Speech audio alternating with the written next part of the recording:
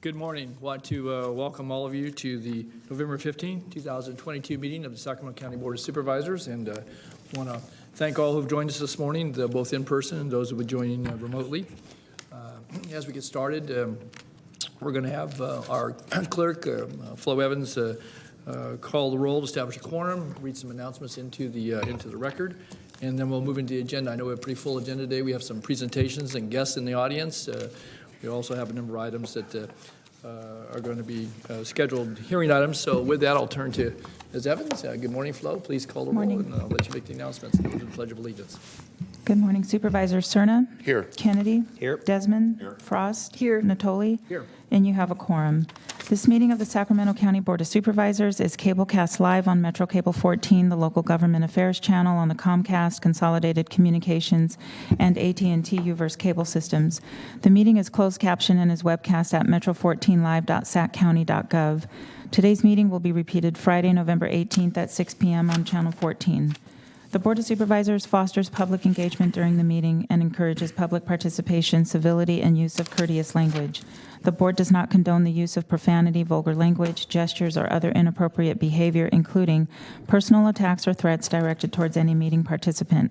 In compliance with directives of the county, state, and Centers for Disease Control and Prevention, the meeting will be live streamed and open to public attendance pursuant to health and safety guidelines. The practice of social distancing and wearing of face coverings, mask, or shield is recommended for the health and safety of all persons participating in person during the meeting, although it is not required. Seating is limited and available on a first-come, first-served basis. Members of the public will be given 3 minutes to make a public comment and are limited to making one comment per agenda item or off-agenda matter. Please be mindful of the public comment procedures to avoid being interrupted or disconnected while making your comment. To make a comment in person, please fill out a speaker request form and hand it to clerk staff. The chairperson will open public comments for each agenda item or call for off-agenda matters. When the chairperson calls for your name, please come to the podium to make your comment. To make a comment by phone, dial 916-875-2500 and follow the prompts to be placed in queue for a specific agenda item or off-agenda matter. Please refer to the agenda or watch the meeting to follow along to determine when is the best time to call to be placed in queue to make your comment. Clerk staff will transfer calls into the meeting accordingly. Each agenda item queue will remain open until the public comment period is closed for that specific item. You may be on hold for up to an extended period of time, and your patience is appreciated. You may send written comments by email to boardclerk@saccounty.gov. Your comment will be routed to the board and filed in the record. If you need an accommodation pursuant to the Americans with Disabilities Act or for medical or other reasons, please see clerk staff or assistance or contact the clerk's office at 916-874-5451 or by email at boardclerk@saccounty.gov. Thank you in advance for your courtesy and understanding of the meeting procedures. Thank you, Flo. If you please rise and join me in the Pledge of Allegiance. I pledge allegiance to the flag of the United States of America and to the republic for which it stands, one nation, under God, indivisible, with liberty and justice for all. Thank you. Okay, do we have any announcements? I know we had one request for an off agenda. I don't see the party in the audience yet, Flo, so we'll kind of gauge that as we go through the day. I'm sorry, Mr. Natoli, I was we had a request from Father Madigan to address the board. I don't see him yet here in the audience, so we'll hold that and see if he arrives later this morning. So, okay. I know it was just a request to address the board off agenda. All right. With that, then we do have one off-agenda speaker signed up in the audience, and we have others on the phone. So, Mr. Harris, Ryan.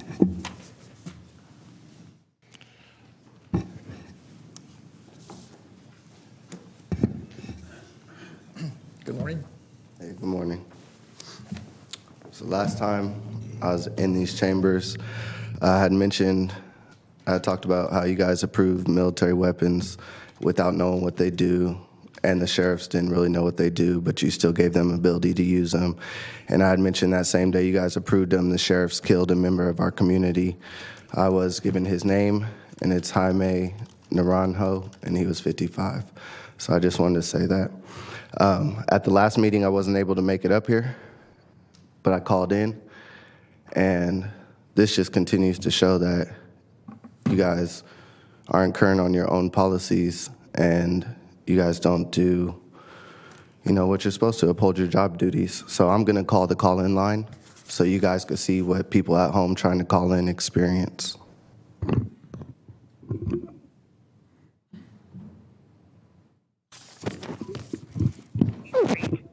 County Board of Supervisors public comment line. There are 54. items on the agenda. Please enter the agenda item number on which you would like to comment and press pound. If you're commenting on an item not on the agenda, please enter item 0 and press pound. My comment's not on the agenda, so I'm going to do as instructed, enter 0. Please enter.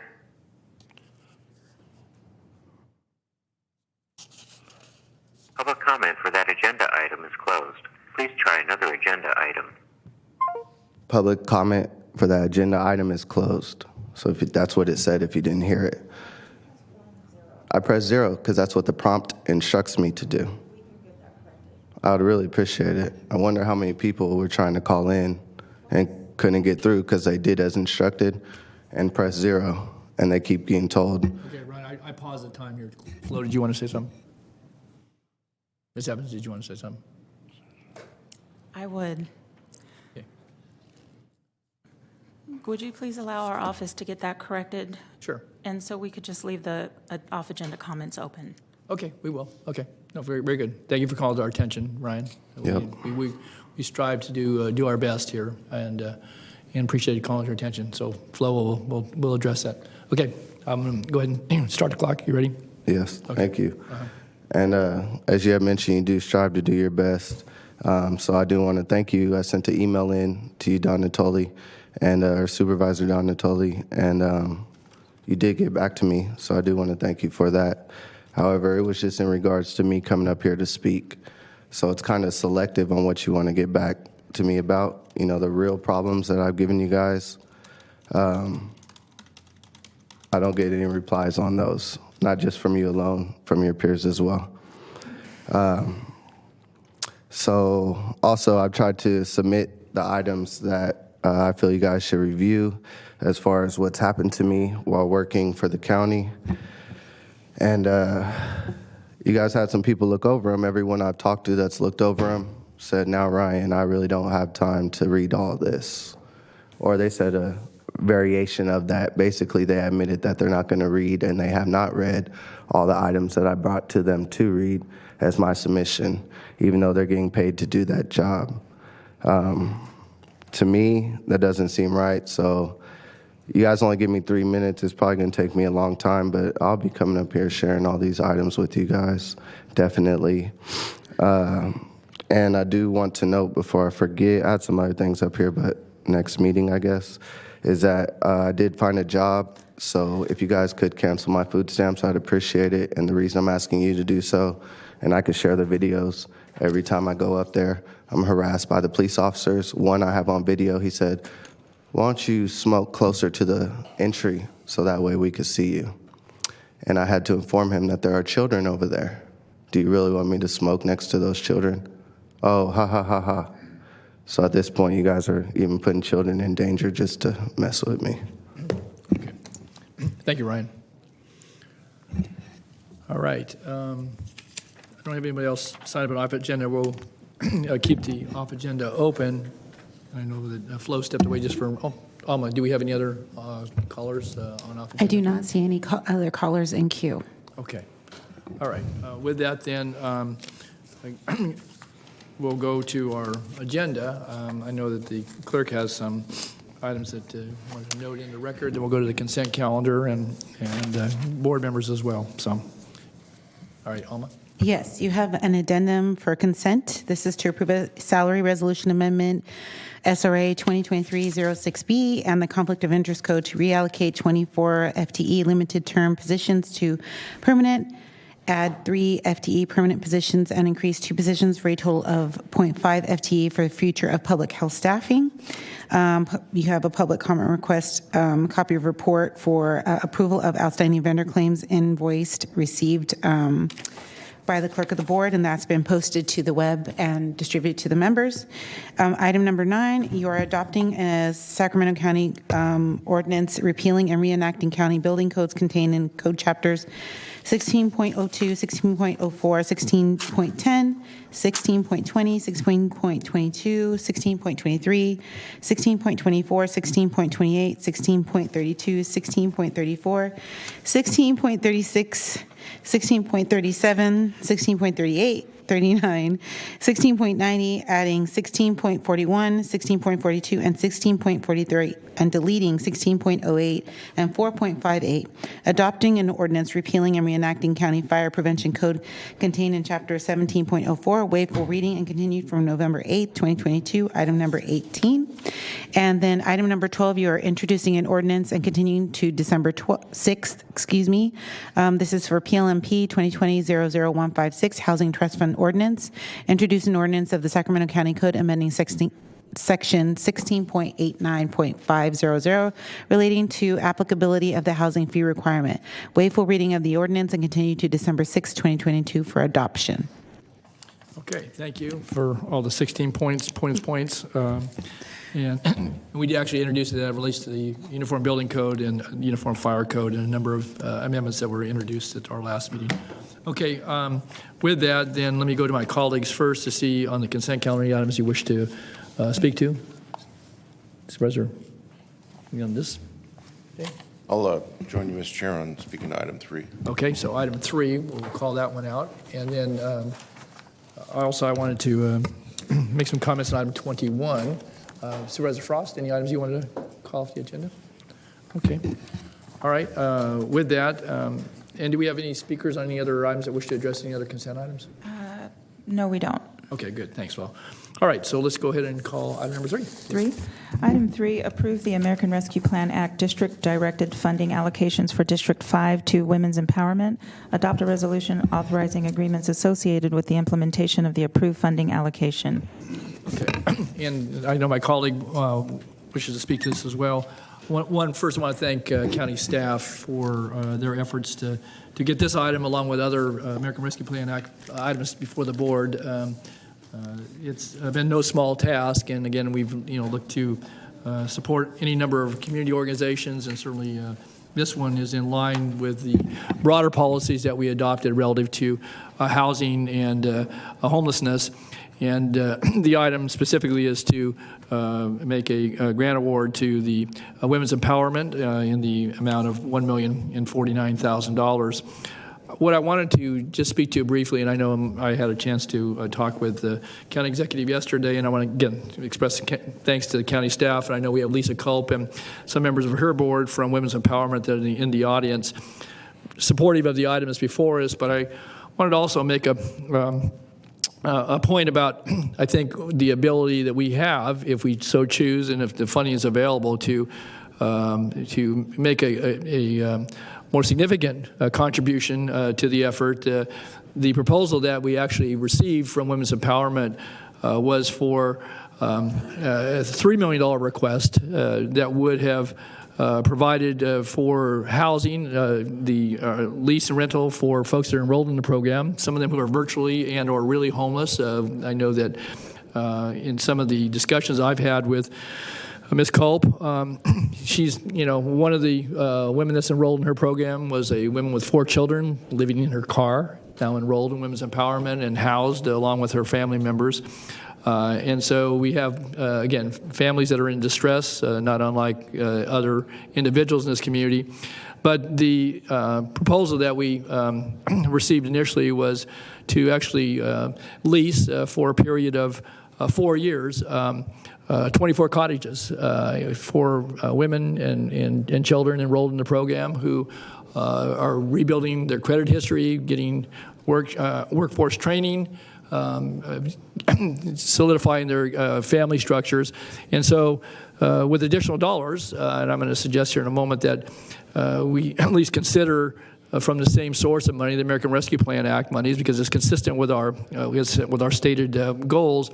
We could provide for 80 families over the course of that 4 years the housing, and would allow for new inventory. This would be units that aren't currently available or are available on a kind of a spot basis. And so I'm going to suggest that we can't take action on it today, but we consider, and I know, again, we certainly had some money that's been roped off, may already be eyed for other projects that are in the pipeline, but the $1 million will provide for 9 cottages for 25 families over the period of 3 years, but I think we can certainly make good use of additional dollars, and so I wanted to put that out there, and I'll give my colleague a moment. And again, since the actual location where the cottages are being leased is in District 1, and I know Phil's been very interested in this project as well, so Phil, I'll turn to you for some comments. Thank you, Mr. Chair.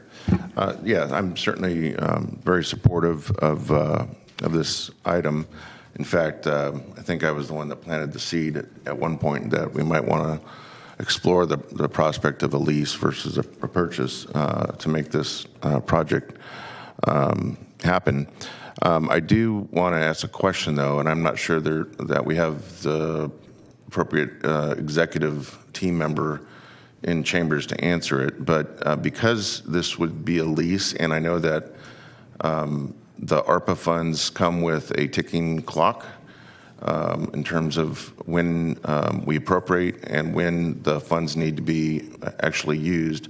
I just want to make sure that there's no prospect of this hitting a roadblock at some point, because the lease obviously is going to occur over several years. So, Ann, I don't know if you're prepared to address that or not.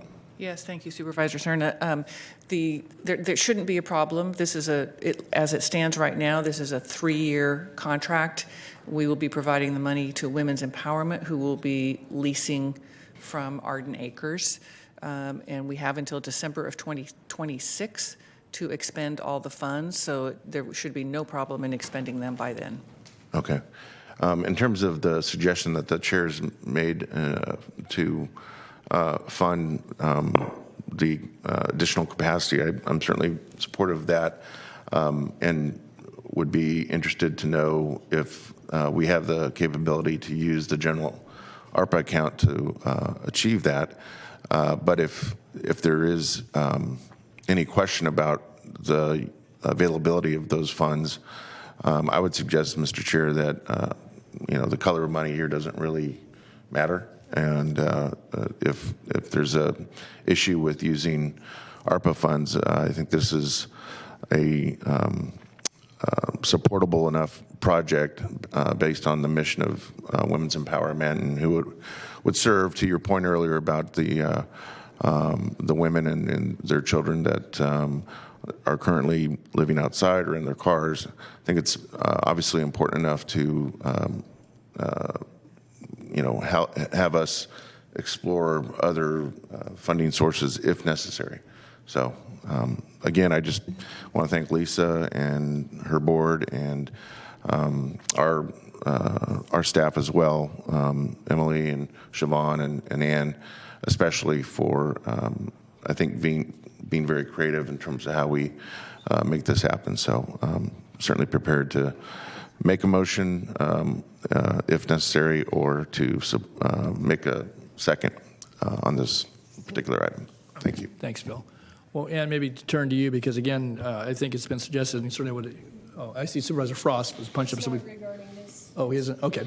About whether or not, again, we certainly could draw upon another source to supplement, because again, I think the value is there as it relates both to the programmatic elements and to help folks who actually get long-term self-sufficiency through their enrollment in the program. But it's not a short stay. It's not temporary. It's folks that are moving out and up in their respective lives, and again, largely, obviously, women with children. And I know you're familiar with the program. So I guess the question would be, again, it's not for actionable item today, but the general ARPA pot of money, and/or I for one, would join with Supervisor Cerna.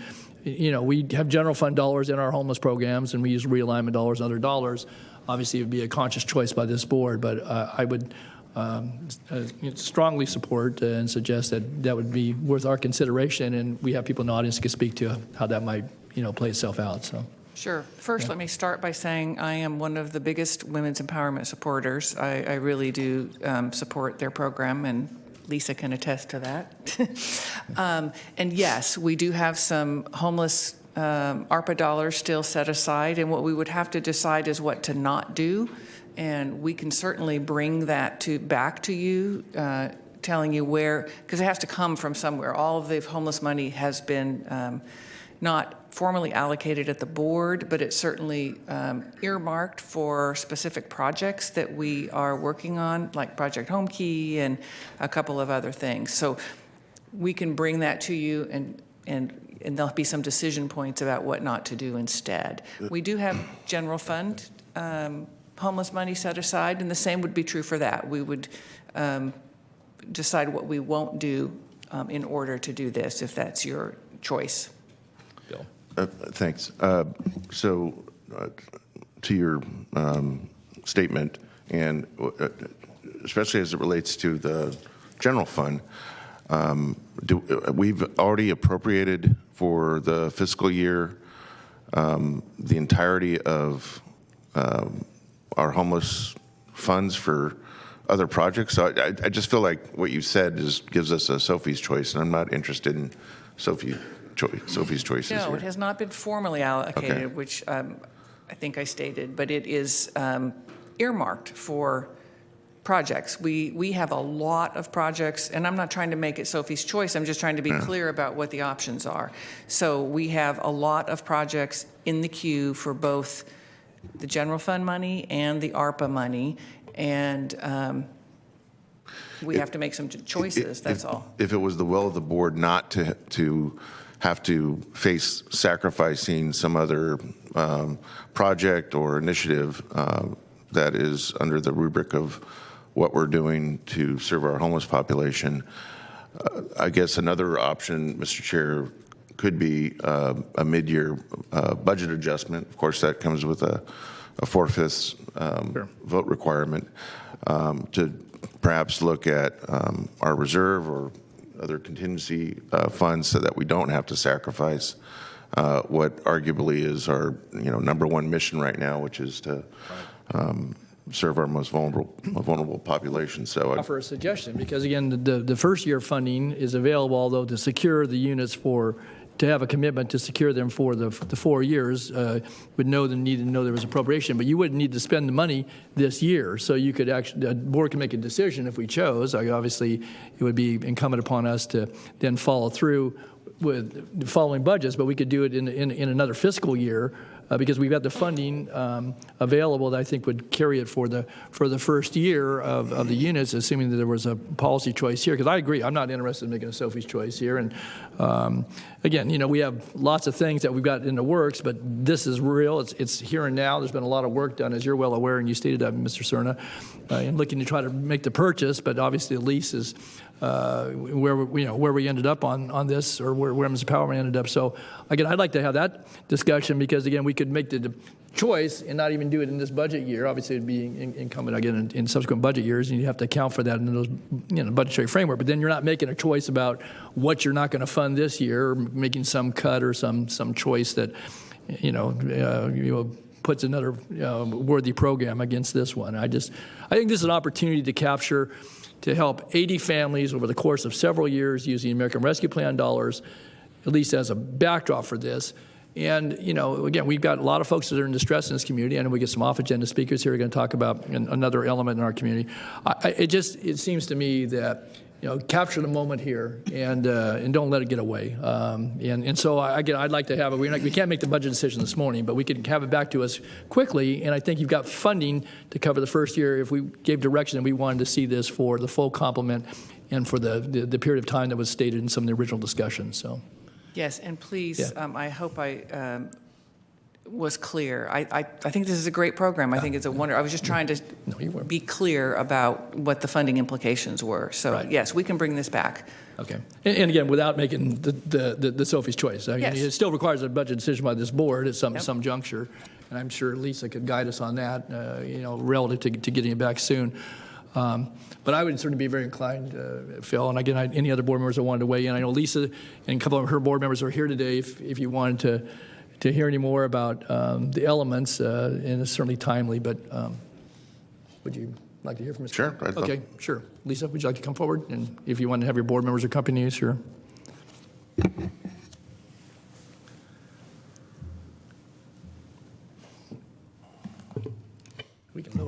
There you go. There we go. Good morning, Lisa.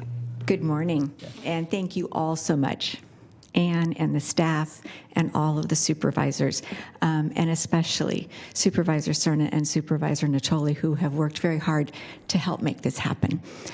Women's Empowerment, for those of you who aren't familiar, is a job readiness program. But it's much more than a job readiness program.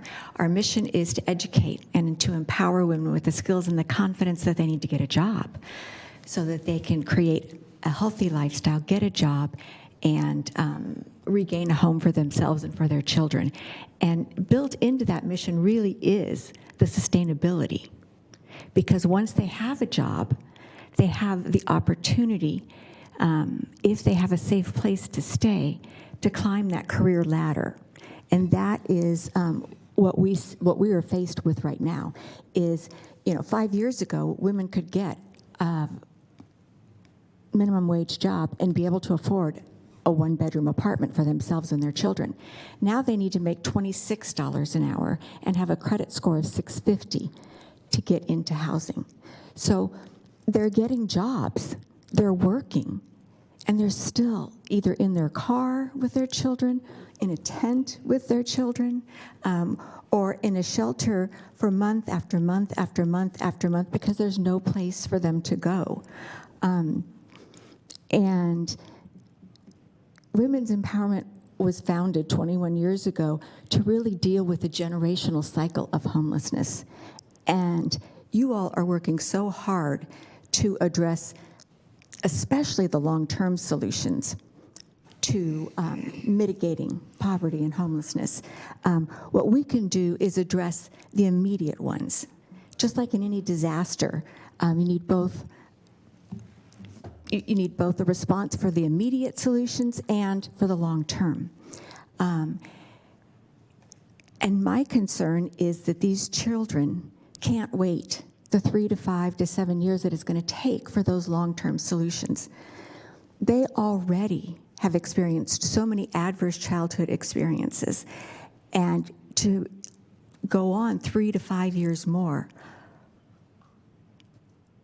would have a lifelong effect on their mental health, on their physical health, and we're just kind of kicking that can down the road. We will have more women and children who are homeless. In terms of the two different options, we first applied for $3 million, and then we were asked to apply for $1 million, and then asked to apply for $1 million without the pilot project programs that we've been doing, which are about 10 housing units, both for families and then some at the Golden Lofts for singles. And those have been immensely successful. We lease from the landlord, and then we sublease to the women because we qualify, they don't. And after a certain number of months, they are able to take on the lease because they have fixed their credit, they've rebuilt their credit, they've increased their income, they've begun savings, and they're able to no longer be on that edge of homelessness constantly, homeless or on that edge. And that's what I want to see. So with $1 million, we'll go forward, we'll do it, and it will serve 25 families. With $3 million, we can serve 80 families and their children. And that is and that's just with the 4 years, so that we could spend the ARPA funds as well as our fundraising funds that are in there. And I see this as part of sustainability, both because sustainability is built into our mission, and that we all have our part in this jigsaw puzzle, whether it's a short-term solution or a long-term solution. And together, I really believe we can make that difference, hopefully for these 80 families. Great. And I don't know if anybody has any questions. Thank you, Lisa. Just would like to also mention and remind folks that the county has enjoyed a partnership with Women's Empowerment for That's a number of years, especially as it relates to the property on North A Street. So I feel very confident that with Lisa at the helm and her board members and their leadership, that everything that she's just mentioned in terms of repeatable successes can be achieved. So very energized and eager to see that this comes to fruition. And I'm glad that it's in the district I represent, and want to continue to do everything we can to support the initiative. Any other comments or questions? Well, thank you, Lisa. And I guess what I would like to, certainly take the item this morning, but I'd like to see us get back to this before the end of the calendar year. We just have a few meetings. If we could have that before us, again, since I will be departing at the end of the year, and I'm very supportive of this, but it doesn't hinge on me, but I would like to see us have this back for discussion. And again, assuming the board members are willing to entertain it, if there's reservations, certainly let's hear those this morning so we don't get ourselves in a pickle. But so is that doable? And I know it puts a little pressure on your office, but again, for a conversation, I would like to have an item We before the will board. make every effort to get it here. It will definitely not be the first meeting in December. It will be December 13th or 14th. Okay. All right. Well, we can call a special meeting for Christmas. Chair's discretion. Thank you. I'll bring the eggnog. Okay. Thank you. All right. And Thanks, Lisa. Phil, thank you for bringing Yeah. up our Yeah. relationship with the Board of Supervisors and the facility. It is a fabulous facility that has allowed us to do so much and to do it so well. So thank you. Great. Thanks, Lisa. Thanks, Lisa. Did Scott or any board member want to speak, or you're here in support? I say before I leave the item. I know you made the trek down. I haven't seen you in the chambers for a while. I know, really nice to see you guys. Thanks for bringing that up, Yeah. Supervisor Natoli. My name is Scott Moak. I haven't filled out a speaker slip, but I will do so. My name is Scott Moak. I am, well, I do a lot of things in this town, but one of them is I get the chance to consult with a little bit on women's empowerment with my business partner, Erica Rao, who's watching and listening right now. Had no problem getting in, by the way. We have been gifted the chance to work with women's empowerment on this particular project, should it move forward and come to fruition. So cannot thank you enough for being willing to look at this initial investment. I know Ann has been an incredible champion and ambassador for this program and for Lisa and this and this situation that we're dealing with within our county of homelessness and what these women and children are facing. But I am thrilled, beyond thrilled, to be a part of this and to be being part of the solution that you guys are looking to advance. So thank you very much. Thanks for giving me the chance to work with Lisa indirectly. It's been incredible. So thanks for all your support. Good to see you all. Great. Thanks, Scott. Thank you. So if there's nobody else, is there anybody on the phone, Madam Clerk, on this item? We do not. Okay. All right. Then we'll keep this on the consent calendar, and we'll have a companion item come back to us before the end of the calendar year. I'm going to pause here because our off-agenda folks are here, Father Madigan and the folks that are accompanying him. So we'll hold for a minute. We can go back to that, and we'll invite Father Dan to come forward and invite the other guests, and he can introduce them. And I know he wanted to make a presentation, so said he would keep it within a 10-minute time frame. So we'll.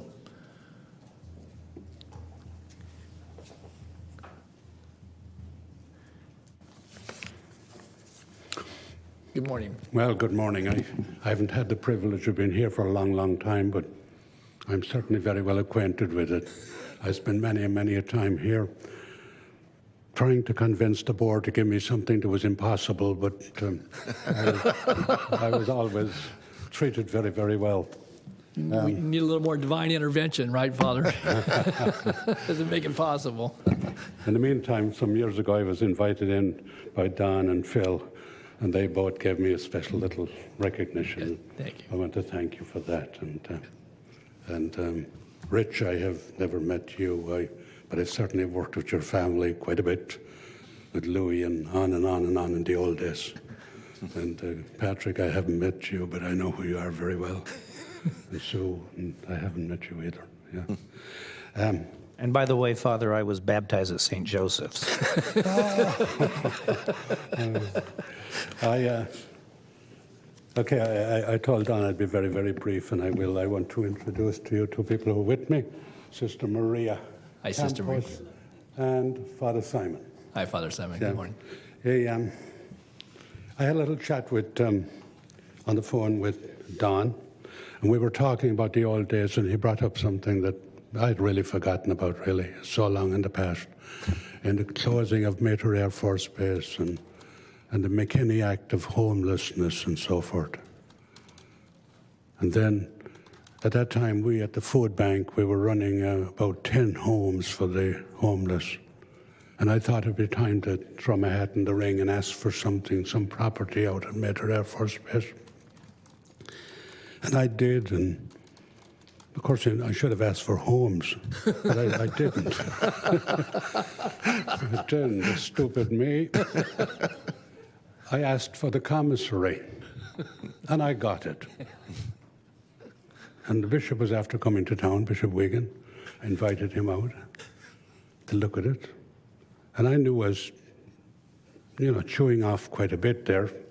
But anyway, we qualified. And he came in, and of course, he talked me out of it.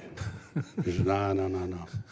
You couldn't, and no way, and all that. So I said, okay. Well, I think news got around, and Don picked it up that we were pulling out. And he and Toby Johnson talked about it. And the day came when we met in the bishop's office, Don, right? Right. You and Toby, and so a great day and all that. We were going to hand over and say, no, we don't. You have it and all that. Don, that day there was promises made that the county would always be good to me. Well, we're trying to make good on that, Father, so tell us what your ask is. Okay, I'm here I'm here quickly to talk about Bishop Gaega's maternity home. And it was established about 30 years ago by Bishop Quinn, whom we all remember well. And he was a great, great, kind, loving man. And it's an independent 501c3. And I've been with it all those years and to some extent in some way. It operates out of two houses. We have two houses down on Lang Avenue down in South Sacramento. And then we finally convinced the diocese to get from them, which I thought was great. We got from them the convent out of St. Anne's in Meadowview, which is a beautiful, beautiful building. So that would put us up like that. We would have something like around 18 rooms. We've graduated about 1,000 people, 1,000 moms and their babies. We've never got any kind of public monies. We make it on our own. We're constantly out there beating the bushes and looking for money, and I was used to that with the food bank. You keep going, you walk the razor's edge of being broke, but you still make it. And, so it works. All those years, there was a natural flow. The flow was great. We just got enough women coming in to do a great, great job. And we brought them into a home atmosphere. And we dealt with whatever problems they had. And after a while, they fitted in. In the beginning, they'd come very dubious. But after a while, they'd begin to find out, gee, we're for real, like, we're for real. And this is a home, and we'll move you along the best we can. We'll take you wherever you need. If AA is your problem, you're going to go there. If drugs is your problem, we're going to go there. We have a couple of vans. We'll take you to the doctors. We'll take you wherever you want. But the big thing we were working on was mentoring. And that was our thing. We have to be mentored. The belief that we all are who we are, not because we made it all on our own, but people, we had a nice upbringing and great support, good family, good schools, good exposure, and all that. And these poor people hadn't very little, and we tried to, and we had great, great success. We're very, very happy, and the whole thing worked very, very, very well. Now, I'm going to tell you something that I think, I want to be careful about the way I present this to you, because along came the virus, and that hit us all very, very hard. And you good people made a great decision to help the poor pregnant women. But what you did hurt us.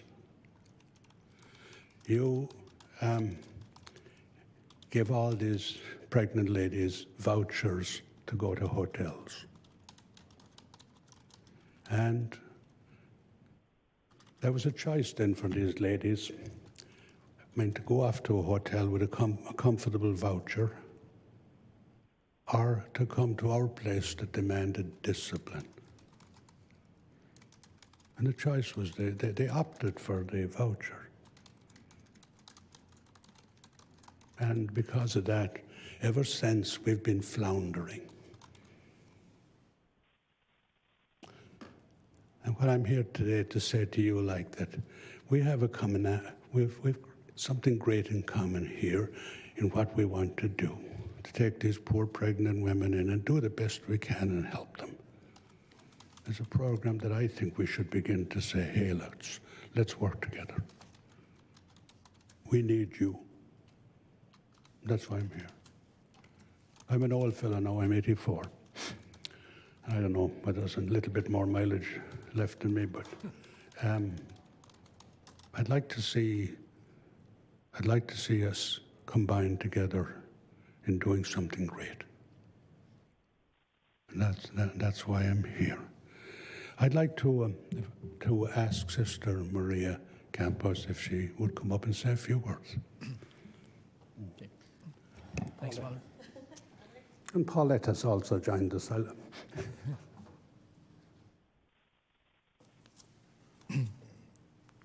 Good morning, Sister Maria. Good morning, and thank you for all the work that you all do. I know some of you from high school, and some of you, and the Desmond family I know as well. So I go back many, many years. But I personally would like to say I worked as president of the board for 2.5 years, and my real work is working at the diocese with the bishop. So I kind of, I'm on the board now because I have enough work to do with the bishop. But personally, in those 2 years, I witness the work that is being done with these women and how they are empowered to be able to leave that organization, to go out and get a job and to make something of their lives.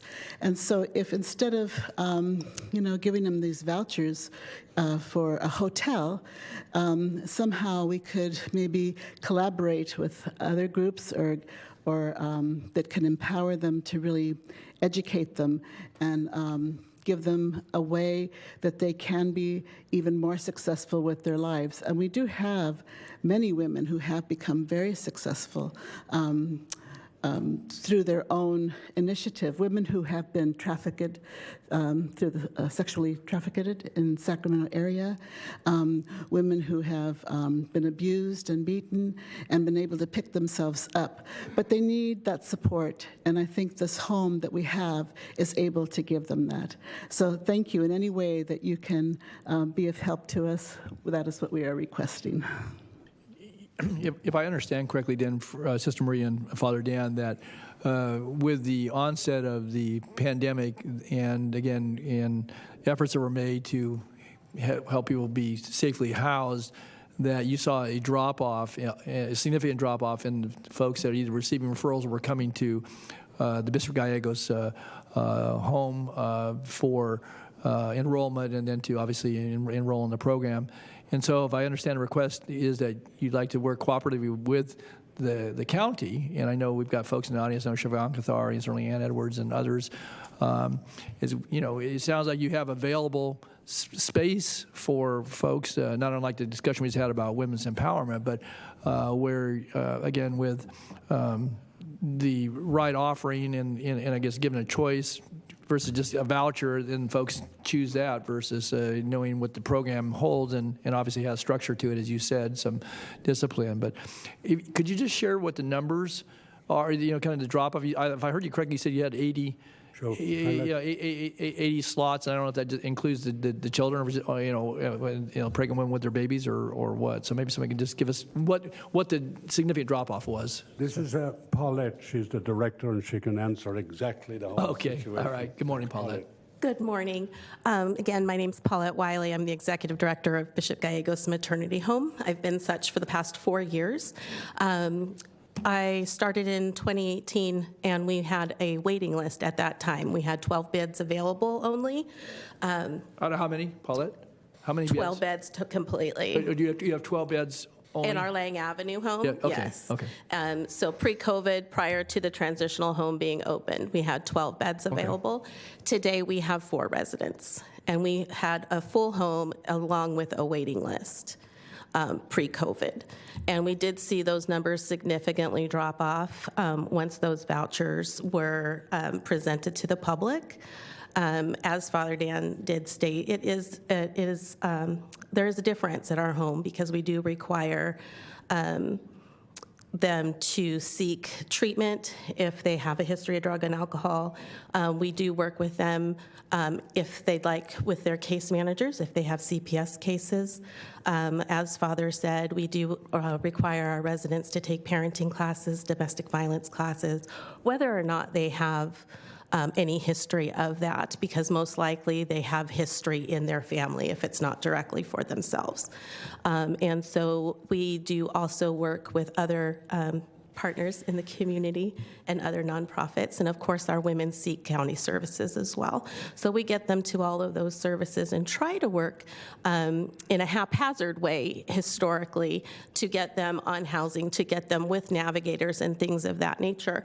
And typically our problems in the past had been housing, because as everyone knows, it's difficult, but once they've been housed for 90 days, they're no longer considered homeless in our program. But at the same time, we don't want to let someone back onto the street, back into the circumstance where they're struggling once again. So you have vacancies now? Is that So we do have vacancies currently, yes. how many then? So we have 6 beds available in our Lang Avenue home. And then what about in the facility, though? In the transitional home, so once they've completed their time there, they have to apply for that, because there's, in that program, they're required to work or go to school or a combination thereof 35 hours a week. So are you full? Are you full? It's 35 hours a week, working and school. I'm sorry, but are you full in transitional program? No, transitional right now, because of COVID, we had moved people back to the other home, and they've all transitioned out. So now we're doing some home improvements on that side, but we're looking to reopen that home in the next January. So in the next month or so. So our numbers are quite significant. Pre-COVID, our home was full, and our transitional was full as well. So we had 18 beds full at that time. And we've served over 2,000 women and their babies in the last 30 years in Sacramento. Okay. Wow. Yeah, Phil. Paulette, before you go back, a question. Yes. Oh, sorry.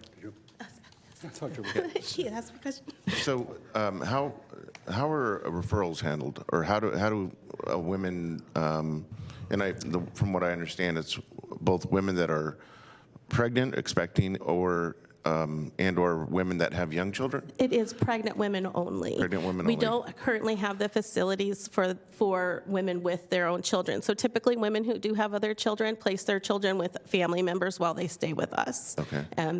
And the first part of your question was? Referrals. And so it really is word of mouth, whether it's through CPS workers. We've had judges that contact, that refer women to us. We've had police officers. But there's no real cohesive group. I've been trying to get to be able to work with, say, for example, CPS and get everyone together, because I've taken this program over in the last 4 years. My background is in education and in child development. And so trying to actually create a very cohesive program and what our objectives are to move these women along. And so to be able to present that, to show people what the services are that we've been providing and what our intention is when the women come with us, because it is intentional what we're trying to achieve here with the women.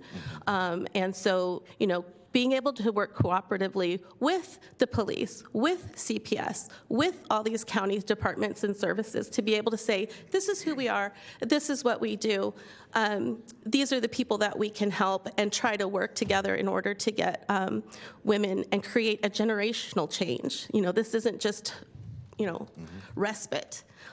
We're looking to change generations. So thank you for that. What about partnerships with local hospitals or health? Yes, so the health healthcare community? providers, Yeah. yes. The social workers at the hospitals also contact us. So, but it's all through word of mouth. It hasn't really been, like I said, cohesive, being able to meet with cohesive groups. And so we're hoping that, you know, maybe meeting with you folks today, that could kind of generate that sort of cohesiveness. How about Sacramento Steps Forward? Any relationship with that organization? We work with them, but again, it's all very part and parcel. Okay, thank you. We have several supervisors in the queue here, so stand by. So Supervisor Kennedy, Supervisor Desmond, Supervisor Frost. So you're going to get plenty of engagement here. Okay. Patrick, go ahead. Thank you, Chair. Just so I'm clear, to follow up on the Chair's question regarding capacity. So there's 18 beds total between the two facilities. Is that what you're saying? That is correct. Okay, so 6 of those are at Lang. 12 are at Lang. We have 2 separate homes at Lang that share one, what I call campus. Okay. And where's the remaining 6 beds? It's on Meadowview, in Meadowview. Okay. You know, just so we don't belabor a meeting here, and since we're not off agenda and everything, but if you could reach out, because the area that you're talking about is in the district I represent. Yes. I'm sure that the people that you draw are from outside, but you are located in District 2. So could you please reach out to my office and make contact? I'd like to visit Most definitely. and get to know the program better. Thank you, yes. Thank you. Okay, Supervisor Desmond. Thanks, Patrick. Thank you, Mr. Chair. And Paulette, thank you for being here. Father Dan, thank you for being here. Yes, you have a long history with my family, and it's an honor to see you here today.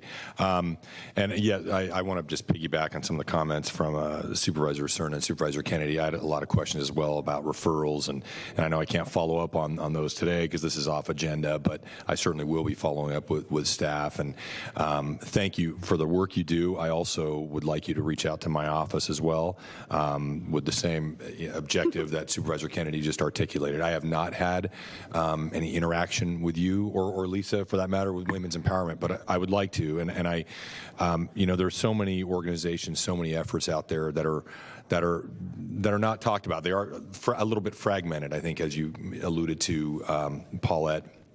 And some of these are not, you know, the focus is on low barrier a lot of times, but there's also a place for other programs like yours that have specific requirements. I think they have much more likelihood of success for a lot of people. So I'm very interested in learning more and supporting what you do, supporting what women's empowerment is doing as well. So please encourage you to reach out to my office as well. Thank you. Thank you. Great. Supervisor Frost, and then Ann Edwards. Well, I just also wanted to ask if you would mind reaching out to my office. I'm wondering if it would be a good idea to connect you with all the homeless assistance resource teams. We have a lot of them in Sacramento County, and you would be, it seems like you'd be a great partner for our Safe Stay communities, because you would be that next step. You know, we take them into the Safe Stay. The idea is that they'll be there and wrapped with services for 90 days, but at some point transition to a more long-term shelter or long-term situation.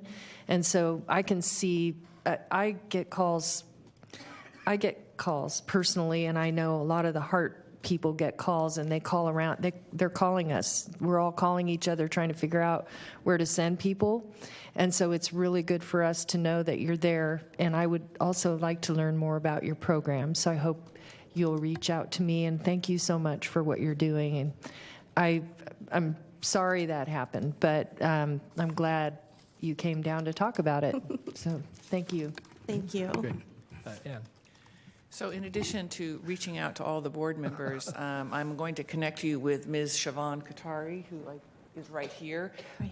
She oversees all of our social service programs, and including health, public health, homelessness, et cetera. And I think that will be a good connection. Okay, wonderful. Thank you. Might want to also take advantage of the fact that Lisa Culp's in the audience too. So Yeah. if you haven't gotten to know women's empowerment, it sounds like there's a lot of intersection. We do, yes. in what We you're- work with them Great. as well. Thank you. Thank you for your time. Great. Thank you, Paulette. Father Dan, I think you Thank you, achieved thank the you goal very here much. this morning. I said I'd be brief. The only thing, let's see, Father Simon, come on over for Father a second Simon? here. Father Simon is new to Sacramento, and I met his acquaintance the moment he landed, and he volunteered. He's the new man. He hasn't even got to a board meeting yet. Yeah, so- I've just discovered I'm the new man. Okay, all I'd like to say is this has been very enlightening to me. I'm only two and a half months, not only in Sacramento, but in the country. As you can hear, I come from a distant land, which is somewhat chaotic at the moment. Somebody told me the other day that we're only 4 prime ministers away from Christmas. But I do have experience of this kind of work, and the thing that strikes me, listening to the women's empowerment and also this team, is that, and the work that you're trying to do, is that we're trying to break a cycle. There's a phrase which I think is attributed to Einstein, which I use a lot. No problem can be solved by the same consciousness that created it.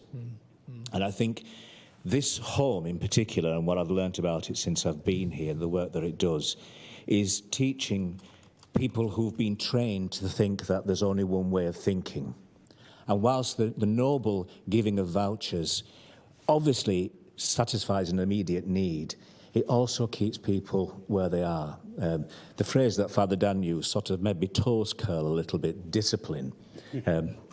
We got a lot of that in the seminary, and that's why my toes curled. But we know that children need that structure in their life, and unfortunately, those that don't get it get into those ways of thinking that need breaking. And I think the things that have been talked about here and all the reaching out that's going on is a real serious attempt to break the consciousness that's created these issues, not just for these women, but for the society eventually, overall, and also for the children going forward, that they're going to be taught to think in a very different way, which is based not on cracking the whip, but actually stability and loving stability, in their own communities, not in some foreign country.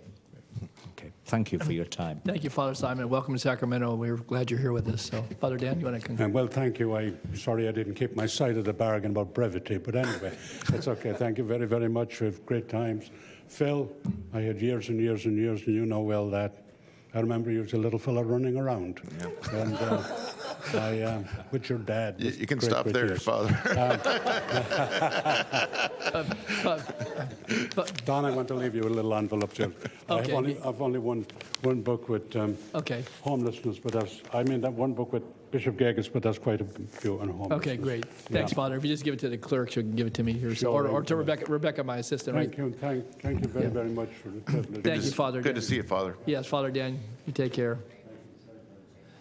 Okay, and then we some follow-on, and I appreciate you and Siobhan following up. And again, thank you to Father Simon, Sister Maria, Paulette, and Father Dan. Again, we're glad you were with us today, and thanks for the enlightenment and the good work. So, all right, very good, and there'll be a lot of follow-ups, and you can give some tours for board members, and hopefully, build on the relationship to serve people of our community. All right, very good. So that was our off-agenda presentation. Do we have any other off-agendas while we kept it open? Madam Clerk? No, hang on one second. Let me just jump up here. We do not have anyone in the queue, and we've opened both queues. And just to give an ETA, I'm told from DTEC that it's going to take about 30 more minutes to get that voicemail updated. Okay. All right, very good. Well, thank you for following up on that. I know we have some other presentations. I did have one other consent calendar item we can just go to very quickly, and then we'll go take our consent calendar and start in with our presentation. So thank you for your patience. Item 21, if you could call that. Yes. Item 21, approve a salary resolution amendment and the Conflict of Interest Code to add one FTE limited term position to the Department of Health Services Education Unit for the Dementia Friendly Communities Project. Great, and very supportive of the item, but I don't know if Siobhan or Ann or somebody would want to just comment on this. I just felt it should be highlighted. It falls in the consent calendar, but this pilot program and when the statistics that are mentioned in the report relative to dementia and to memory issues that are affecting certainly a good segment of our population, particularly those that are well along in their lives. And I think the fact that we're going to be a pilot for a project that I think will really provide some good opportunity to help people long term. And I didn't know if you just want to take a brief moment to highlight, Siobhan. This is a salary resolution that actually fund the staffing, but the program itself is, I think, very intriguing and inspiring. So if you just take a quick moment. Great, thank you. Siobhan Kothari, Deputy County Executive for Social Services. And I wanted to just first highlight that across multiple departments, we are actually starting to expand efforts in terms of how do we better serve folks who are aging in our communities. I did invite Dr. Kassirier, who is on the phone right now. This is one of her programs, so I'd like to give her the opportunity to talk about it. Okay. Dr. Kassiri, good morning. Yes, good morning, Mr. Chair and members of the Board of Supervisors. This is Dr. Olivia Kassirier, Public Health Officer for Sacramento County. So the project that you have asked about, the dementia-friendly project, the first time actually we presented it, we had talked about the Blue Zone. We are not using that term now because Blue Zone is copyrighted, but we wanted to just explain a little bit about how the project is going to work. So the money that we're getting, we are actually going to contract with, and hopefully this doesn't confuse you, an agency that is part of the Blue Zone project that will do an assessment. And as part of that assessment, we'll definitely work with stakeholders in the community, such as has been mentioned, the AARP, as well as other departments within the county, such as DCFAS. And part of that assessment will be to find out what the needs are in terms of how do we make it safer for individuals that are elderly, that have dementia, that have Alzheimer's. And then once we have results of that needs assessment, then we will put an action group together that will then develop a plan for how we are going to implement the suggestions, and definitely, again, working with all of our partners in doing this. I know that some people have asked about what that would look like. Some suggestions of where we think the direction will go is actually in helping businesses, making them more, providing education about how to handle people that do have dementia and also how to make those businesses safer. But definitely that won't be the only thing. There'll be other parts of it as well as we go through the process. I did want to point out also, and this is in your board letter, that in Sacramento County, the recent data shows that Alzheimer's disease is the leading cause of age-adjusted death. So this is a very important population for us to work with, and so very appreciative of the support and the interest in this pilot project moving forward, and definitely hope to come back with a report once we have a needs assessment. Well, thank you, Dr. Kassiri. And I think it'll be important as you go along to certainly update the board, maybe at some juncture to have a workshop of sorts. I know that we adopted a couple of years ago an approach that we'd be an age-friendly community, and certainly looking at, barriers, but certainly health challenges. And I think, one of the things mentioned in the report was that, because we have a longer life expectancy, compared nationally, we're seeing, that's one of the related impacts, but also I think, as Dr. Kasseri said, just the deaths that are attributable to some of the dementia and memory issues and factors that fall into that category. So, again, I wanted to commend us for this, and I think working across departments, as you said, Siobhan, it's really important, and hopefully this board again will be kept apprised, and the community as well, of not only what the pilot helps to sort out, but then bring recommendations for further implementation in the areas where we serve folks, and hopefully have a healthier community as a result of that. So.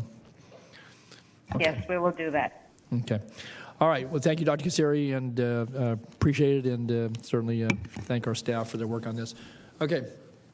That's on the consent calendar. So we do have the consent calendar. Do we have any callers on any items on consent calendar? We do not. Okay, very good. So with that, noting what was put into the record, we would entertain a motion.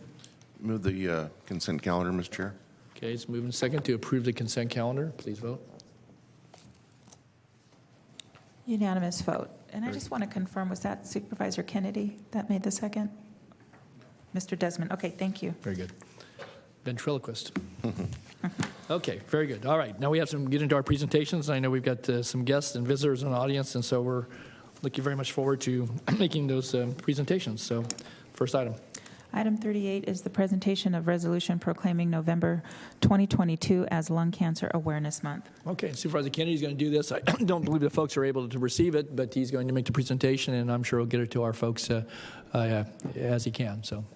Patrick. Thank you, Mr. Chair. Yes, the recipient was not able to be here today, but this is an important enough issue that I wanted to take the time at the podium rather than just deliver it. However, I will be delivering a framed resolution, and I thank the board for your recent support of the resolution. I'm going to read some of these whereases because I think they're very important. Whereas lung cancer is the leading cause of cancer-related death among men and women in the United States, accounting to more deaths than colon cancer, breast cancer, and prostate cancer combined. And whereas 1 in 15 men and 1 in 17 women in the United States will develop lung cancer during their lifetime, and whereas lung cancer incidence is decreasing twice as fast in men as in women, each year more women die from lung cancer than breast cancer, and by 2035 it's estimated that more women will die from lung cancer than men. And whereas annually lung cancer in individuals who have never smoked is the 7th leading cause of cancer-related death and accounts for between 17,000 and 26,000 deaths per year in the United States. Whereas lung cancer screening guidelines help catch cancer early for individuals at high risk of lung cancer, leading to a higher likelihood of successful treatment. And whereas lung cancer screening can effectively reduce lung cancer mortality, but annually only between 2.8 and 7.2% of individuals in the United States eligible for lung cancer screening undergo lung cancer screening in low-dose computed tomography. Therefore, be it resolved that the Board of Supervisors of the County of Sacramento joins with communities and people from throughout California and the nation by proclaiming the month of November 2022 as Lung Cancer Awareness Month. Again, I want to thank the board for the support of this resolution. I will tell you on a personal note, in 2010, if you had asked me, did I have any members of my family die of cancer, my answer would have been no. By 2011, my answer would have been it wiped out an entire generation. My aunt, my uncle, my father all died within 15 months of each other due to lung cancer. 2 of them had not smoked for 30 years. And then, to make it worse for my family, just a few years ago, we lost my cousin who had never smoked and was a very fit athlete and younger than I am today. So this does have a personal toll for me, but as the statistics show, it has a personal toll for pretty much everybody in this room. But yet we don't talk about lung cancer because much of the time it's stigmatized and people think, well, they brought it on themselves, they're smokers. And that's not the case. Even if that were the case, it's still something that deserves our attention and something that we should be focusing on. But it's something that is prevalent and it's growing. And as the statistics statistics that I said earlier state, a lot of it is avoidable through early detection. Now, in my own family, most of the detection was found at stage 4, and that's very, very typical. And so that's why I wanted to come before you today to bring up the fact that this is something that we can get our arms around. It is something that's growing, and it's something that I really do, again, appreciate my colleagues for showing support for this important cause. Thank you. Thanks, Patrick. Supervisor Desmond. Very briefly, thank you, Mr. Chair, and I want to thank my colleague, Supervisor Kennedy, for bringing this forward. It's amazing how many things that the 5 of us have some kind of connection to or relationship to in terms of things that we work on up here, and this is certainly no exception. I too lost my sister to lung cancer 10 years ago, and so appreciate you bringing attention to this, and certainly appreciate the board recognizing November as Lung Cancer Awareness Month. Thank you. Thank you, Rich. I would like to also thank you, Patrick, for certainly bringing the resolution forward, but also for, sharing certainly the personal impact that, lung cancer had on loss of, dear family members, and certainly Rich, you as well. And I think it just highlights the importance of early detection, of, access to health care, and the fact that it can touch any one of us, in our lives. And so, again, thank you so much, and we appreciate you calling attention to it this entire month, but I think year-round. So, yeah. All righty. We had no speakers on that item? We do not. Okay, very good. All right, if you'll call the next item, please. Item 39 is a presentation of resolution recognizing outgoing members of the Delta Citizens Municipal Advisory Council.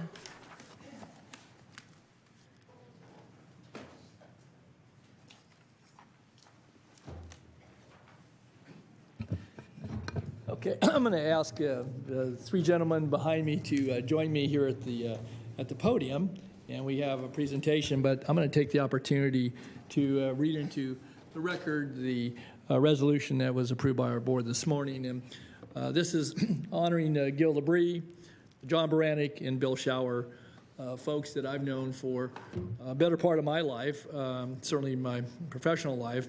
And we're recognizing them today for their service with the Delta Citizens Municipal Advisory Council. And the resolution talks about that today we're recognizing Gil, John, and Bill for what's a combined 132 years of service on the Delta Citizen Municipal Advisory Council. So you can do the math, divide that by 3. Pretty amazing. And I guess we could say they had life appointments, although I think each of them, as they'll share with you, are probably ready for to retire from the council service.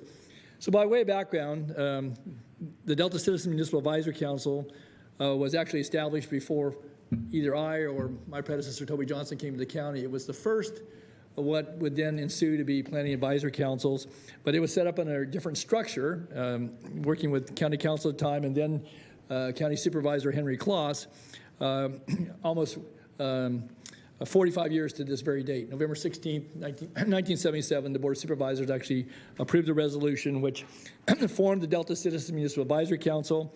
It tasked the group, and I think the uniqueness about the DECMAC is that unlike the planning advisory councils that followed on throughout the late 70s, early 80s that were established countywide in the unincorporated area, it actually allowed for representation for folks who did not reside, because obviously marina operators, business owners, and others who had interests in the Delta, and it was framed that way, and also recognizing that the population obviously was small relative to other communities in the county, so it allowed for membership to actually be for folks that did not reside there. But these 3 gentlemen, as you're going to hear in just a moment, have resided there for either the entirety of their lives or nearly the entirety of their lives.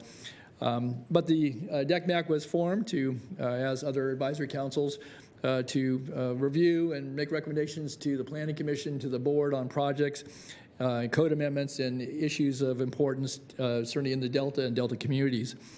Following the formation of the council in November of 1977, Gil, John, and Bill were all nominated in early 1978 as 3 of the DECMAC's original members, as I said, by then Supervisor Henry Kloss.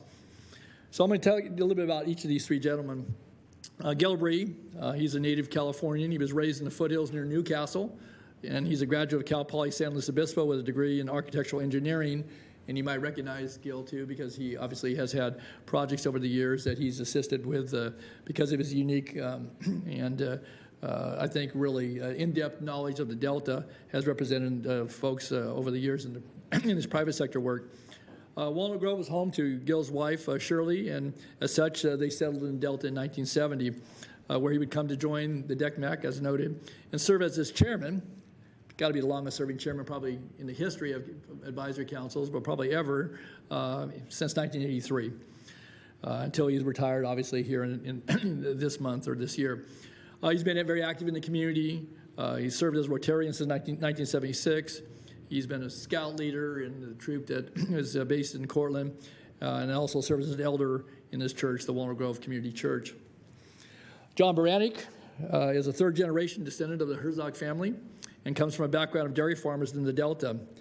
John, and if I get any of this wrong, you can help correct it. We'll get it, make sure we get it right. But John attended California State University, Fresno, where he earned a degree in viticulture and returned home to Sacramento County to farm in the Delta. John and his family established the Earhart Winery in 2002 as a tribute to the Earhart family, who sold 640 acres of land to John Herzog in 1902. Along with his wife, Kathy, the Baranik family operated the winery until the Herzog family chose to retire in 2016. While serving on the DECMAC, John also has been active in a variety of matters in the county and organizations. He's served with the Sacramento County Farm Bureau. He and Kathy both have been very active and certainly supported the Delta High Future Farmers of America and Delta 4-H projects and their students throughout the years.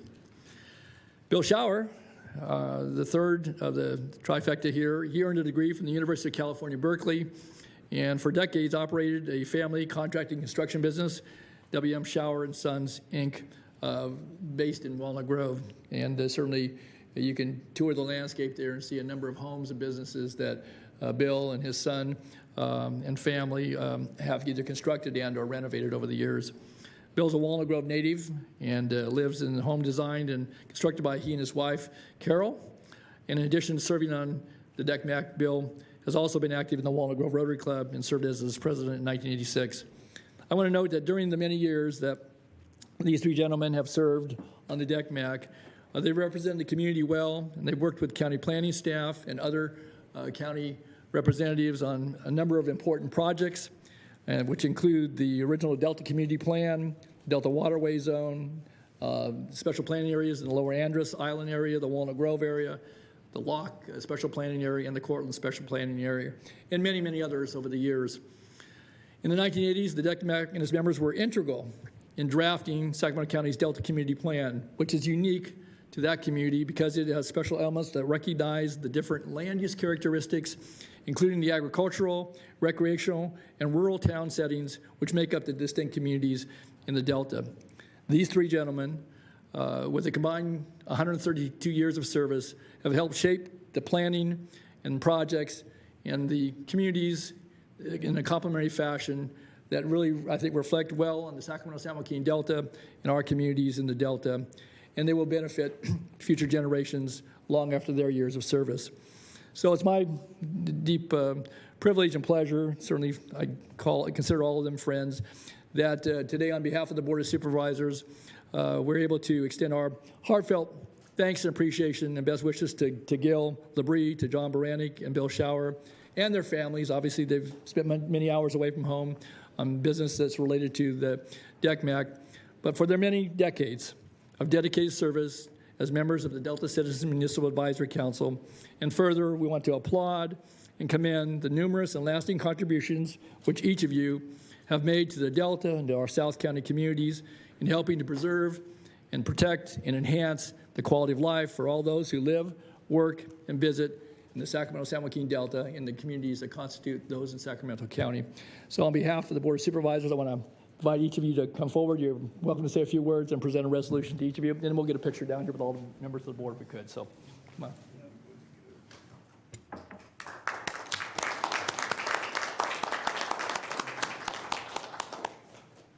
Hey, John. There you go.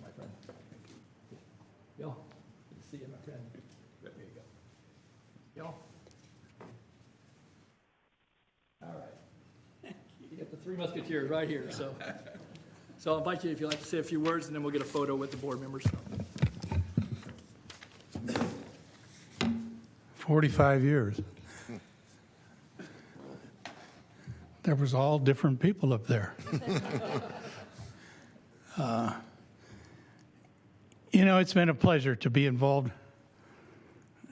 in the Delta, to live in the Delta, work in the Delta, and to really carry out the vision that the board had in terms of the Delta. It is the open space. There has been very little growth. There have only been two small subdivisions in Walnut Grove since I've been on the council. So it's been preserved, and it's still being preserved thanks to all of those efforts that were made to create those special planning areas. We started with 15 members, went down to 11, and then we went back up again when some additional area was added. So there's been a lot of things. There've been a lot of things the council's been involved in over all of these years, and there's been a lot of people who've been part of it over all of these years. Of the 15 that started, 7 have passed away. There are still some alive. What you're looking at here is 77, 86, and 80 in terms of years. And we've spent 45 of those working for you down in the Delta. I definitely enjoyed our relationships with the Supervisor Natoli, with Toby Johnson, a little bit with Henry Kloss. They've been very supportive and great supporters of the Delta. And so lots of thanks goes to this gentleman that we've had such a great time working with. And of course, we wish him a good future, too. Thank you very much. That's appreciated.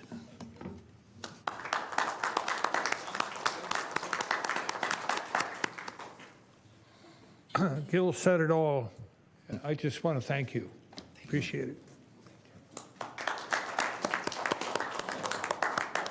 You don't get the last word? Get the last word. Get the last. It's been a pleasure serving the county. You start getting my age, you start forgetting things. Hearing becomes a problem along with everything else, but it's been fun. It's been a long road. We're at the end of it. Thank you very much.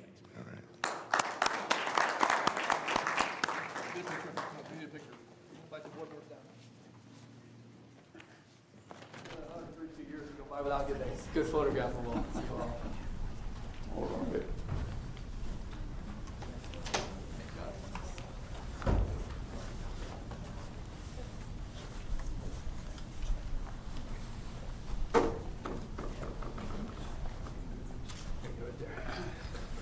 I can get him back over here. Get in.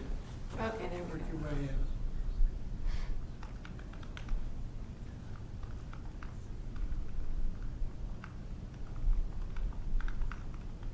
Thank you. Very good. Thanks, guys.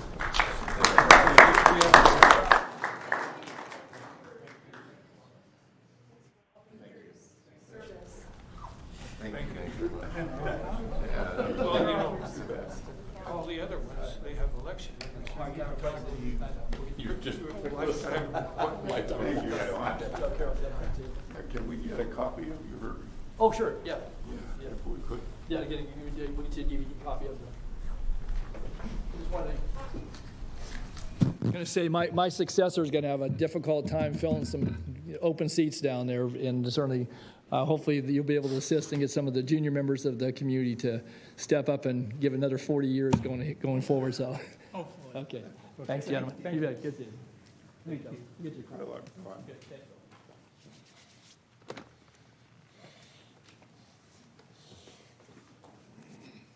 Good job.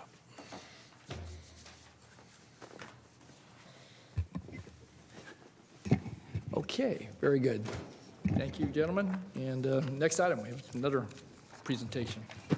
Item 40 is to approve a resolution accepting a $290,000 donation from Epi's Wellness Foundation in support of future programs for therapeutic recreation services and the Gibson Ranch Sensory Playground Pathway to Play, and approve an appropriation adjustment request in the total appropriation amount of $290,000, and a presentation and adoption of a resolution honoring Epi G. Johnson and family for their support of Sacramento County Regional Parks and Therapeutic Services. Okay, thank you. Liz, do you want to make a presentation before we actually officially approve the item? There's no doubt it's going to be approved, and then we're going to give a chance to recognize the Johnson family and others. Liz? Yes, I'd like to make a short presentation, invite a couple people over, and I also believe we have a video, little video clip to entertain us as well. Okay. We are here this morning, this morning, out of love, respect, and gratitude for the Epi Johnson family and for all that they have given to our department and our Sacramento County Therapeutic Recreation Services. I am respectfully requesting the acceptance of this donation, which will further the support of our therapeutic recreation services and also our Gibson Ranch Pathway to Play, sensory play area, which we are very excited to break ground on, hopefully in the near future. We're in the final planning stages for that playground, which will serve children on the autism spectrum disorder. Very excited about that project.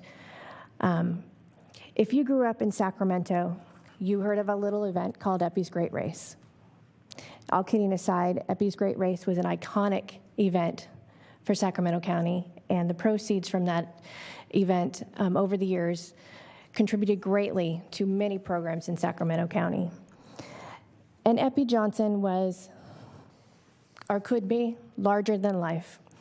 And so I'd like to have our DTEC folks bring up the clips, montage clips that we have for you, just to remind you how much fun he had bringing forward donations to the Board of Supervisors. If we could play the clip, please. Things to do. Is that worth the hire somebody? You're straight. I don't know. So I have to make this presentation to the chairman. I will come down. The problem is, a week before the race, I was putting my kayak on my van. I slipped, I lost my balance, I cut my finger on the bungee cord, I broke my wrist, and I sprained my ankle. So I was not able to do the great team time a week ago Wednesday. So we got a fill-in, and the time was about a lot less than 2 minutes, with the second best time ever. So unfortunately, the timing is very poor, but those things happen, so let's not even talk about it. The thing is... Bring the volume up a little bit. We got a sheriff over here in our back. We have all these celebrities on our team. They're going to work real hard, and we got to make this. And we want to.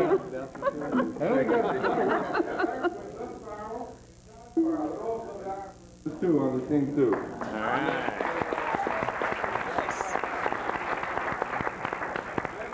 What do we do with the money? Last year we had the garbage, the bags, and all that stuff. I said, well, how far can we make this money stretch? So we called the Treasury Department and say, well, let's see now. How far, so let's see, who's going to grab that in? Okay. Well, just go down. Let's see how far it stretches the chamber over here. Oh, slow, don't pull too hard. There we go. There we go. Open the door. Keep going. Keep it a little bit. Come on. Easy now. Take it easy. Let's go.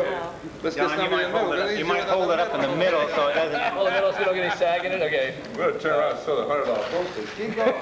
How far does it go? You got to go that way. That's it. There, we got there. Keep going, Roger. Keep rolling there. We counted, we measured it. There's 65 feet. 65 feet from one end of the chamber to the other. And every $100 bill is 6 inches. We have 130 $100 bills. We have $13,000 in cash sitting over here. And it took Perry forever to glue them together one to another. We call it Treasury Department, to see what we could use. And then we got something else to present, don't we? Yeah, because this isn't the end of it. We got some more we want to give you guys. But another statement I want to make. Oh, there we go. I got a piece over here. One more piece there. There we go over here. You're going to have to figure this one out. There we are over here. Might be the best place to try to put it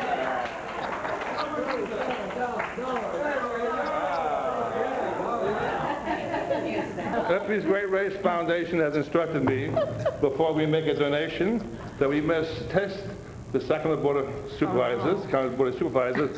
We must give them the Epi's Great Race IQ test. Now, IQ means intelligent quotient, okay?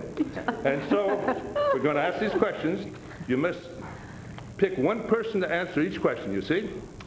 And then we'll see if you pass the test, you get the check. How's it? We're getting better. The 3 over there. Yeah. There we go. Is that it? Let's see, is that it? 22,350. That's it. That's all right.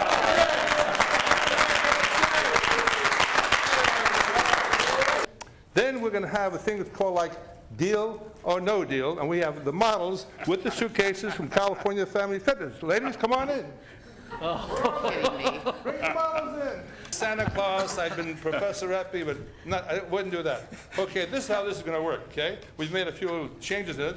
Is that going to be deal or no deal? You can go to the next suitcase, or you can go over there if you open these guys up. So you got to decide right now. Oh, we do? If you say no deal, we go on to the next suitcase. Deal. If you say deal, we write the check right now. You want to sign the check? Dr. Isaacs?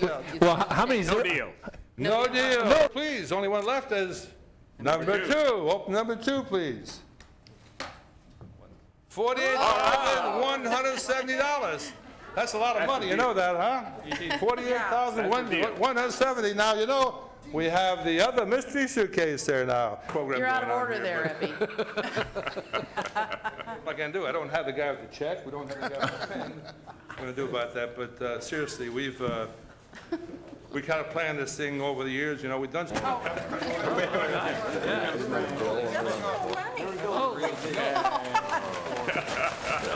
God! Probably illegal or something. Holy smoke!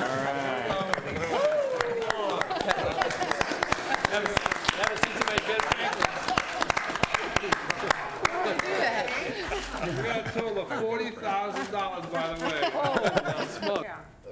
You can't turn over the puzzle. Now what you're going to have to do is bring the puzzle over here, put the pieces together, and you can't flip both. Start the time right now. You got 2 minutes to do it in.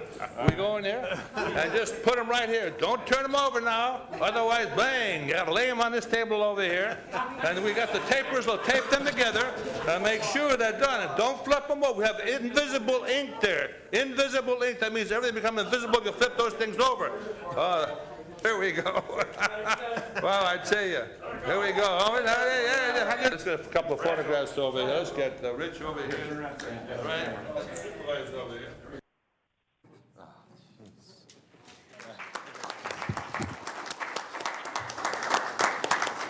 I'm thankful that we could bring that trip down memory lane for all of you. It was fantastic watching that every year. I'd like to introduce Ron Suter, who is the former director of regional parks and a board member of Epi's Wellness Foundation, to make a few remarks.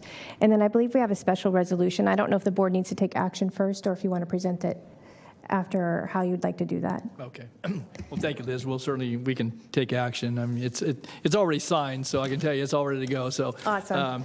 And then finally, we do have Lisa Mangels here in the audience who would like to make the final comment. You bet. No, we're glad to have Lisa with us, and thank you and Ron. I know you've put a lot of work in behind the scenes, and you're going to make some comments. But Epi really graced these chambers on many occasions over the years. Many occasions. And I'll make my comments very brief. Take your time. But I can't go without saying, after seeing some of those videos, I think Supervisor Cerna, watching you go around the arena, we didn't see that, on a tricycle was one of the better ones. Do you remember that one? I think that was Supervisor Yee, and he was forced to wear clown shoes. I don't remember the clown shoes, but I do remember you. That was one of my favorites. The other favorite they showed was the $100 bills. Oh, yeah. He gave $100 bills to the board. And you should have seen Roger sitting up there stuffing him in his pocket. And Supervisor Neela, we go, you can't do that. But before that, I must have spent probably 6 hours with the accounting department saying, you can't do that. You can't give money out like that. You can't let the board have that kind of money. And we're going, the board deals with millions of dollars every day. Why can't they deal with $30,000 and $100 bills? Well, you just can't do that. So we sat outside and counted every $100 bill that we returned from the board, and we had $30,000. And the other favorite was quarters. Oh, yeah. Oh, yeah. He wheeled quarters into this chambers in wheelbarrows. Yep. And you think that caused troubles with the financial department? They went crazy. Who's going to roll those? Well, you are. We can't do that. You're going to have to, because you won't let me take the money out of the chambers, because now it's your money. So those are my favorite three. Yeah. But I do want to say the foundation has been around since 2004. I went to Epi in 2003, and I said, Epi, we need a place for this money, because we were generating more and more money as the race moved on.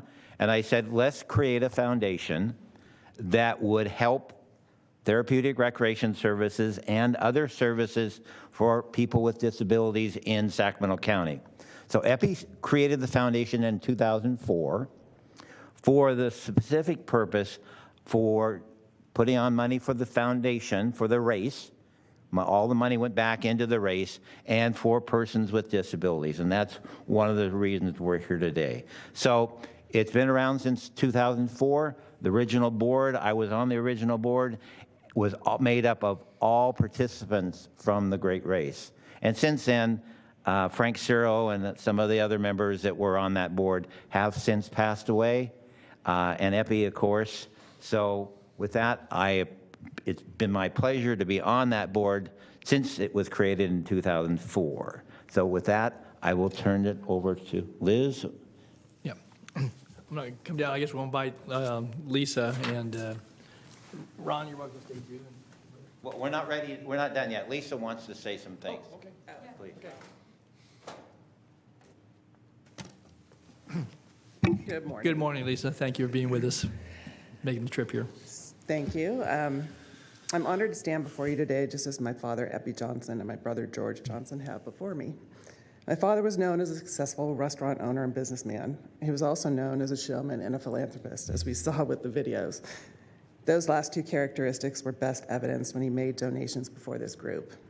Whether he wore his Professor Epi costume or delivered it in a wheelbarrow full of cash, Dad always said his greatest legacy would be Epi's Great Race. My brother, on the other hand, was calmer and more businesslike. In his approach, he would stand before you, make his presentation, and be done. I've always preferred to be behind the scenes with the Great Race and the foundation, but I'm here today because my father and my brother are no longer with us. Since 1974, sorry. It's okay. I know it's, and condolences. I know that George only passed away a few weeks ago, Lisa. So. Thank you. Yeah. Since 1974, when Epi's Great Race started, we've donated roughly $1.5 million to various charities in Sacramento, but the main benefactor has been the county's Therapeutic Recreational Services Program. These decisions have been guided by the Epi's Wellness Foundation Board, and I'd like to thank our longstanding and devoted board members. We have Ron Suter, Jim Geary, Dan Colin, and Will Kempton. Today's the final page in a story that began with the first Epi's Great Race in 1974. The foundation is pleased to present you with a check in the amount for $290,000. This will provide $140,000 to TRS and $150,000 to support the new Gibson Ranch Pathway to Play project. Thank you. Thank you, Lisa.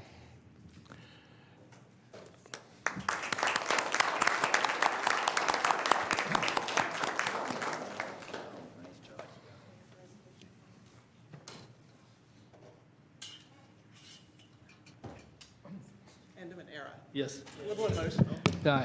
Lisa, again, I want to express our gratitude and thanks certainly to you and to your family and your father and your brother. I know, again, all of you have graced these chambers with your presence and with, I think, the fun, but also the real impact that the Wellness Foundation and certainly the Great Race brought to this community in so many ways. Obviously highlighted, it was internationally renowned, and it was certainly a good example of a triathlon. I think it was the largest one anywhere in the world, I think, at one time.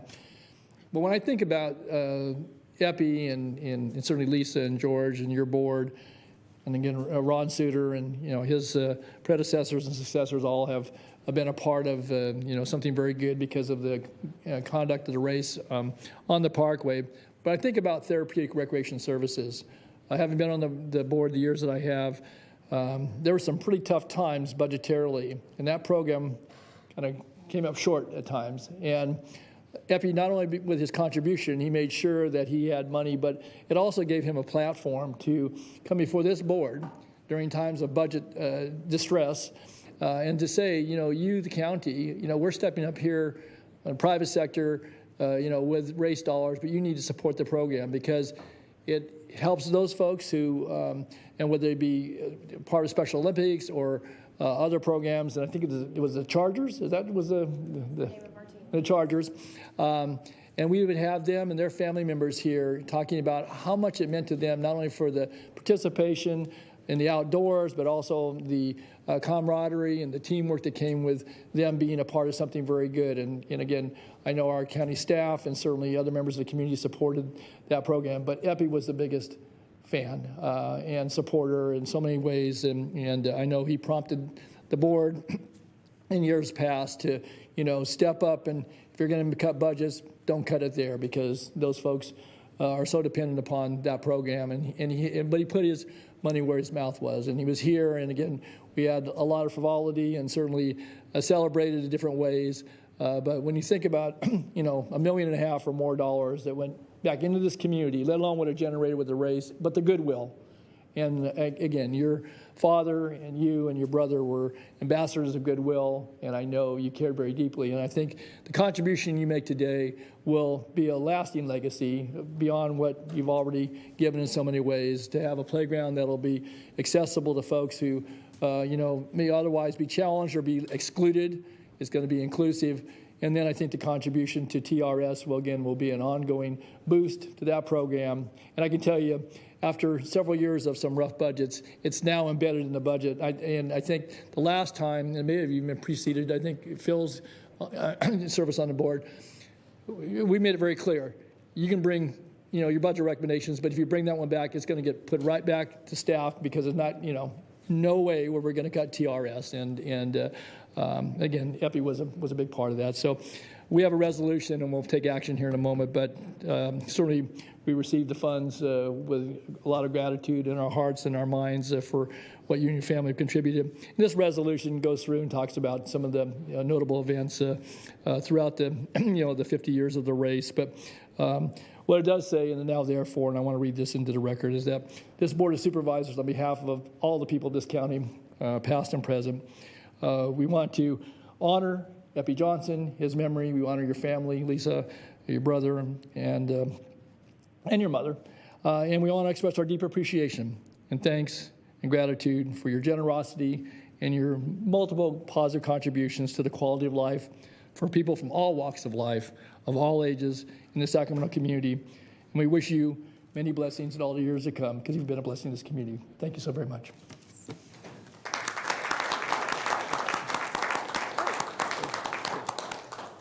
Oh, sure. And I invite the board members down. Don, can I make one comment? Oh, sure, Rod.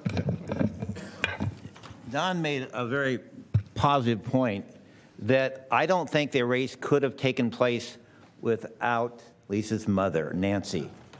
She was behind the scenes pushing Epi, making sure it went and worked.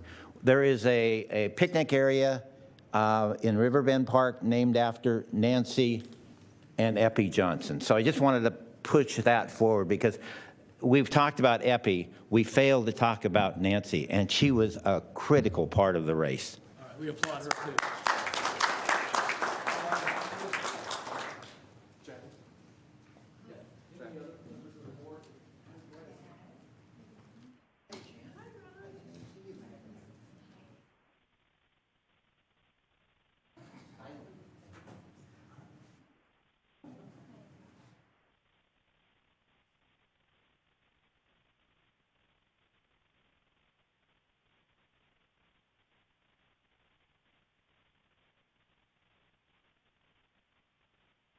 One more. Thank you.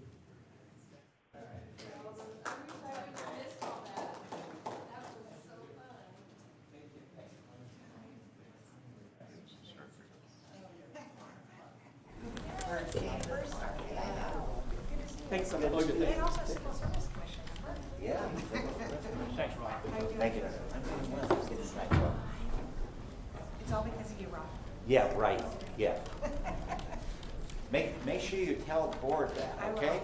That I helped you learn how to be a council member when you first, when she first came to the county, she was council for parks. So we taught her everything she knew at parks.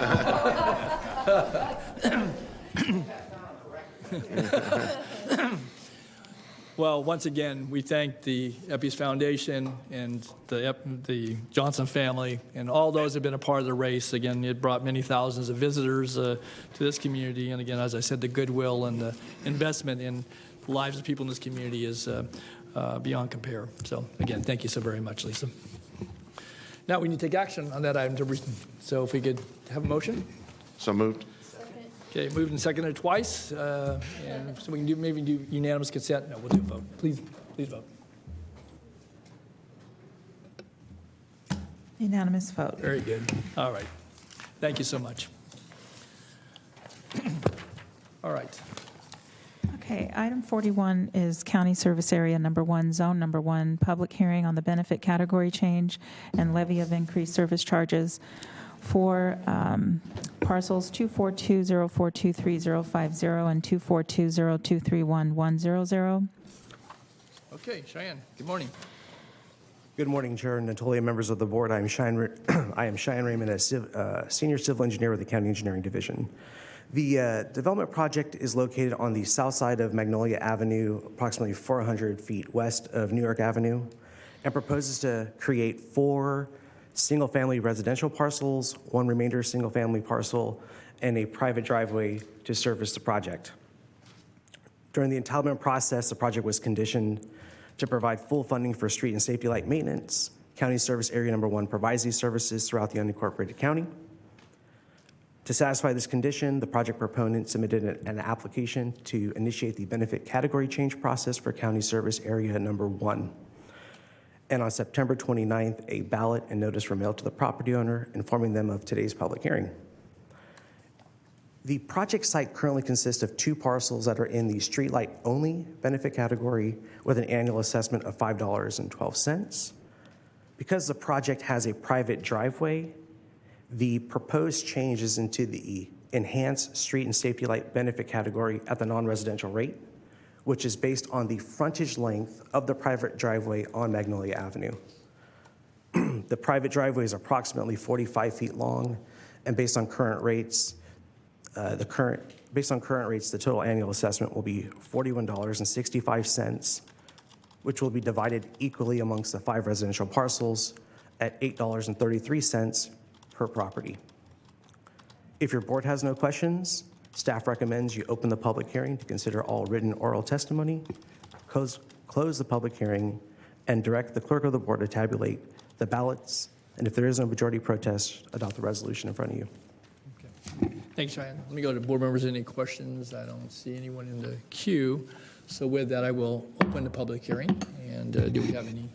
I don't have anybody signed up to speak on this. No. We do not. No one on the phone? No, we do not. Okay. All right.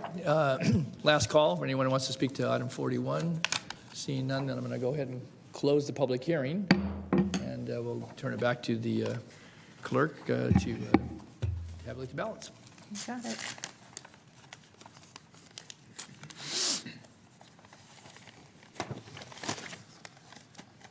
I have received 1 ballot from Cheryl Gasky for parcel numbers 242042350, 242023110 on 7764 Magnolia Avenue, Fair Oaks, California, and they are in favor of the proposed change. Okay, so noted then. The ballots have been tabulated. I'll turn back to Ms. Raymond for reading those important points into the resolution so the board can take action. Thank you. Section 2. At the close of the hearing, the board had received 0 written protests. Section 3. At the close of the tabulation, the board had received 1 protest ballot totaling 100% of the total service charges to be levied, of which 100% was in favor of the change of benefit category and 0% was in opposition. All right, very good. So it's written in the record, and this is in Supervisor Desmond's district. Did you have anything else? If not, a motion would be in order. Rich? No, thank you, Mr. Chair. If there's no public comment, I would move to adopt the resolution to approve the benefit category change.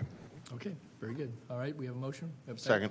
Moved and seconded then to approve the recommendations outlined, noting what was read in the record relative to the tabulation of the ballots. And nothing further. Please vote. Unanimous vote. Thank you all. Thanks, Sean. Okay, next item, please. Madam Clerk. Item 42 is the 2023 Sacramento Housing and Redevelopment Agency proposed budget. Great. Good morning. I think Susanna's our presenter, so good morning to you. Good morning.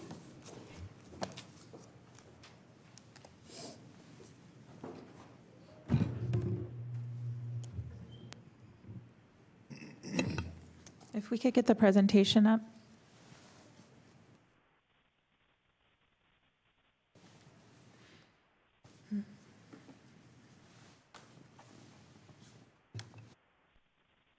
Okay, good morning. Chair Natoli and board members, my name is Susanna Jackson and I am the Chief Financial Officer at SHRA, and I am here to present to you the 2023 budget for the agency. So first I'm going to be sharing big picture highlights of what's happening at the federal and state levels in terms of affordable housing and impact and how it impacts us here in Sacramento. Then we'll dive into specific revenue and expenditure estimates for 2023, and we will wrap up the presentation with a short video. We are presenting a balanced budget for the period of January through December 2023 and incorporates the activities of the housing authorities of both the city and the county of Sacramento, which includes various federal entitlement funds, local housing funds that are administered by the agency for the city and the county of Sacramento. So first, looking at the updates at the federal level, excuse me, are specific to the president's initiative on what he'd like to accomplish over the next 5 years. This includes expanding the tax credits, HUD grants to support housing forward, and leveraging the American Rescue Plan funds for investments in affordable housing. Moving on to updates at the state level, there's $2.7 billion in the budget to address homelessness and housing affordability, which includes homeless housing assistance and prevention, $500 million for low-income housing tax credit program, infill infrastructure grants program, and California Housing Finance Agency's mixed income program. Additionally, there's approximately $1 billion for shovel-ready projects through California Accelerator program. Transitioning now to the agency budget and taking into account what it's occurring at each level, both state and federal, we can apply it to how it affects our agency budget. The total estimated resources available for 2023 is $431.1 million, and it's mostly received at the federal level. Specifically, approximately 69% of our funding is from federal sources. Many of these federal grants received are multi-year grants, so it's important that we budget accordingly so that these grants can last anywhere between 2 and 5 years. 2 examples of our federal programs include the Housing Choice Voucher Program, which is our largest program, which is followed by the Public Housing Program. I will highlight these 2 programs individually later within the presentation. Looking at the state and local funding, remaining about $133.7 million, it comes from state and local sources such as the Housing Trust Fund and the Affordable Housing Fund. Once again, you can see how the majority of agency funding is from the federal level, so it's really important that we stay in touch with what is happening at all branches of government. This slide shows specifically how we are planning on using the funds in 2023. So as mentioned, our total budget is $340.1 million, and it's broken up as follows. So we have the housing assistant payments, which are estimated at a total of $154.6 million. That includes our regular HAP as well as other shelter plus care programs.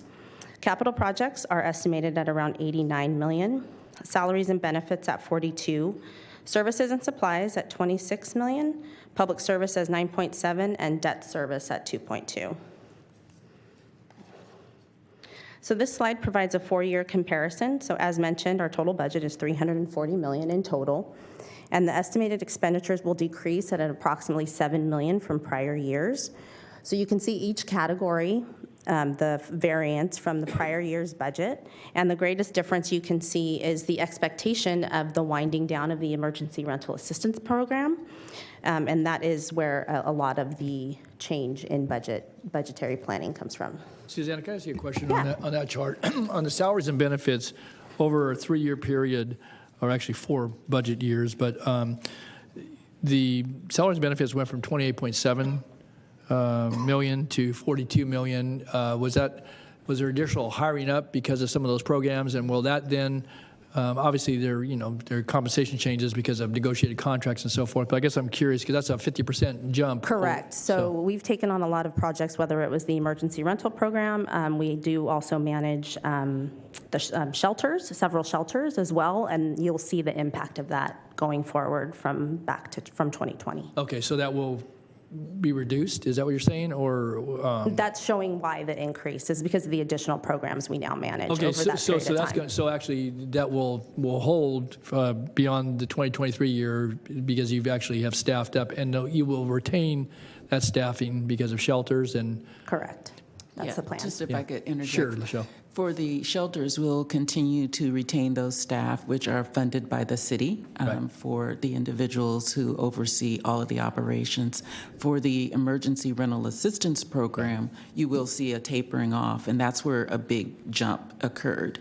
So as we continue to expend those funds, which we still have funds on the county side, and we will continue to ask for more funds from the Treasury, but at some point there will come an end to that program. Okay. Very good. That answered my question. That's what I was thinking, but it wasn't clear just from this single line chart here. So, okay, thanks.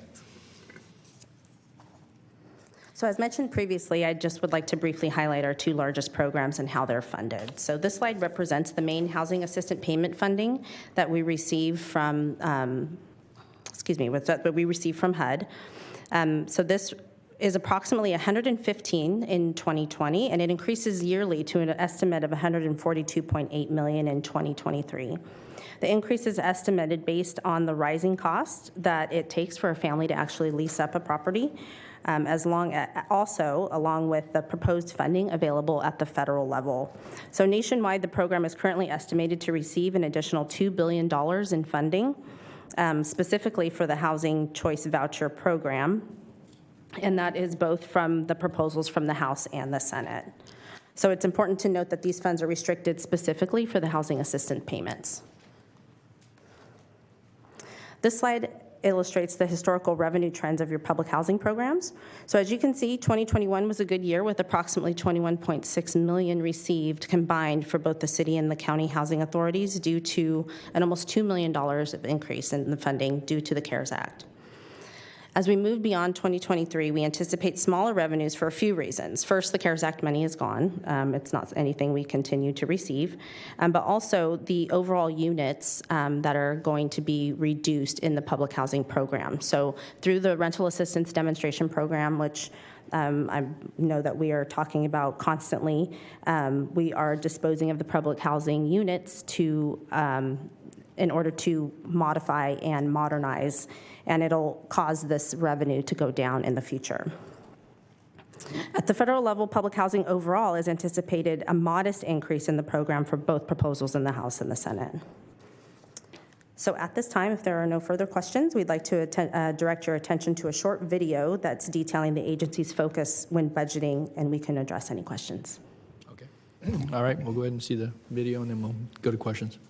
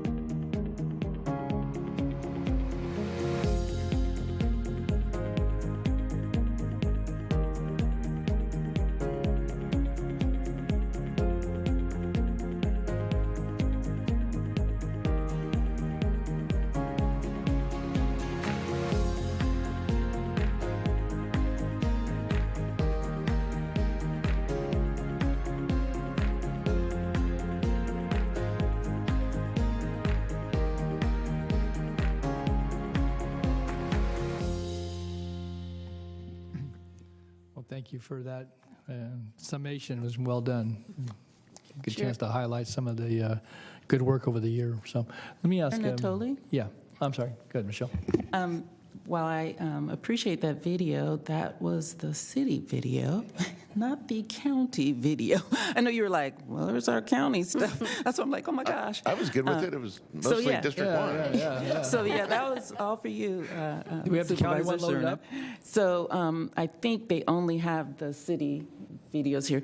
So what I will do is ensure that I send the county video to you each personally, so that you can see all the wonderful things that's going on, especially like our project out in Citrus Heights, all kinds of other great things. But I apologize. It's okay. All right. We can give us part two. I mean, that's you know, true. Come back and present it. So, all right. Let me go to board members. Any questions of Susanna, the budget, and a number of representatives here? I just wanted to ask a question. It was in one of the slides, but I was going to ask it anyway. The Veterans Assistance and Supportive Housing, the VASH, I mean, you had a number there where you assisted the veterans, but I know there's a project in the works. This board's certainly familiar with at least the generalities of it. You see Ranch Cordova on the expansion of Veterans Village, and that will require, that was key in the previous development. Again, thanks, Lachelle, and others who worked on that at the time. Are we working closely? Because again, that was a real tight turnaround the last time. I don't need to tell you or Christine, because I know you were on the front line of all that. But so I'm curious, are we going to give ourselves enough lead time to make sure that, as that project moves forward, that's key to that permanently supportive housing at Veterans Village? Absolutely. We will be issuing, or have we already issued? We've already issued the RFP.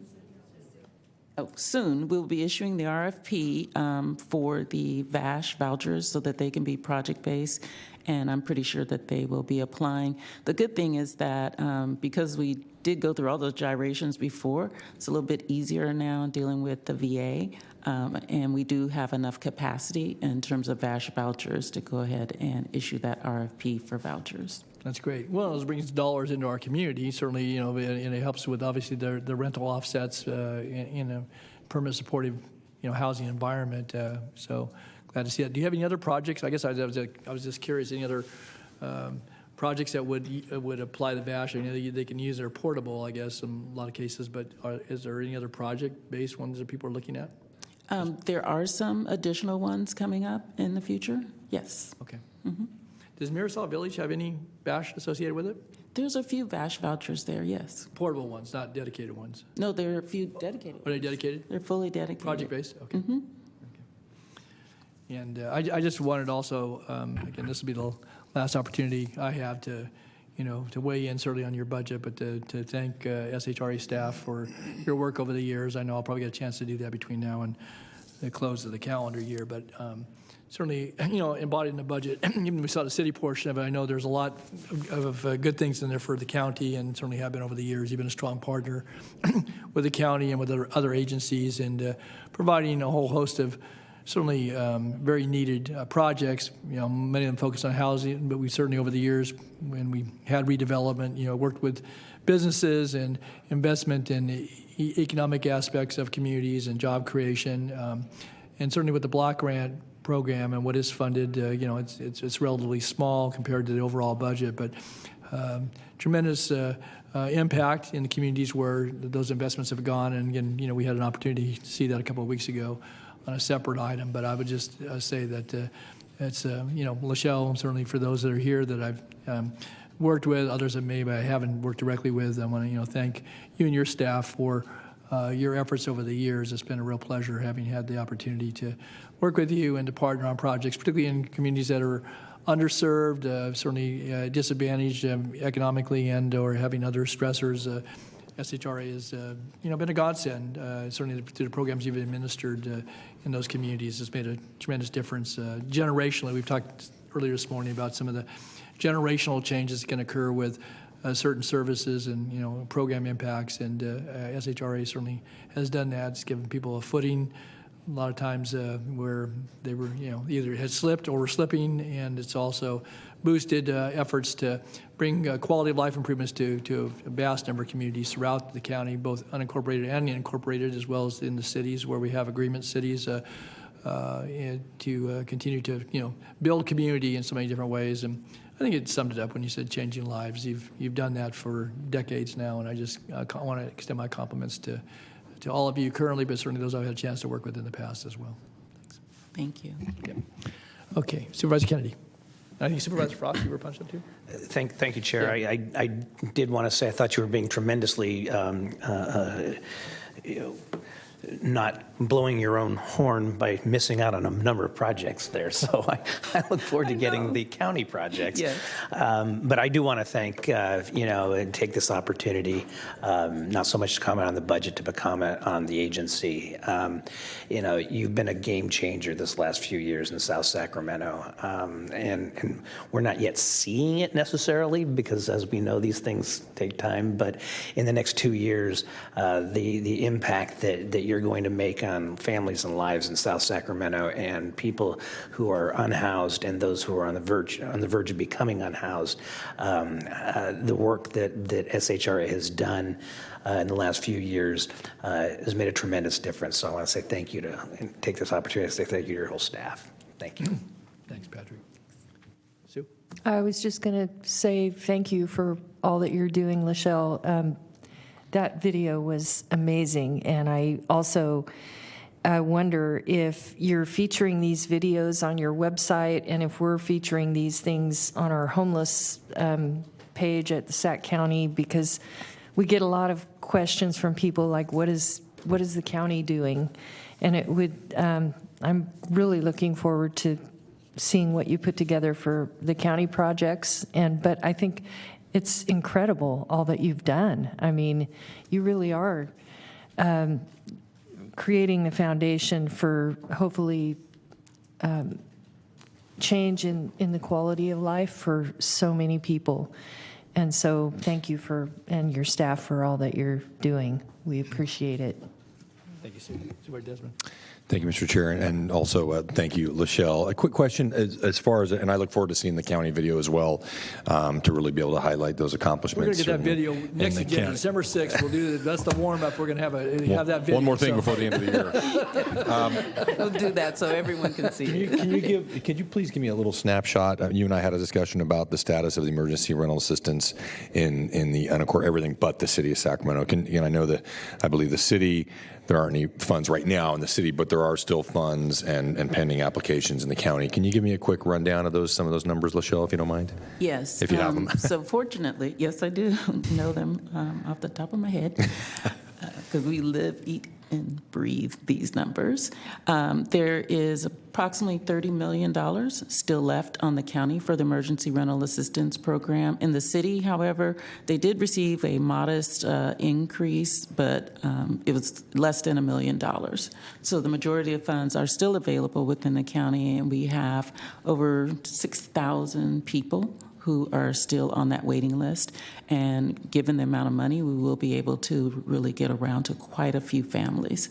So we're very excited that we still have funds on the county side. And it's still in the county, just like in the city, it's priorities given to folks who are facing eviction. Is that correct? That is correct. In terms of the applications, because my office still gets a lot of questions about that, applications in the queue, as you're aware.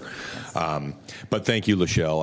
I very much appreciate our discussions and very excited about a lot of projects that you are pursuing in District 3, and just really look forward to supporting those projects and working with you to provide more permanent supportive housing options for folks. Thank you. Absolutely. Great. Thank you, Mr. Chair. I, too, will pile on with my expression of gratitude to the agency and to your very capable staff. In terms of the video and the projects that were featured, I know that there's kind of a distinction certainly between the city and the county in terms of how the agency operates and where those projects lie, but I just also want to take a moment and kind of state the obvious that even though those projects are in the city of Sacramento, many of them are housing folks that receive countywide services. And so I don't want us to leave the item today thinking that there's kind of a mutually exclusive nature to what SHRA does in terms of the projects. And of course, the investments that we've made sometimes, and in fact, probably many times, are in partnership with the city. And Marisol Village is a great example where this board will remember we've actually contributed ARPA dollars recently to make sure that one of the final phases is completely funded. So again, want to thank you and your staff. And Mr. Chair, I just thought it was worth noting that we shouldn't just kind of compartmentalize what it is that our joint housing authority does. Point well taken, and thank you for saying so, Mr. Sarna. If I could just add, Yeah, sure, go ahead. Supervisor Sure. Cerna, because I don't want to build up the county video because there's overlap. So you're going to see some of the same things because the county, like you said, has contributed to Marisol Village. The county has contributed to each one of the home key projects. So there really has been a lot of cooperation and there is overlap between the two jurisdictions. Okay, thanks, Michelle. Anything else you wanted to close with? Otherwise, Susanna did an excellent job in presenting it, and we'll... Yes, you did. And just a big thank you to the staff. You know, they really work tirelessly. They do an excellent job. On the emergency rental assistance program, it's just phenomenal that they've been able to stand that program up, hire staff, train them, and start getting money out the door and meeting incredible deadlines. But the entire staff is just so dedicated to the work that they do. I just really want to thank them. And I also really, it's hard for me to even comprehend that this is your last budget meeting with the agency, Supervisor Chair Natoli. You've known me for the 20 years that I've been at SHRA, and you knew me before I came to SHRA, exactly. So I just can't say how much we really have appreciated your support over the years and our working relationship. Thank you so much. Thank you, Michelle. Appreciate that very much. Okay, if there's another further question, I have no one's time to speak. Is there anyone on the phone? Do not have anyone on the phone. All righty. Then with that being known, let's have a motion. Chair would move. Second. All right. Moved and seconded to approve the budget as presented. Please vote. Unanimous vote. Very good. Thank you so much. Thank you all. All right. Next item. Ready? Okay. Item 43, authorize the issuance and sale of County of Sacramento Airport System subordinate revenues notes in one or more series in an aggregate principal amount not to exceed $50 million outstanding at any one time, and approving the form of and authorizing the execution and delivery of a revolving credit agreement relating thereto, and authorizing certain other actions in connection therewith. Okay. Good morning, Chair Natoli and board members. I'm Colin Bettis, the County Debt Officer. The item before you now is to authorize an airport short-term financing facility subordinate revenue notes not to exceed $50 million. Due to significant sustained passenger growth at Sacramento International, the Department of Airports anticipates investing in significant capital improvements at multiple facilities, which are included in the Airport Master Plan document approved by the board on February 22nd, 2022. Major projects include parking facilities, a consolidated rental car facility, new and widened roadways, a pedestrian bridge connecting Terminal B and Concourse B, and additional concourse gates. To support the cash flow needs of the Department of Airports, the Office of Budget and Debt Management issued an RFQ to identify a group of banks that would offer a variety of short-term financing options, and then issued an RFP to the qualified banks for a revolving line of credit. 7 banks responded, and Wells Fargo was selected due to the most advantageous terms. The terms are a 3-year financing facility with available extensions upon board approval. It will be there will be 3 rates associated with this financing: an unutilized fee of 0.17%, a tax-exempt and alternative minimum tax rate of 80% of daily simple secured overnight financing rate, or SOFR, plus 0.35%, and a taxable rate of 80% of daily SOFR, simple SOFR, plus 0.53%. Key reasons for utilizing a short-term variable rate financing facility include the ability to allow for just-in-time financing for the exact amount of any of the projects to avoid any overborrowing. It also provides for a lower cost of financing during the construction period and allows for timing long-term fixed-rate bonds that, to be timed to meet appropriate market conditions. As we are aware, current long-term fixed rates are currently well above historical averages. A TEFRA hearing was conducted on November 7th, and no public comments were offered up at that time. This concludes my presentation. We have Chris Wimsett of the Department of Airports to respond to any project-related questions, and I believe that we have Jenna McGann from ORIC and Brian Gallucci from PFM, both via Skype, to answer any questions related to the financing. I am aware that Jenna McGann may only have a few more minutes before she has another meeting to attend to. Okay. So. Thanks, Colin. Let me go to board members. Any questions for Jenna, who's on the phone, or Mr. Bettis, or Mr. Webb? Seeing none, sounds like a very good report. And do we have any members of the public, Madam Clerk? We do not. Okay. All right. Then with that, I'll bring back to the board for any further follow-up questions or on a motion. Do you have a Move the motion? item. Second. Okay, it's moved and seconded to approve the recommendation as outlined in the written and verbal report. Thanks to all the folks that worked on this. Thank you, Jennifer, for being on the phone. Nothing further, please vote. Unanimous vote. Okay, very good. Thank you much. All right, item number 11, enact an urgency fee ordinance relating to installation of water meters. Item number 44. You said item number 11. 11 o'clock item.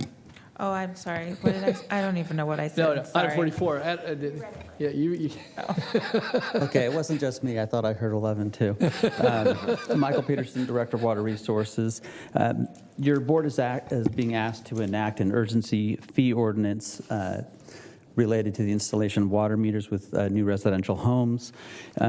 As you're aware, every new connection within the state is required by state regulation to have a water meter installed in order to measure and charge the property owner based on the meter, what's measured at the meter. Typically, this is done by the home builder, and it's one of the last steps in the construction before final occupancy. However, in late September, we learned through conversations with one or two builders that the availability of water meters was becoming scarce, and this is part of the sort of the long standing supply chain issues related to COVID, and we're seeing up to 8 months for water meters to be acquired once they're ordered. The issue is that as homes were coming to final occupancy and transitioning to sales, they still had no water meters. So in order to allow new homes to continue, our staff developed the idea of an urgency ordinance where we would collect a fee, $1,500 for every 1-inch meter and $2,000 for every 1.5-inch meter that would be received by the developer as they've already ordered their meters, and while they wait for those to come in, we would have the ability, if needed, 8-9 months down the road, to install meters if that builder ultimately was never able to acquire their own meters. The purpose of it is to ensure that homes continue to be sold, that they can be occupied. It provides us the means to install a meter at a later date if the developer is not ultimately able to acquire and install the meters themselves. If they are, then we can return that fee to them, and they're made whole. Michael, can I just ask you, so are you just going to charge a flat rate for, because those homes will be occupied? They'll be occupied. Right, so you're just charging a flat rate to the homeowner until the meter's installed? That is correct. So this ordinance would also allow us to start out at a flat rate, And once the meters is installed, then they would be transitioned to a metered rate. How's the flat rate calculated? Just on the service? The flat rate is, we still have a flat rate in our schedule. Right. So that's what we would utilize, our current flat rate fee. Homeowners, as they take ownership, they are provided information that we develop with BIA to inform them that of the issue with the water meter, the temporary unavailability, and that at some point in the future, either the builder or agency will follow up with the meter installation, and at that point, they would transition to metered rate. We worked very quickly with the BIA to develop this ordinance. They reviewed it. They're in support of it. I believe they provided a letter in support that was distributed to all of you. It was recognized that this was going to be critical. City of Elk Grove, City of Rancho Cordova were also in concurrence with this approach. And just to be clear, the agency does not have the authority to hold up a final permit. That's the land use agency's decision. So the payment of this fee does not substitute for the requirement to install a meter, but it allows us to let them move forward until that meter does come in and be installed. Okay. All right. Thanks, Michael. Thanks for quick action. We do have a speaker signed up on this. Any board member questions? Seeing none, then Vance Gerard. Vance.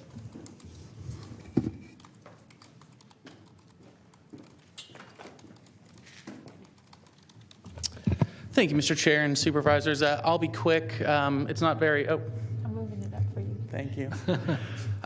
It's not very often that the BIA will be up here before you asking you to support fee ordinance, but that is definitely the case in this situation. Mr. Peterson hit the nail on the head. They worked very quickly and very creatively to create an ordinance that's going to allow our builders to continue selling homes to new families in the area that otherwise would just be sitting empty. So the language reflects a lot of the suggestions that came from us and our membership. We're greatly appreciative of that. So we thank Mr. Peterson, his staff, and we thank all of you today for supporting this ordinance and getting folks into new homes. Thank you. Great. Thanks, Vance. Appreciate you being here and weighing in.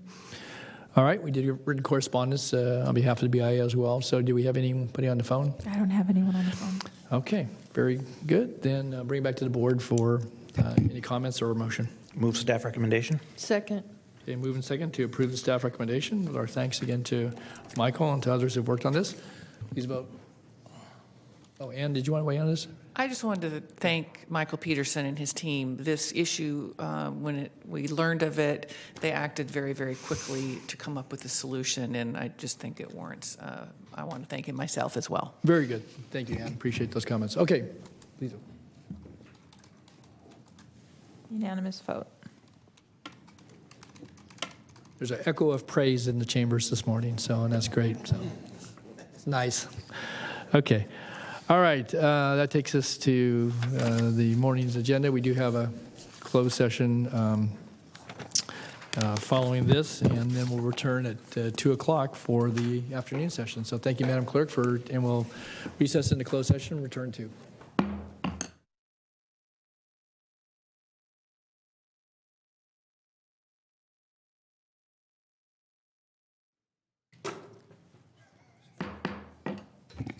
Good afternoon. I want to call back into session the Sacramento County Board of Supervisors, the November 15th, 2022 meeting of afternoon session, and welcome folks who joined us for the afternoon portion of the meeting. So with that, I'll turn to our clerk, Flo Evans, to call the roll to reestablish quorum.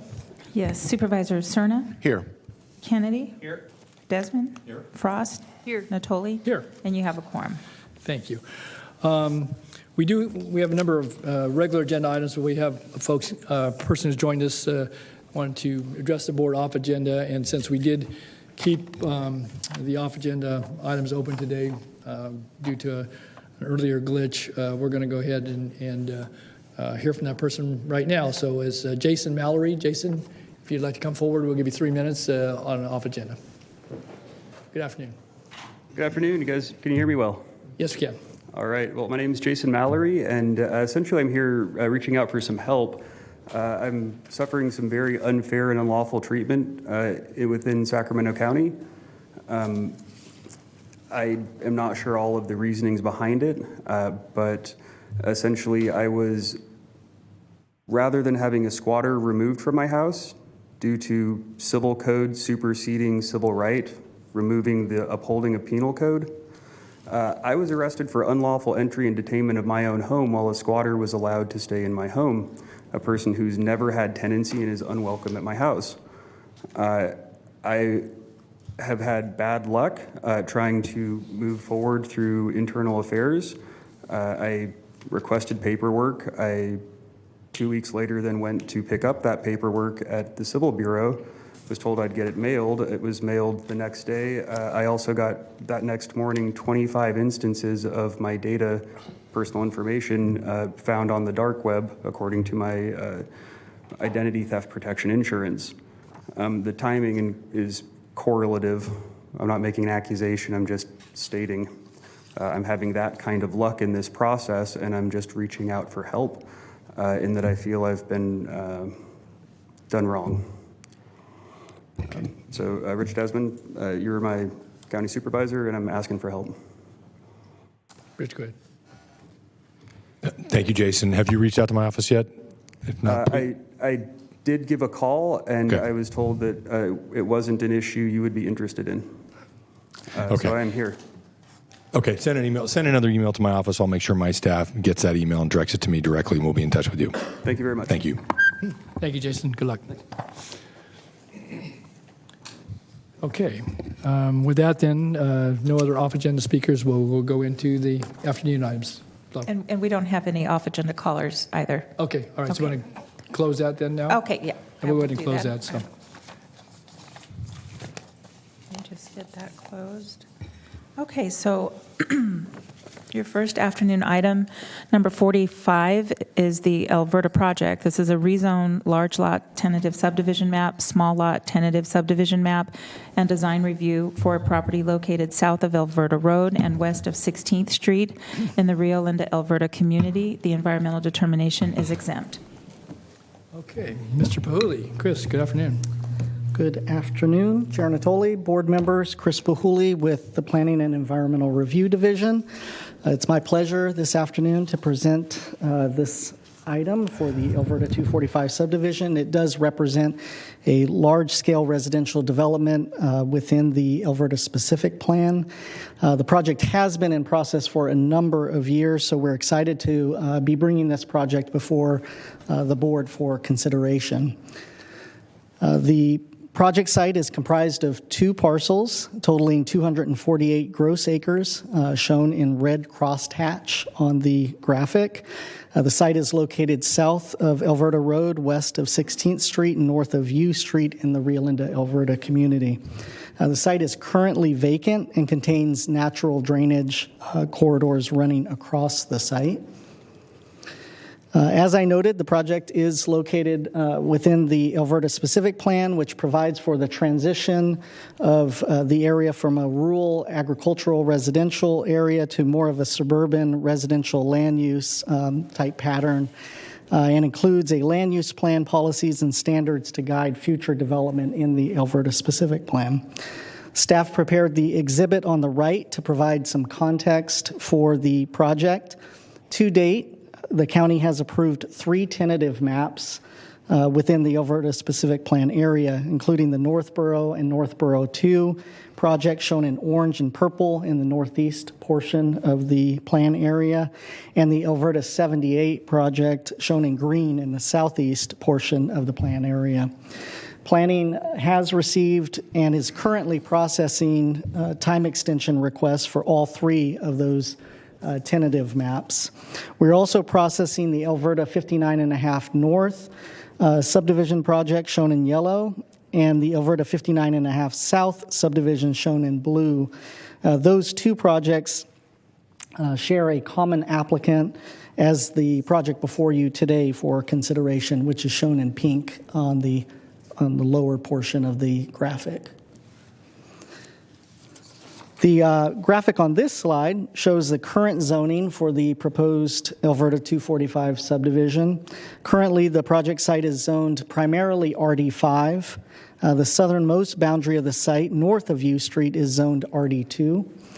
The westernmost boundary of the site is zoned AR1, and a small portion of the site fronting on 16th Street is zoned RD20. The project site is surrounded by rural homes, except to the southwest where there is an existing single-family residential subdivision. While the properties to the north and east are currently being used as rural residences, the specific plan identifies these areas for future suburban development, including single-family residential and commercial. The applicant is requesting a rezone, large lot tentative map, small lot tentative map, and a design review to demonstrate compliance with countywide design guidelines. I'll provide a little bit more detail on each of these entitlement requests with the following slides. In 2007, the board approved a rezone for the project site to align with the newly adopted Alberta specific plan. In 2014, the board approved an amendment to the drainage master plan, which led to some minor changes in the specific plan's land use plan. In response to the updated land use plan, the proposed rezone includes minor adjustments to the site's zoning and includes increases to the RD20 and AR1 designations and decreases to the RD2 and RD5 designations. The large lot tentative map proposes 11 low-density residential lots, 1 multifamily lot, 2 park sites, and a number of lots related to public facilities and infrastructure. The large lot map creates logical patterns for phasing and infrastructure that are independent of existing parcel lines or proposed residential lots. The large lot map is for master development and financing only. No improvements are proposed as part of the large lot map. Subdivision maps will be recorded with improvements on the large lots shown on this exhibit. The small lot tentative map proposes 682 single-family residential lots, 1 multifamily lot, 2 park lots, and a number of lots related to public facilities and infrastructure. The small lot tentative map also includes the abandonment of easements and portions of right-of-way. So this slide, which shows the tentative map, has a little bit more detail, and is a little easier to navigate. The subdivision shows 664 residential lots in the RD5 zone. Larger RD2 and AR1 lots are located along the southern and western boundaries of the subdivision. Consistent with the specific plan, these larger lots are intended to create a buffer between denser residential uses internal to the project site and the agricultural residential uses outside of the specific plan. The roughly 9-acre multifamily site fronts on 16th Street on the eastern portion of the subdivision.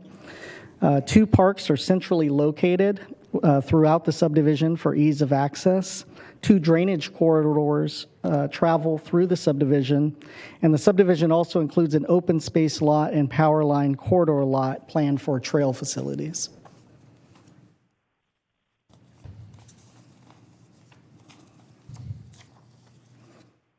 Primary access to the subdivision will be served via U Street to the south, 16th Street to the east, and Alberta Road to the north.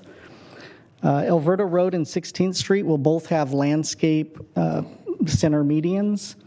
All 3 streets will be bordered by landscape corridors consisting of trees, shrubs, and ground cover, along with separated sidewalks. Loop Road and Dry Creek Road provide the backbone street infrastructure for the subdivision. These streets contain 48-foot rights-of-way and are wider than other internal streets, which will be 32-foot minor streets. Sidewalks throughout the subdivision include separated streets throughout the subdivision will include separated sidewalk.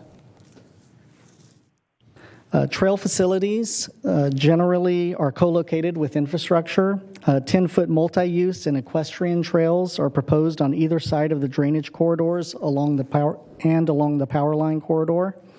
Trail crossings will be provided to allow residents to easily navigate the community. As an example, residents in the southern portion of the subdivision would be able to access the park site in the central portion of the subdivision via the drainage trail crossing. On-street bike trails and a smaller 8-foot multi-use trail are planned along Dry Creek and Loop Roads, which are the backbone streets of the subdivision, as I mentioned earlier. The project was presented to the Rio Linda Alberta CPAC, the Design Review Advisory Committee, and the Planning Commission for their consideration. The DRAC recommended the project be found in substantial compliance with the countywide design guidelines, and both the CPAC and Planning Commission unanimously recommended approval of the requested entitlements. I do want to point out on the slide, the Planning Commission's vote was 4 yes, 0 no, and 1 absent, not an abstention. During all 3 meetings, the boundary condition between the Alberta 245 subdivision and the single-family residential lots to the southwest and rural residential lots to the west was discussed. Some neighboring residents provided comments that they would like to see a block wall or a CMU wall along those boundaries for purposes of privacy. However, the specific plan includes an objective stating that Alberta will not be a sound wall suburb, but a social and walkable rural village.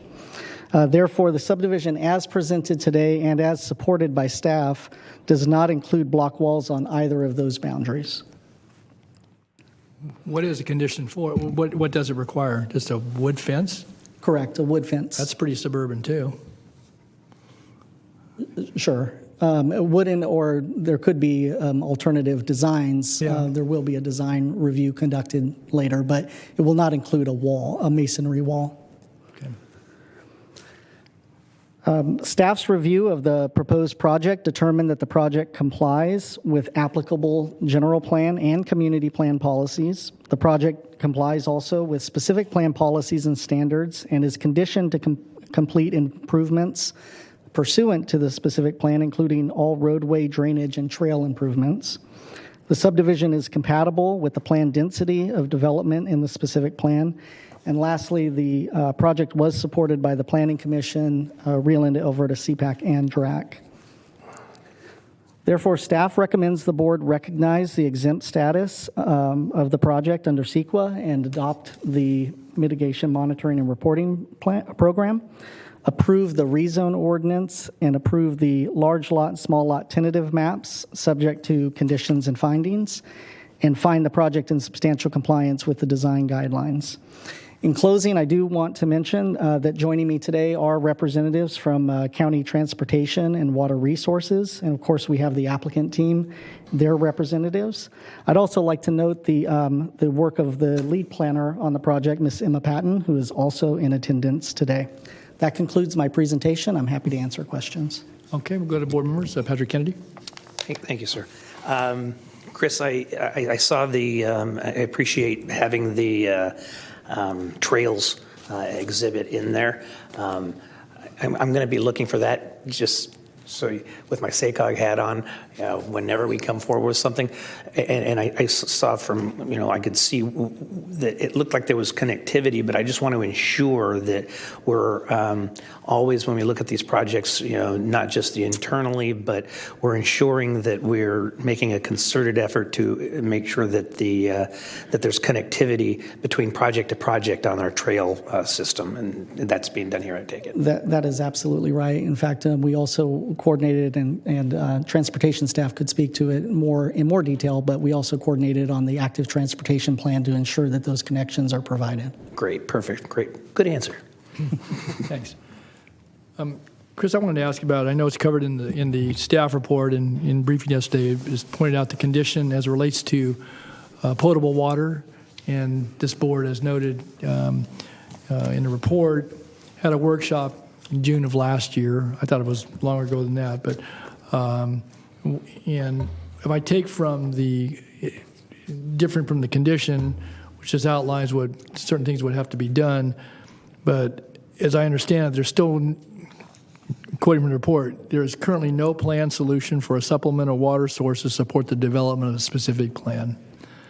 And even though you condition it, and I know, again, obviously the Rio Linda Alberta Water District is a responsible entity, And you said you had somebody from the water agency staff here, but I guess I'm curious, so what's the thinking, current thinking? Because again, we had discussions about what the cost of doing that, what the supplemental source might be. Obviously, we had folks from the water district here. Our staff were here, a part of that discussion. So we're basically with a recommendation coming forward to move forward with approval, with 245 conditions, but 216's called out. But I guess I'm curious because this issue is not a new issue. It's one that goes long before I'm sure this plan was even submitted. There's been some discussions over time with the ability and capability of the water district to provide that suburban level of water, both for a household as well as any other contemplated uses, but also then for fire flow and so forth. So I guess I'm curious the staff analysis because the recommendation is to proceed ahead here today. It is, which is both consistent with the direction provided by the board when we had the workshop to move forward with conditioning these projects consistent with how we handled projects in the past, the projects that I mentioned beforehand. And so condition 216, Rio Linda Alberta Community Water District condition does require a water service agreement prior to recording of small lot tentative maps. I think you correctly point out that there's a lot of work that needs to be done between the applicant team and the water district to satisfy that condition. And perhaps the applicant team and their representatives or the property owner's representative, who is also here today, may be able to speak more to their current thinking in terms of being able to satisfy that. Yeah, that would be helpful. But I guess I want to just be clear that with the approvals that are being sought here today and being recommended, that until and unless not just that condition satisfied, but that there is a verifiable source of water to serve this and all the future homeowners and all the other future users, then the development can't proceed. There's no phase approach. We'll let you do 20 houses, or we'll let you do, first phase. By the time that the small lot subdivisions come in, that agreement needs to be in place, and/or they'd have to seek to amend that condition before this board. Is that? That is correct. That's accurate. Okay. So you haven't been briefed on the status. Again, we can certainly turn to the applicant, and they'll have an opportunity in a moment. So staff hasn't been kept apprised. I would think that since we're conditioning, we're the land use authority, we rely upon the water purveyors to secure those agreements with applicants. That I would highly suggest for this and the other projects, again, it's not in my supervisory district, but that planning staff, along with anybody else that would be involved, needs to be kept apprised. I mean, the developer doesn't have to report to you, but somebody needs to be in touch so we know what the status is, because again, there may be difference of opinion about what the status is, and that's fair, I guess, as well. So I just think this needs to be tracked over time. And this is an issue that goes back, a couple of decades, at least in conversation, if not more. So That's correct, and I apologize if I didn't. I should have mentioned we have been in constant communication with the water district and their general manager, Mr. Tim Shaw. So we have been speaking to them. We do know, based on the workshop, and I'm assuming we will likely hear the same thing from the applicant team today, that the real heavy lift in terms of breaking loose the specific plan is on the transportation infrastructure. They've been working actively trying to resolve that. I think once there's a path forward there, then they would likely pivot to addressing this water issue.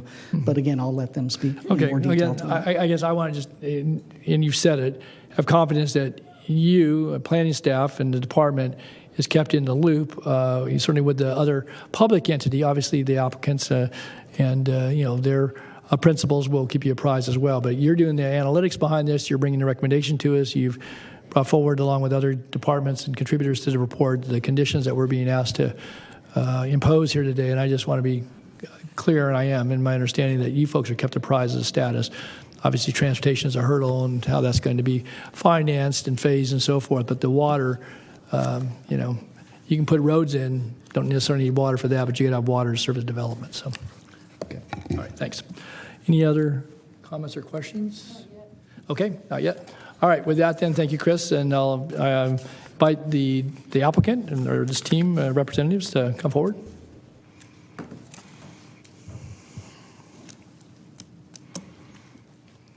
Good afternoon.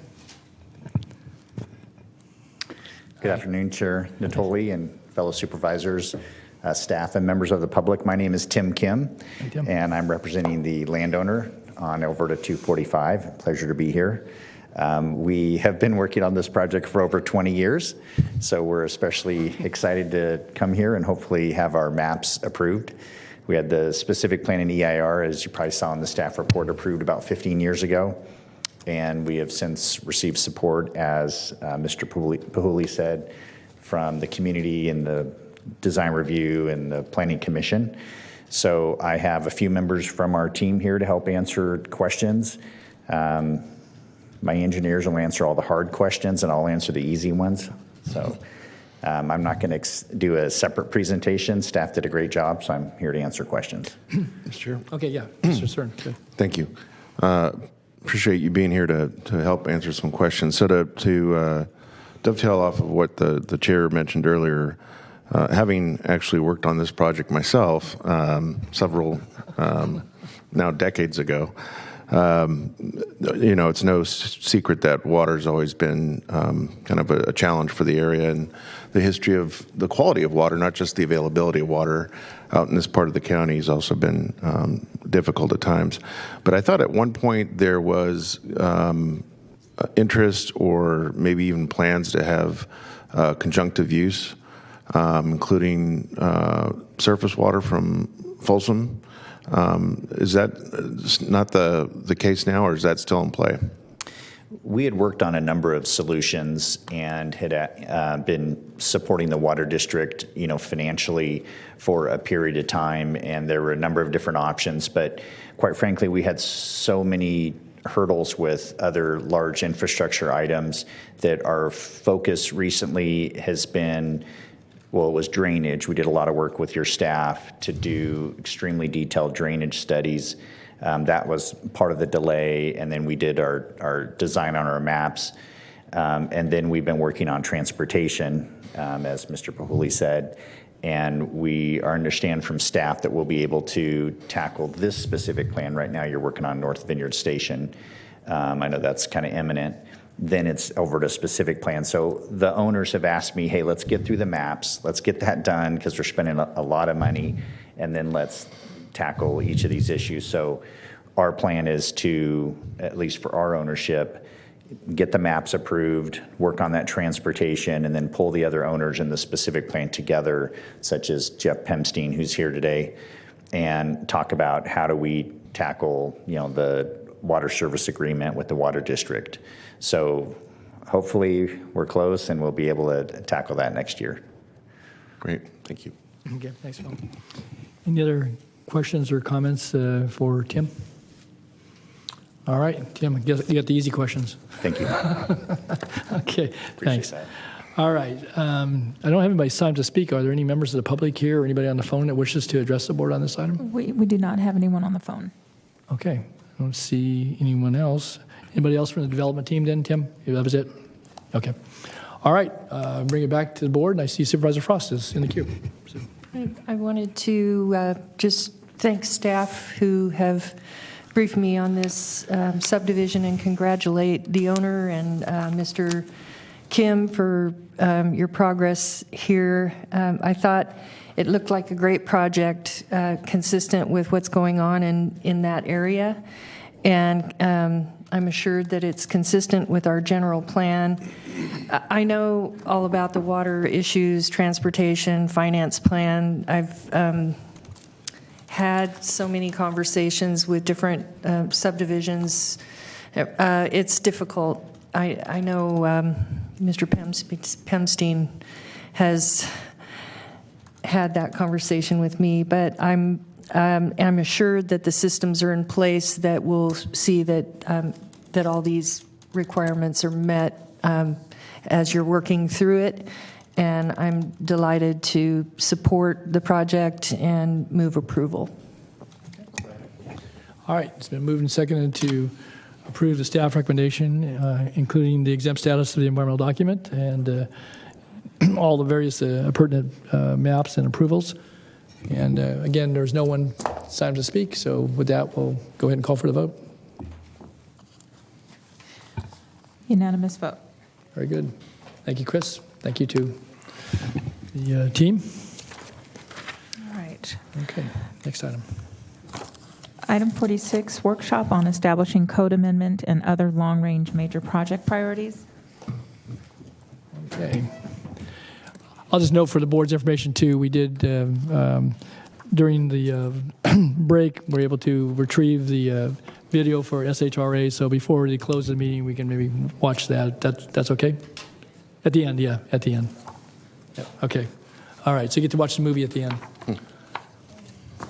All right, Mr. Todd Smith, you're up. Good afternoon, members of the board. Todd Smith, your planning director, here today on the perhaps long-awaited prioritization workshop regarding our zoning code updates and a number of other long-range planning activities.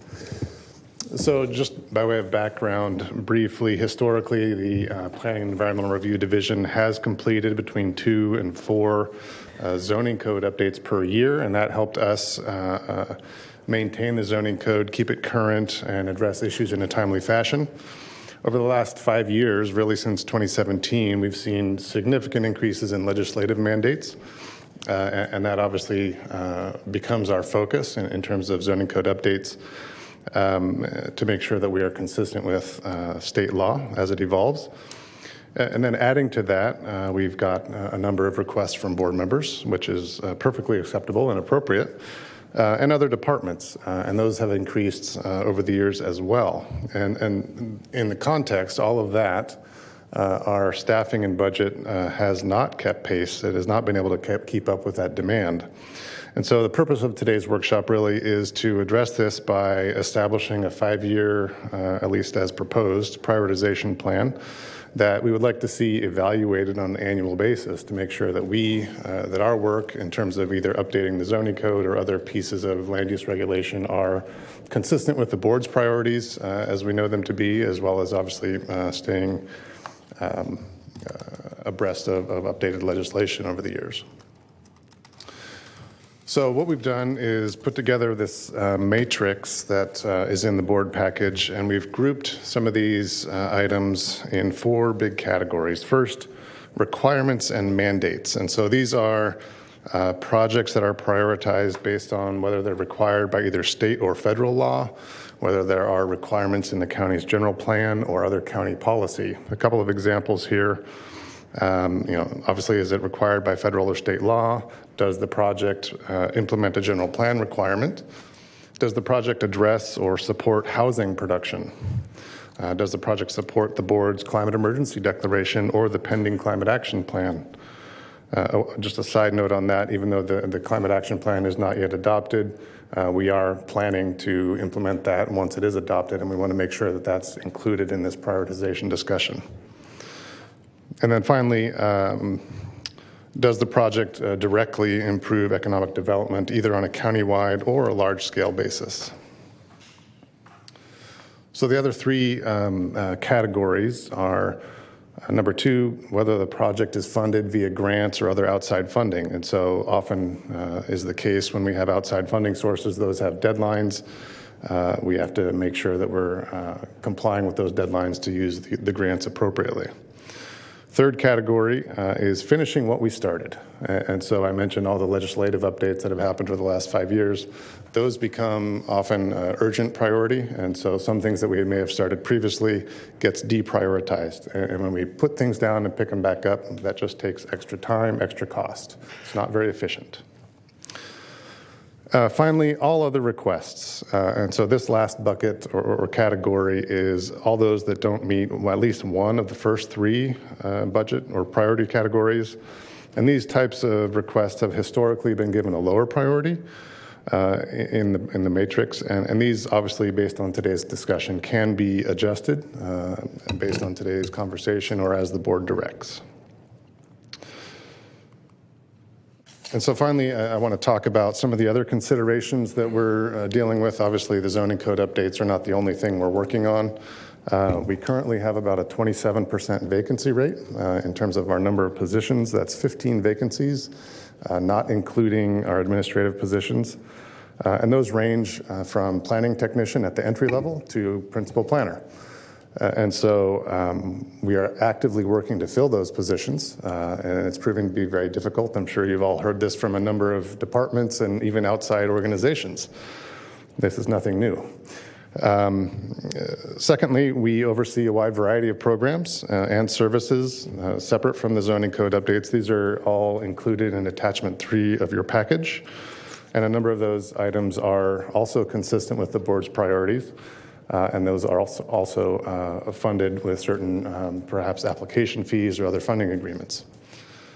And then finally, we want to recognize that this matrix is pretty ambitious given the current constraints, and those include the staffing levels I talked about, our budget allocation, and other responsibilities. And so depending on how the conversation goes today, we want to recognize that each one of these efforts, either individually or if they're combined, will take subsequent work, including by our environmental review team or CEQA consultants that are a big part of our team.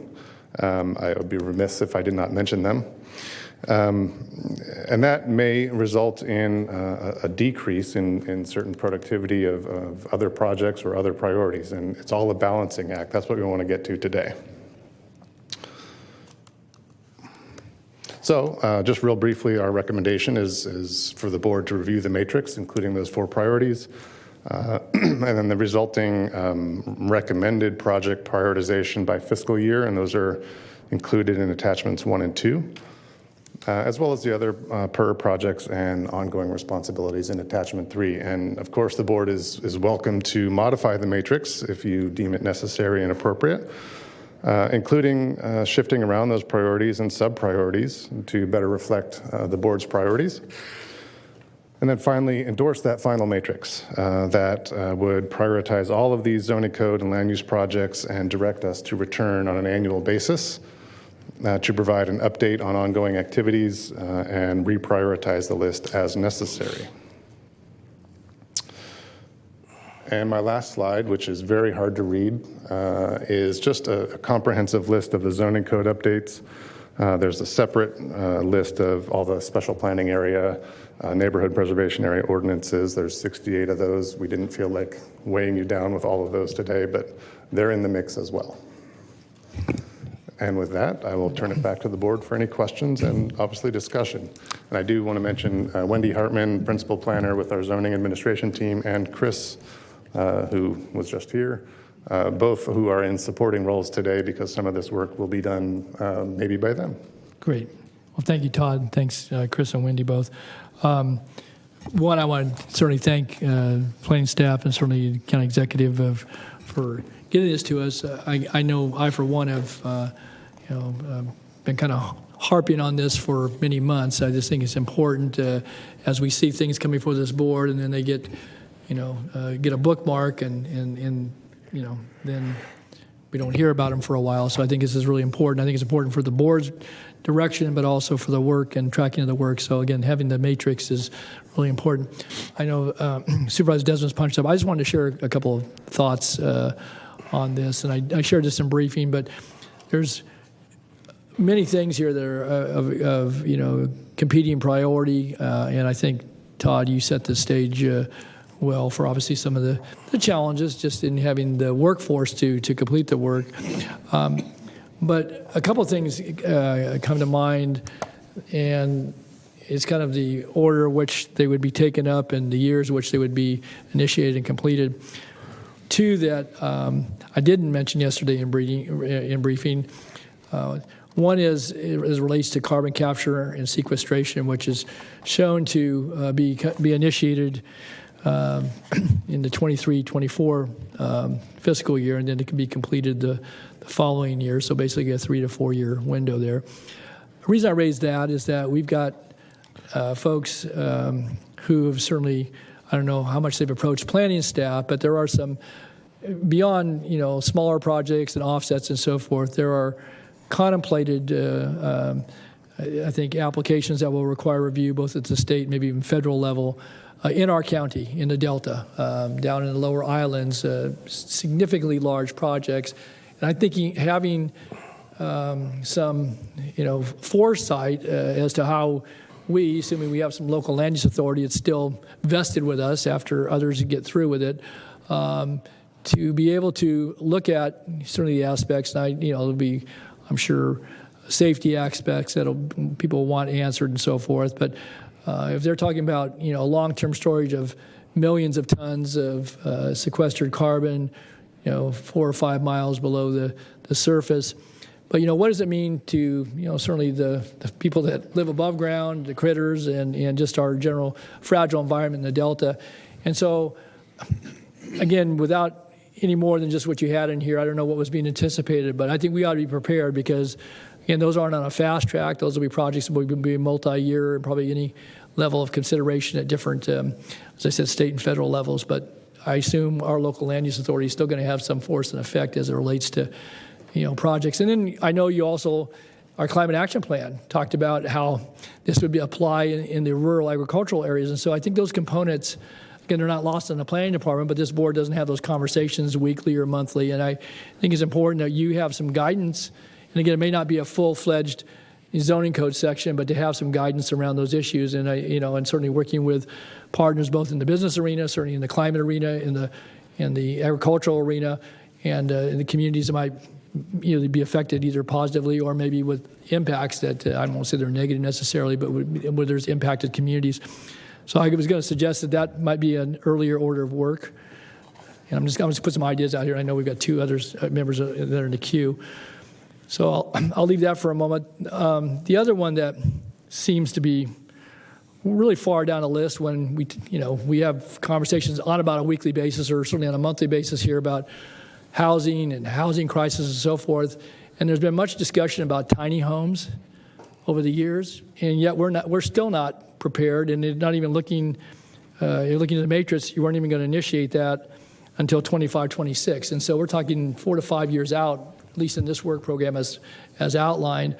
And I would just suggest that unless that crisis subsides anytime soon, that tiny homes and having some policy direction around that, and there are some accommodations with ADUs and manufactured houses and so forth. So that one seems to me that, again, nothing else to have guidance. It may not be a full-fledged code section, but to know how we could handle that in a way that might promote that in a compatible way.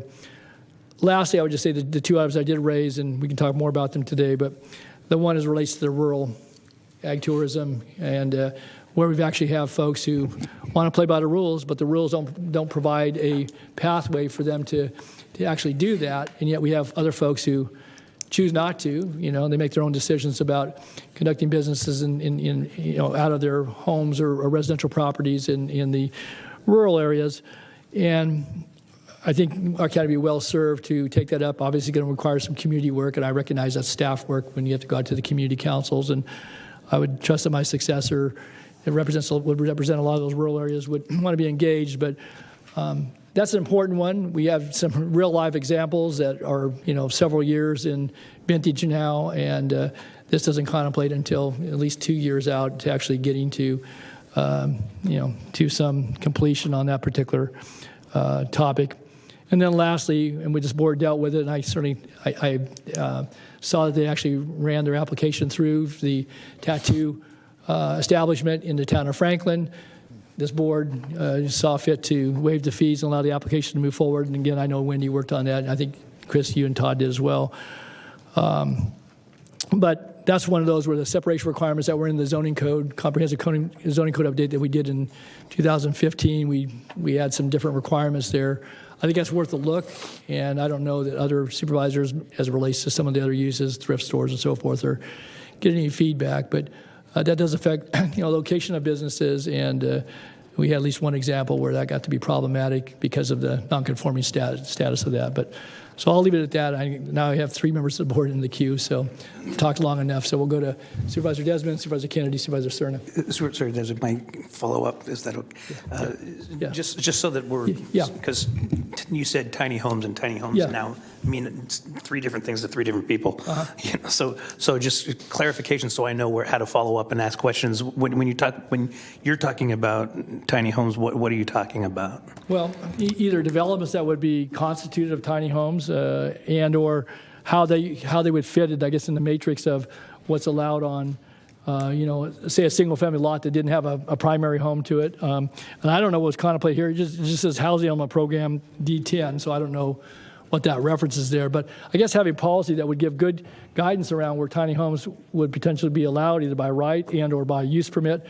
And we have some methods for people to pursue it, but not the tiny homes, and certainly any quantity of that. I mean, if somebody wanted to do a subdivision of 10 tiny houses, I think they'd have some obstacles, and maybe Wendy or Todd could address them. So I was looking to maybe have something comprehensive around tiny homes, Patrick. And I know we talked about this at the sanitation district too, about sewer, water, how those fees get calculated and so forth. But and I don't know what planning staff was contemplating either, so that might be a good question for them. Okay, thank you. That helps, and I agree with you. Yeah. Thank you. Thank you, Mr. Chair. And actually, I'm glad you went first, Mr. Chair, because you made me think of a lot of additional things that I didn't notice, and that was actually one of my questions for Todd. First, let me preface this, Todd, with appreciate all the work, your work, and the work of staff, and appreciate the ongoing discussion that you have with me. And I got to say, I love it when you introduce yourself as your planning director. It just sounds so great. Can I ask the other directors maybe to come up here and introduce themselves as your transportation director? But no, Todd, I thoroughly enjoy working with you, and I appreciate all the time that you've spent on this. So in terms of that tiny homes item, and that's your plan for fiscal year 25-26, correct? That Chair Natoli was referring to. Correct. And just by way of clarification, some of these timeframes are based on, for example, the housing element programs. And the timeframes that were identified in that. The same is true of the CAP implementation measures that have certain timeframes in the draft climate action plan. Those are charted out consistent with what's in the CAP as it stands today. Okay. But if there's more specific questions on the tiny homes, I think Wendy might be able to speak to some of the questions Supervisor Kennedy. Well, I'd like to hear that actually. What is the scope of this item, and then I'll have some more follow-up questions. Good afternoon, Wendy Hartman, your principal planner. Put him with that now. So the biggest issue with tiny homes, it gets to what really is a tiny home. And HCD, Housing and Community Development, actually classifies most tiny homes as recreational vehicles. And so that is the biggest issue when it comes to both building codes and zoning codes. Is a true tiny home is a recreational vehicle, not treated any different than a fifth wheel. When people come to our front counter and say they want to build a tiny home, a lot of times what we talk to them about is that we don't really have any restrictions in our zoning code, other than we do have a minimum width of a home that's facing a street frontage. They could build their house whatever size they wanted, as long as they constructed it in a manner that meets building code. There's been a lot of pressure on HCD and the state on this tiny home issue, and so one of the reasons this has kind of been pushed back, and it does coincide with our housing element, is we're hopeful that the state maybe is going to come up with some changed requirements on how they view these tiny homes, or does it have to be on a chassis or different things that would make it easier for local jurisdictions then to allow for these types of structures. We did make some concessions with the housing crisis. Those are primarily structures that are associated with the county's emergency shelters, and a lot of times those aren't full dwelling units. So we call those tiny homes oftentimes, but they really are not dwelling units. And so that's part of the biggest issue, is we use that terminology for a lot of different structures. Okay. No, that's helpful, and that is, I agree with the chair that's a huge priority, because I think there's a lot of opportunities, but until people understand what it means and what the limitations are and what we're going to be imposing on them or not, it may be a disincentive for folks who might be exploring that as an option. So, yeah. I would like to add one more thing. We are in the process with one of our grants doing pre-approved master plans for accessory dwelling units. And one of those units is right around 400 or 500 square feet in size. And so we are currently going through the building permit process so that the plans are essentially someone can come in and get pre-approved plans. They just need to do their site plan. And those will range from, like I said, between around 400 square feet and 1,200 square feet in size. So that may help fill some of that niche for someone looking for a smaller home. Okay, and that could capture some of these prefabricated 500 square foot, tiny homes, right, as defined or as not. You're going to miss some, though, because a lot of those are probably 200, 250 square feet. That's true. The tiny homes, the tiny homes are, if it's the portable ones, if it's classified like an RV or whatever, you're not going to, you can get 40 foot or 10 foot by 40 foot, but you can't get much wider, never going to tow it down the road. So, you're going to miss a lot in that tiny home category, even what you just described, I would imagine. So, Well, and not only the size, but amount of some are use coming out. I mean, the products are changing all the time in terms of does it require a foundation or can it just stay on a chassis with wheels? And so I agree that is a huge priority. And so I guess my next question with your matrix, this is. Currently, there are obviously some very specific things in here, but in each one of these time frames, there's some discretion, obviously, and I imagine that's the point of this conversation today, but also to see if we want to move any of these up to be done more quickly. And I would certainly, anything that's housing related or is geared towards helping us alleviate our housing crisis definitely needs a closer look in terms of if we can, obviously if we have the bandwidth. I want to talk for just a moment about something, Todd, you and I have talked about, Chris and Dave. So in my district, something that really occurs to me, it seems to be a challenge again and again is some of the SPAs along the commercial corridors. NPAs, I look at them and tell me if SPAs are any planning area that's along a commercial corridor. Obviously, if it's a neighborhood, it's an NPA. And I know in terms of housing, the NPAs, a lot of times things are preempted by state law, right? And the NPA would not be an impediment to having some more flexibility in certain situations, obviously. But in terms of some of these SPAs on these older corridors and completely respect the process, respect the philosophy behind implementing these and the process that it took to get some of them through. But I think for some of them, they haven't had the desired impact. It hasn't transformed these commercial corridors in a way I think the advocates for these may have envisioned. And I think there are times under limited circumstances, I think it's important for this board to maybe be able to have some very limited flexibility, but flexibility nonetheless. If there is a good project that might help rejuvenate a commercial corridor that is otherwise prohibited by an SPA, and the result of that SPA is just continued deterioration, continued blight, continued lack of investment in some of these areas. I'm not suggesting in any way, shape, or form to overturn an SPA, but to create a window of an opportunity for this board to make an exception in circumstances. And I think specifically about the Fair Oaks Boulevard corridor plan, because that's obviously a corridor that I'm most familiar with and drive down most frequently, but it's certainly not, I don't think it's unique to that corridor in terms of just looking around. And Todd, you and I have gone on a drive and we've seen these corridors where just no one's even interested in looking at it because there's so many limitations on them. So that is certainly something I'm interested in, and I know it looks like you probably put kind of a placeholder here for SPA, NPA updates, but that's just my 2 cents at this point. Okay. Bill. Thank you. Todd, I'm looking at attachment 1, the matrix, and I'm trying to understand the timing that is referenced. So you have a column that is labeled timeframe anticipated completion, and then you have these colored bars that designate the fiscal year in which projects would be initiated or completed. But in some instances, you have dates that don't fall into that grouping. So how do we interpret that? So some of these, good question, first of all.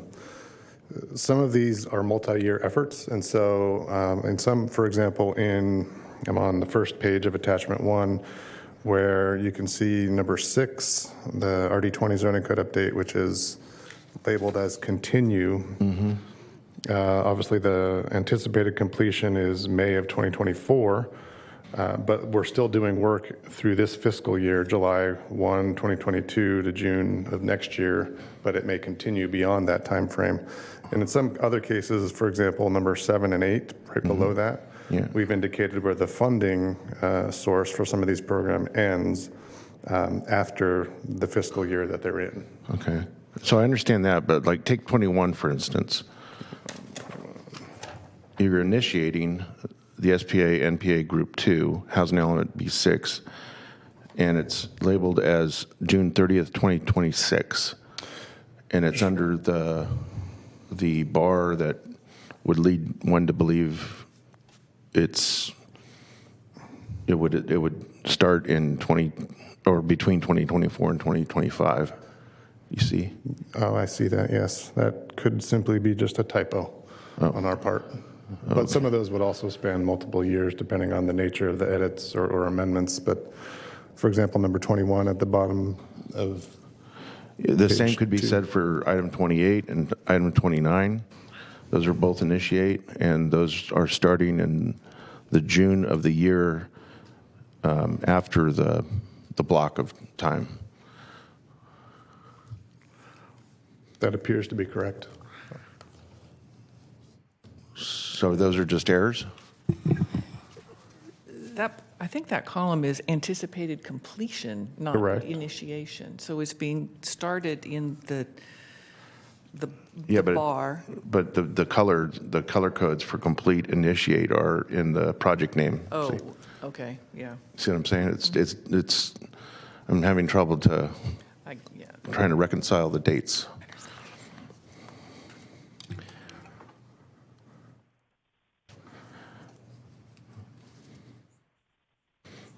It's almost like if you took 28 and 29, if it was 2030, 2026 instead of 27, that makes sense, but not the way it's. I think certainly we need to double check a bunch of these to make sure that we're lining them up as we originally intended. Okay, I just thought I'd point that out. Good catch. Thank you. Okay, Supervisor Kennedy, back to you. Thank you very much. Todd, first of all, thank you. This is obviously looking at the attachment, everything you guys put a lot of work into this, and appreciate it. I think it'll save time and effort in the future. On back to the SPAs and all that. On attachment number 2, where you group them, how did you determine the grouping and that timing? So groupings 1 through 4 was really based on staff's review of these SPAs and the number of inquiries or interpretation issues, perhaps. Just real quick in the staff report, we obviously identified the most inquiries that we have, and sometimes because of their age, some of the difficulty in implementation. And so to us, that means they're ripe for some sort of review and amendment of some type. It may vary depending on the SPA in question. So that's 1 through 4. Those in groups 5 and 6 are where we receive fewer development inquiries. And so they're lower in terms of our thinking of prioritization of amendments. And then further below that, group 7, which are those in the city limits of Rancho Cordova, the county has no land use authority anymore. So we don't need to do much other than rescind them.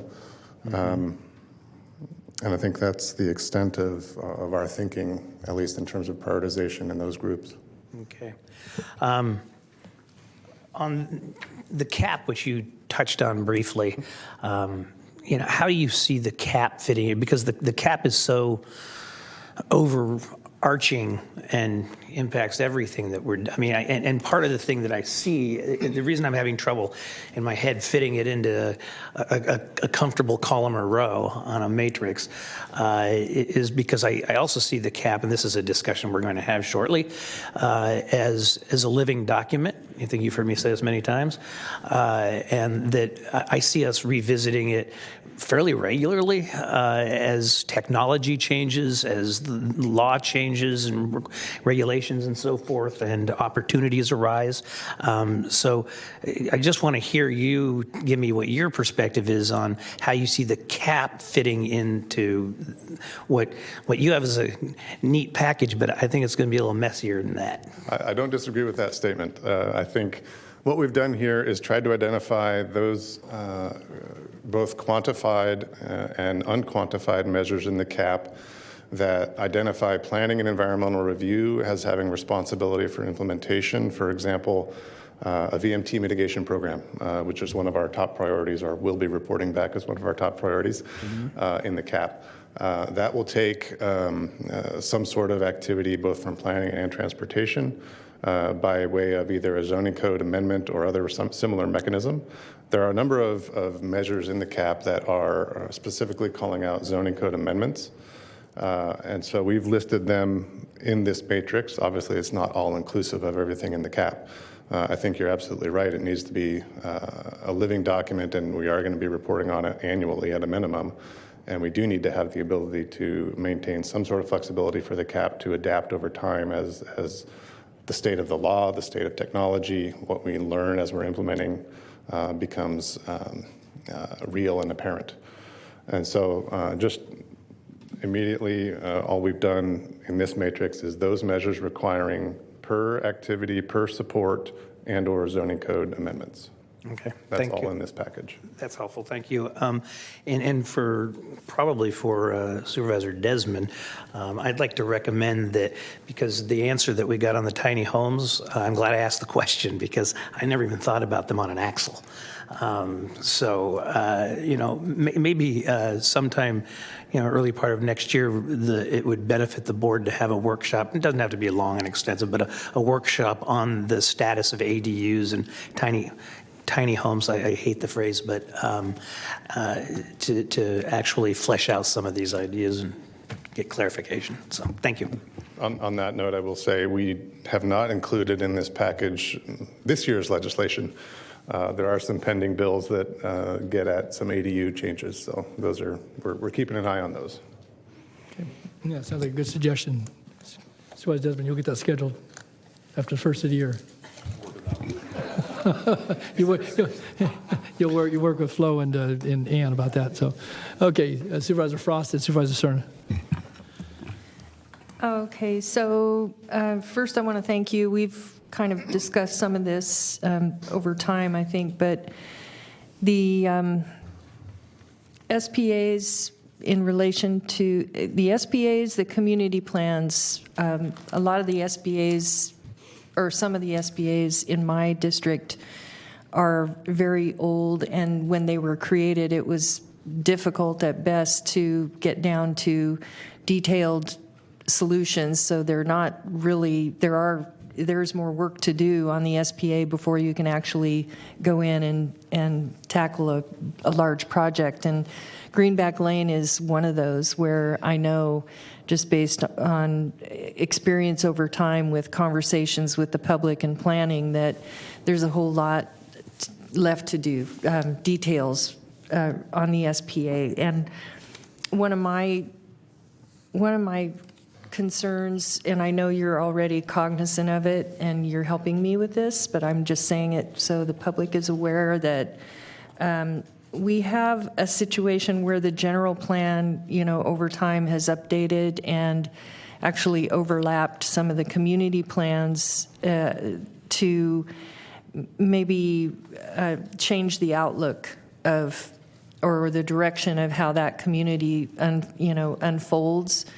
And the community is still hanging on with the idea of a community plan from the 70s. And so my hope is that in the I know you're planning a public process, but somehow we can find a way to bring those two more close together so that the community understands where this is going, and they can even participate in how they would best like to see that happen, so that we can include them in that process.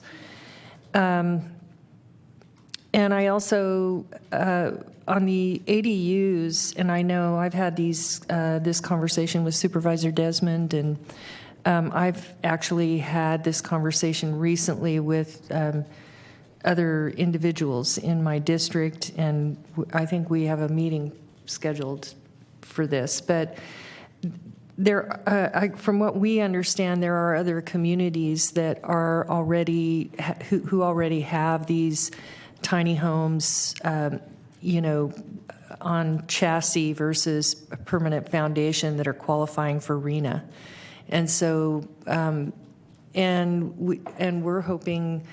I agree with every one of the supervisors who indicated that if we could have more clarity on what that means, and how can what can qualify, and I think it would be really helpful to move forward with, a workshop like I think Supervisor Kennedy had suggested.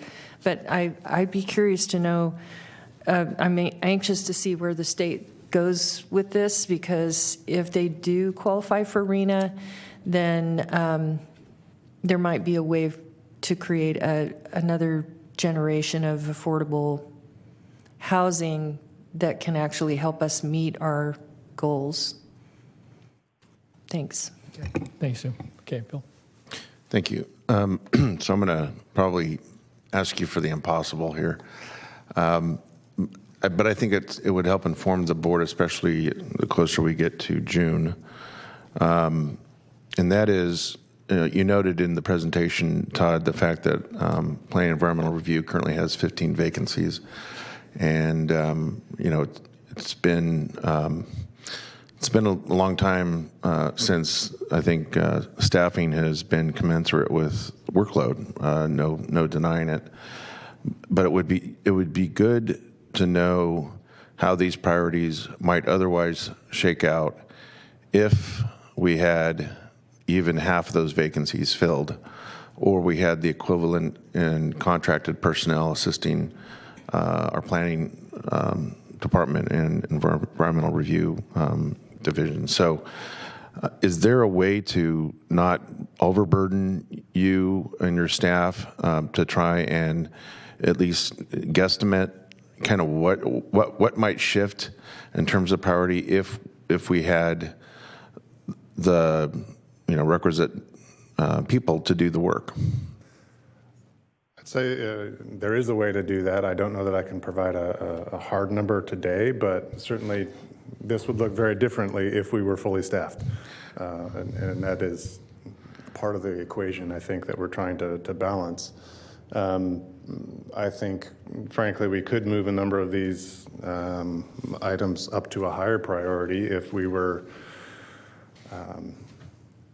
first fully staffed, second fully utilizing available consultant resources, which we are actively trying to engage external CEQA consultant assistance. That'll be coming early next year.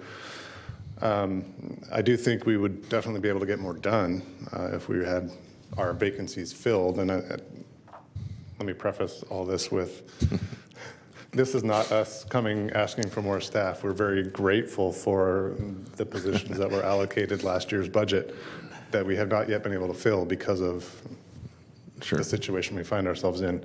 That was not my intent, but yeah. I will certainly take the opportunity to acknowledge that. Planning director. Yeah, that's my planning director. To acknowledge that our staff are feeling significantly burdened by the work that, and it's not that they're complaining, it's not that they're feeling, that they want to get out. There's a lot of work that we're doing.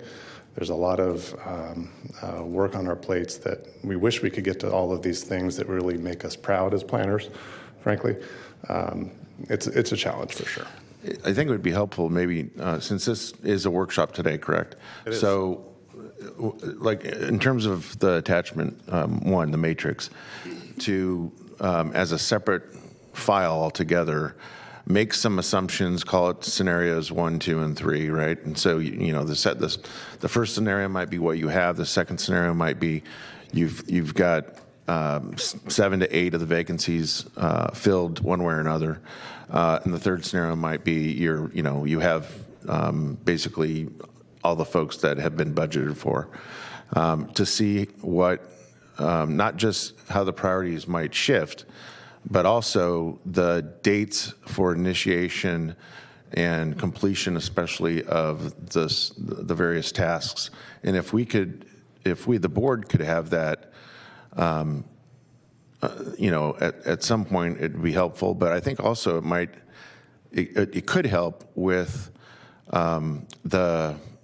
our clients' understanding of why things are prioritized the way they are and why things have the dates assigned to them the way they do, so that they have maybe a better appreciation for the fact that we're trying our best to maximize, our professional staff to get this work done.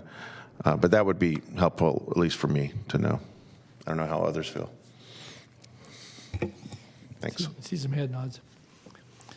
Okay. Any other thoughts? I just want to bring it back to the rural commercial ag tourism.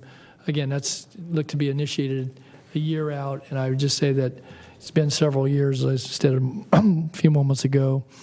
And again, I don't know how much that undertaking, beyond obviously the community feedback that you're going to need on this, but I can just say that I know there's at least a couple of small business people that have made alternative arrangements that are, as I said, playing by the rules where others may not. And it's not. I don't think it's incumbent upon us to send code enforcement out unless obviously there's a legitimate complaint. But to try to find a way that folks can thread that needle in a meaningful way and come through for the proper permits, both planning but also EMD and business licensing, because right now there's some hurdles that are a little difficult to overcome in some cases. So, and as I said in my briefing yesterday, some of these have state or federal requirements behind them. Others have strong advocacy groups behind them.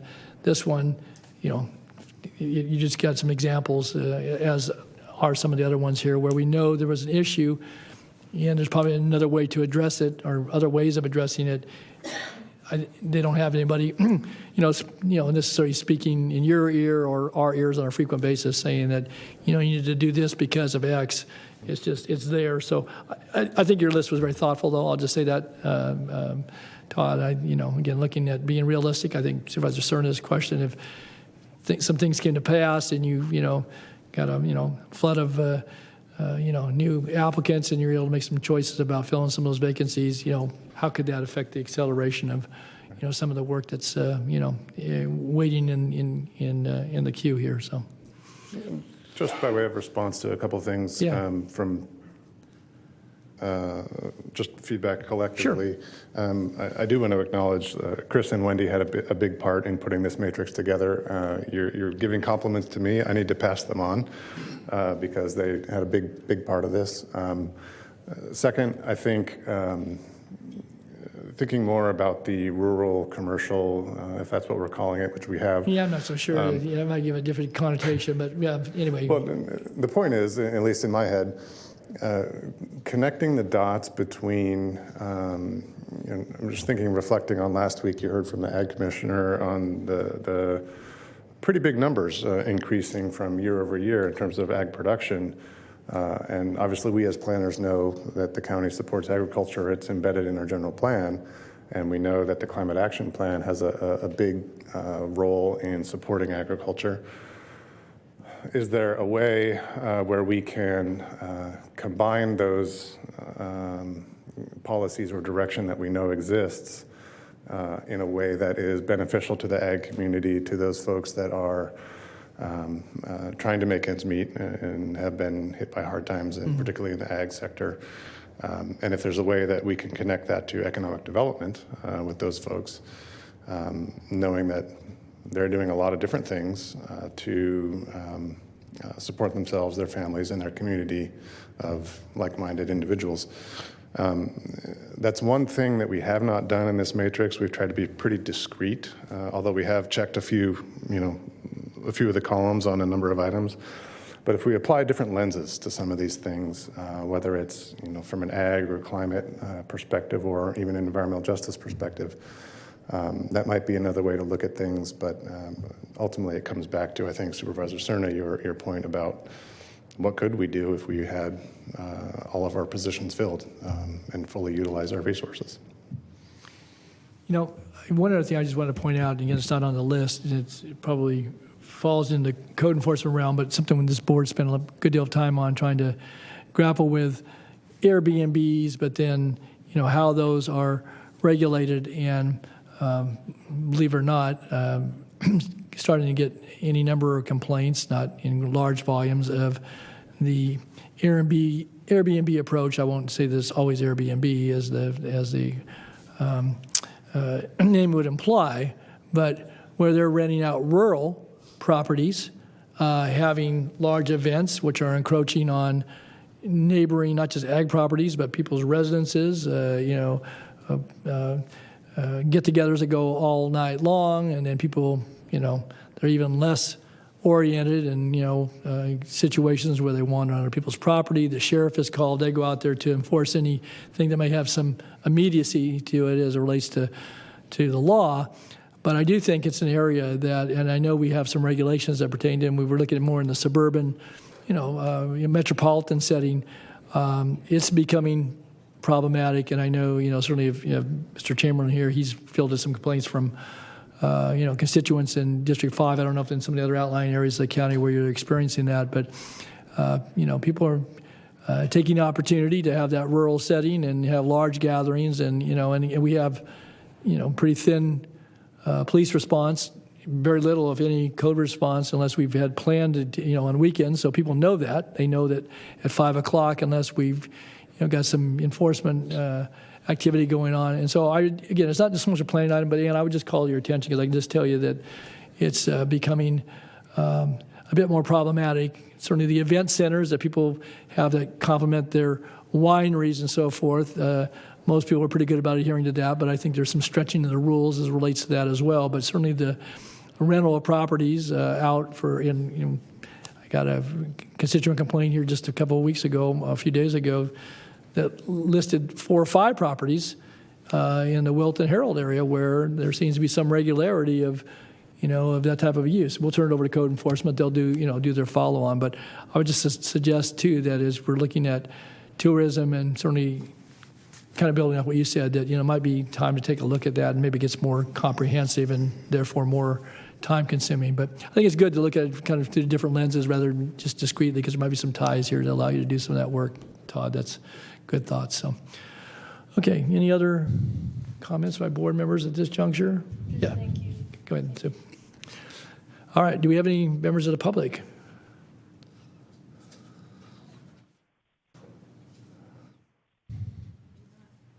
Okay, so we do not have any callers. All right. Any final parting comments? Thank you, Chair. I just want to throw it back at Todd. Did you get what you needed? I mean, is this helpful? Yes and no. That's what I thought. Move everything up to year 1. That's why I asked the question. Yeah, I think, obviously we heard all the comments that you had. I think it is incumbent on us to go back and kind of try to figure out what we meant. Figure out what you meant and frankly look at whether this results in any changes to the matrix to move a few items up or down, and then we can report back either through the county exec or other mechanisms as needed. Thank you. If I could offer a suggestion just on that count, I think that maybe having some annual review of where you are. I mean, I think members have talked about certainly in the budgetary cycle and if you fill positions, but this is the first time that I can recall that in any comprehensive fashion, and again, kudos to all that put it together, I don't think it'd be a bad idea. I mean, you can have, discrete workshops on tiny homes or talk about, positions that are filled that allow you to, to encompass more of the work effort. But I think somewhere along the line, it might be good to touch base with your board to track the progress, and you're going to see items as they come forward. But some of these are going to be in the works, and you're going to, and some are multi-year efforts. I guess I would just offer that, I guess it's easy for me to say, but maybe on an annual basis that you have some, have a workshop. This didn't go that long this afternoon. It took some work to put this together, but I think once you've got a document, you're working off of it, that's a good basis and foundation for having discussion on an annual basis, Todd. So I don't know, how you might structure We don't disagree with that. In fact, we're recommending that we do this on an annual basis. Very good. You just want to come back and have something to say about it. Oh, okay. Anyway, Just to real briefly on that, we have talked about doing it in the context of that annual report back, in the context of our general plan annual report as one kind of milestone that already exists. We're coming back every March reporting on a general plan. This might be another thing to add to that. maybe have it on the March timeframe. Good. Obviously, March is, we're not going to get a lot done Between before now and March but- 23? Okay. All right, well, thank you again to our planning staff. That was an information workshop item, and I trust folks will hear more about the progress on a number of fronts. So, okay, with that, we're going to go to the next item, item 47. Okay, item 47, introduce an ordinance adding a new chapter 2.17 and amending various sections of the Sacramento County Code related to creation of the Department of Homeless Services and Housing, waive full reading and continue to December 6th for adoption, delegate contract authority to the Director of Homeless Services and Housing, authorize the Department of Personnel Services to process an administrative salary resolution amendment, amend the Conflict of Interest Code, and approve appropriation adjustment requests 2023-2005. Okay, Ms. Catalari, there's the package you bring us. Yeah. Yeah. Good afternoon, Board. Siobhan Katari, Deputy County Executive for Social Services. So I am here today to present a number of items that Flo just read into the record. A little bit of background. As you know and are fully aware, homelessness is one of the biggest issues facing Sacramento County at this time. And over the recent years, this board has made significant investments into homeless efforts in order to mitigate for those unhoused, but also for the community at large, so we can begin to address concerns. Despite these efforts, homelessness is on the rise, and our last point in time count in 2022 indicated that we've seen a 67% increase in homelessness since 2019, with 72% of those individuals who are homeless living unsheltered. In addition, 2 surveys of community needs and budget priorities that was commissioned by the county in 2021 found that respondents identified homelessness as the top concern they wanted the county to address. And in light of the growing homeless issues and community concerns, staff are currently recommending changes to our organizational structure of the County Homeless Services to ensure effective oversight, accountability, and coordination on this very important topic. And I don't know if we have our PowerPoint up. I will. Okay, great, thank you. So as I mentioned, the need from the point in time count, what this translates into is that currently we have 9,278 individuals sleeping unsheltered. The county has made some significant investments into some strategies over the past few years. As I've mentioned, multidisciplinary encampment services teams, $94.5 million in American Rescue Plan Act allocation to housing and homelessness, our landlord engagement and assistance program, you invested $10 million in, will go live in January, and then your commitment to safe stay communities, of which you'll be hearing about one more today as the next item. The need for a dedicated department to focus on this critical issue with the infrastructure and the staff to coordinate response, stand up new programs, and pursue new funding opportunities is what we will be discussing today. Siobhan, before you leave that, what do we spend annually? Is the number, I thought, like $180 million. What is the number that we spend all told on homeless programs?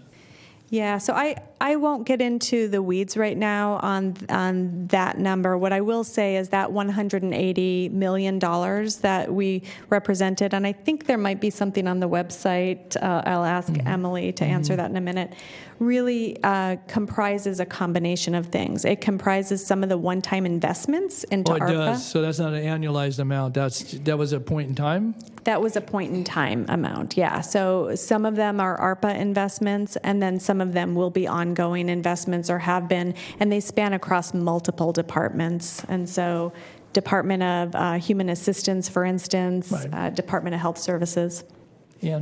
Well, and some of the ARPA money, although it is one-time money, it's over multiple years. Right. So some of those one-time funds are actually annual expenditures. Not all of them, but some of them. So is it number 180? Is it 150, 120 if you normalized it without ARPA? It's really, we're working on that right now because a lot of people are asking that same question, and I know that Ms. Thomas and her team are working on that with Emily. But that number includes, the 180 million number includes what waste management is spending on cleaning up, and what transportation is spending on encampments, and what the health department is spending on water and sanitation and public health nurses, and what we're spending on behavioral health for those who are homeless. So it's a puzzle that you have to put together because there's so many different funding sources, and it resides in multiple departments. Okay, but we have quoted a number that was on, I think it went out in the county newsletter, if I'm not mistaken. I could be wrong about that. But and I quoted a number that was a little less than the 180. But again, I don't want to be inaccurate if I'm saying that. So if, again, I said it was over multiple departments and in disciplines, and it wasn't all related just to direct services, that there were other things involved. But I think, again, and it may fluctuate, but I think it's important to have that number so that whether it's we as supervisors, you as a county executive, you, Siobhan, or other, Emily, whoever it is, if we're quoting the number, and again, recognize there might be upticks because you've received infusion of federal dollars or state dollars, HAP funds that, and some of that's been sequestered now and so forth. But I think it's important so we have a kind of the baseline amount. Again, I don't want to be inaccurate when I'm quoting it, and I don't think others do as well. And I trust there's fluctuation, but we got to, as soon as we can, at least get a good idea what that number is. And just because you were quoting, I saw this particular slide you had, I thought it was important to ask that question. So. And I don't think you were not stating a truthful comment when you said that number. That at that moment, that is what it was to the best of our ability. And we're re-looking at it, so we're always re-looking at it. That helps. Okay, thanks. Thank you. And I will say one of the reasons we're recommending some of these actions today is we recognize a lot of our efforts do span across multiple departments, and there really hasn't been a way to coordinate that and pull that together. We haven't had sufficient staffing or resources to do that previously. So this effort that I'm presenting today will absolutely get us further to having those accurate metrics and data to be able to track. So today, our recommended actions are to introduce an ordinance creating the Department of Homeless Services and Housing, authorize administrative salary resolution amendment creating 5 new full-time equivalent positions, and establish the new Director of Homeless Services and Housing class, and reallocate existing positions to appropriate class or permanent status. Our next recommendation is to appoint Emily Halkin, Director of Homeless Services and Housing, to delegate contract authority to the Director of Homeless Services and Housing, and to approve appropriation adjustment request, which is attached to your board item.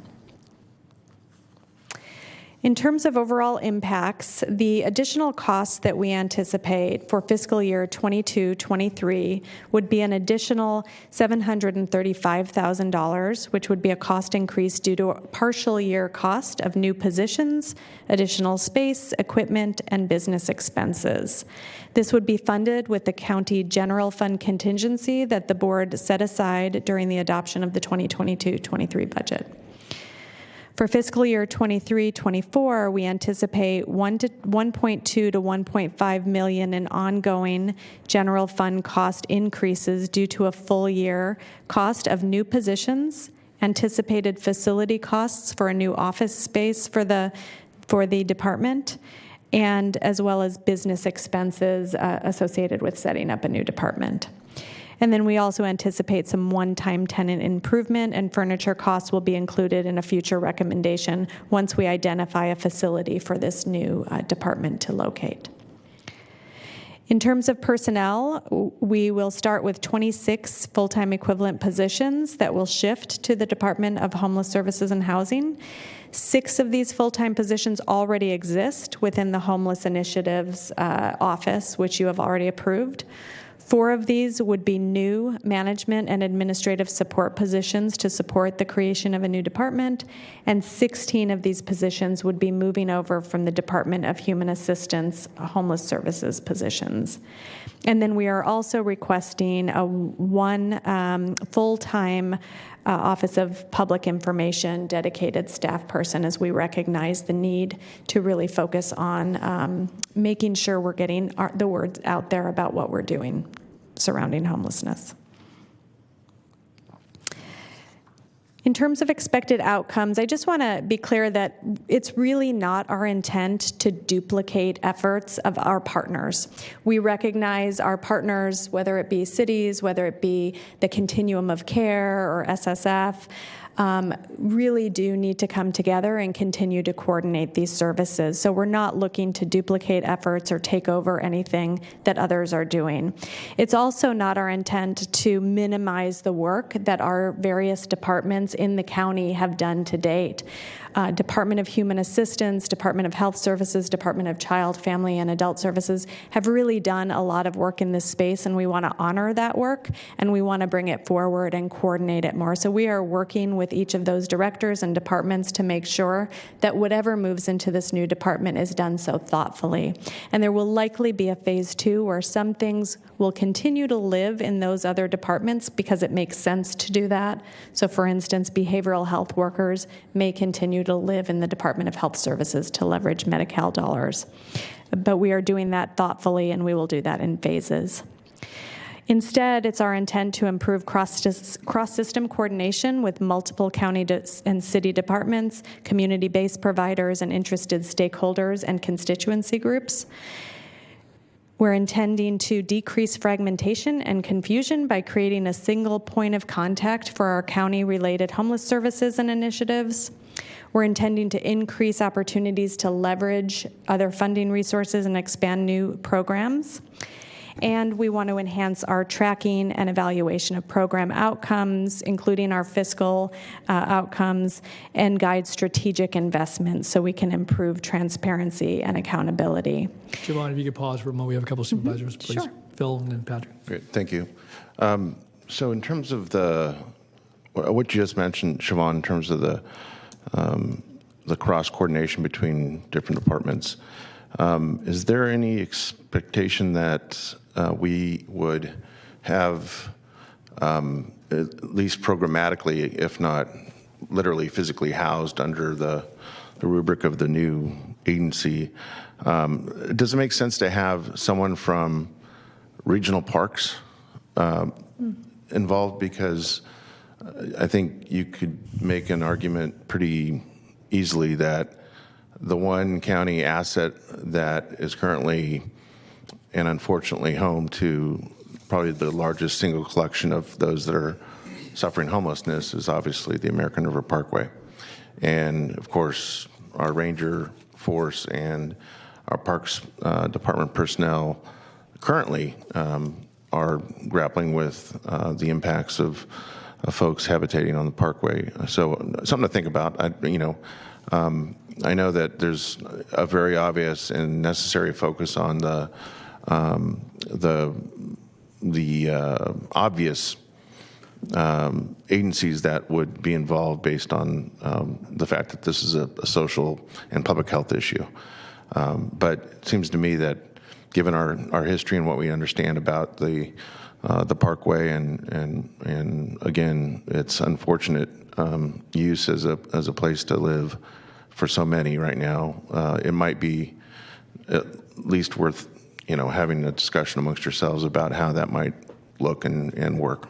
Yeah, absolutely. We'll continue to look at that. I will say that I just mentioned a handful of departments, but I do want to be clear and lift up that a lot of departments in the county are involved already in some way and meet on a weekly basis to coordinate response.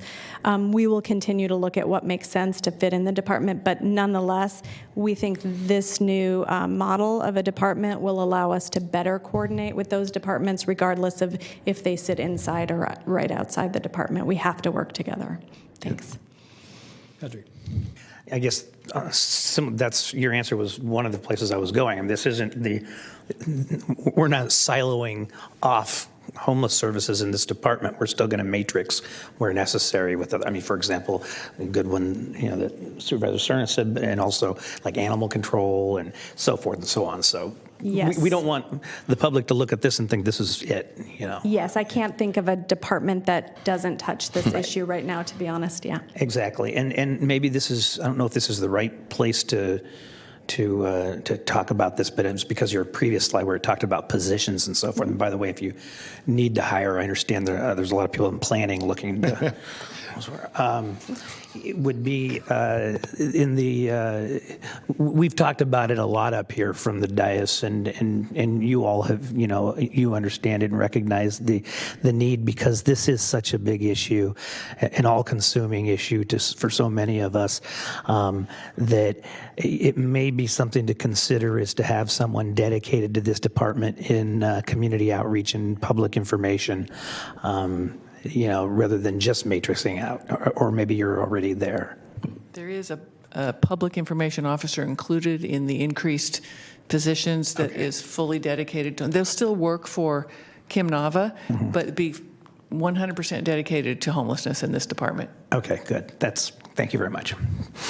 Okay, so Desmond.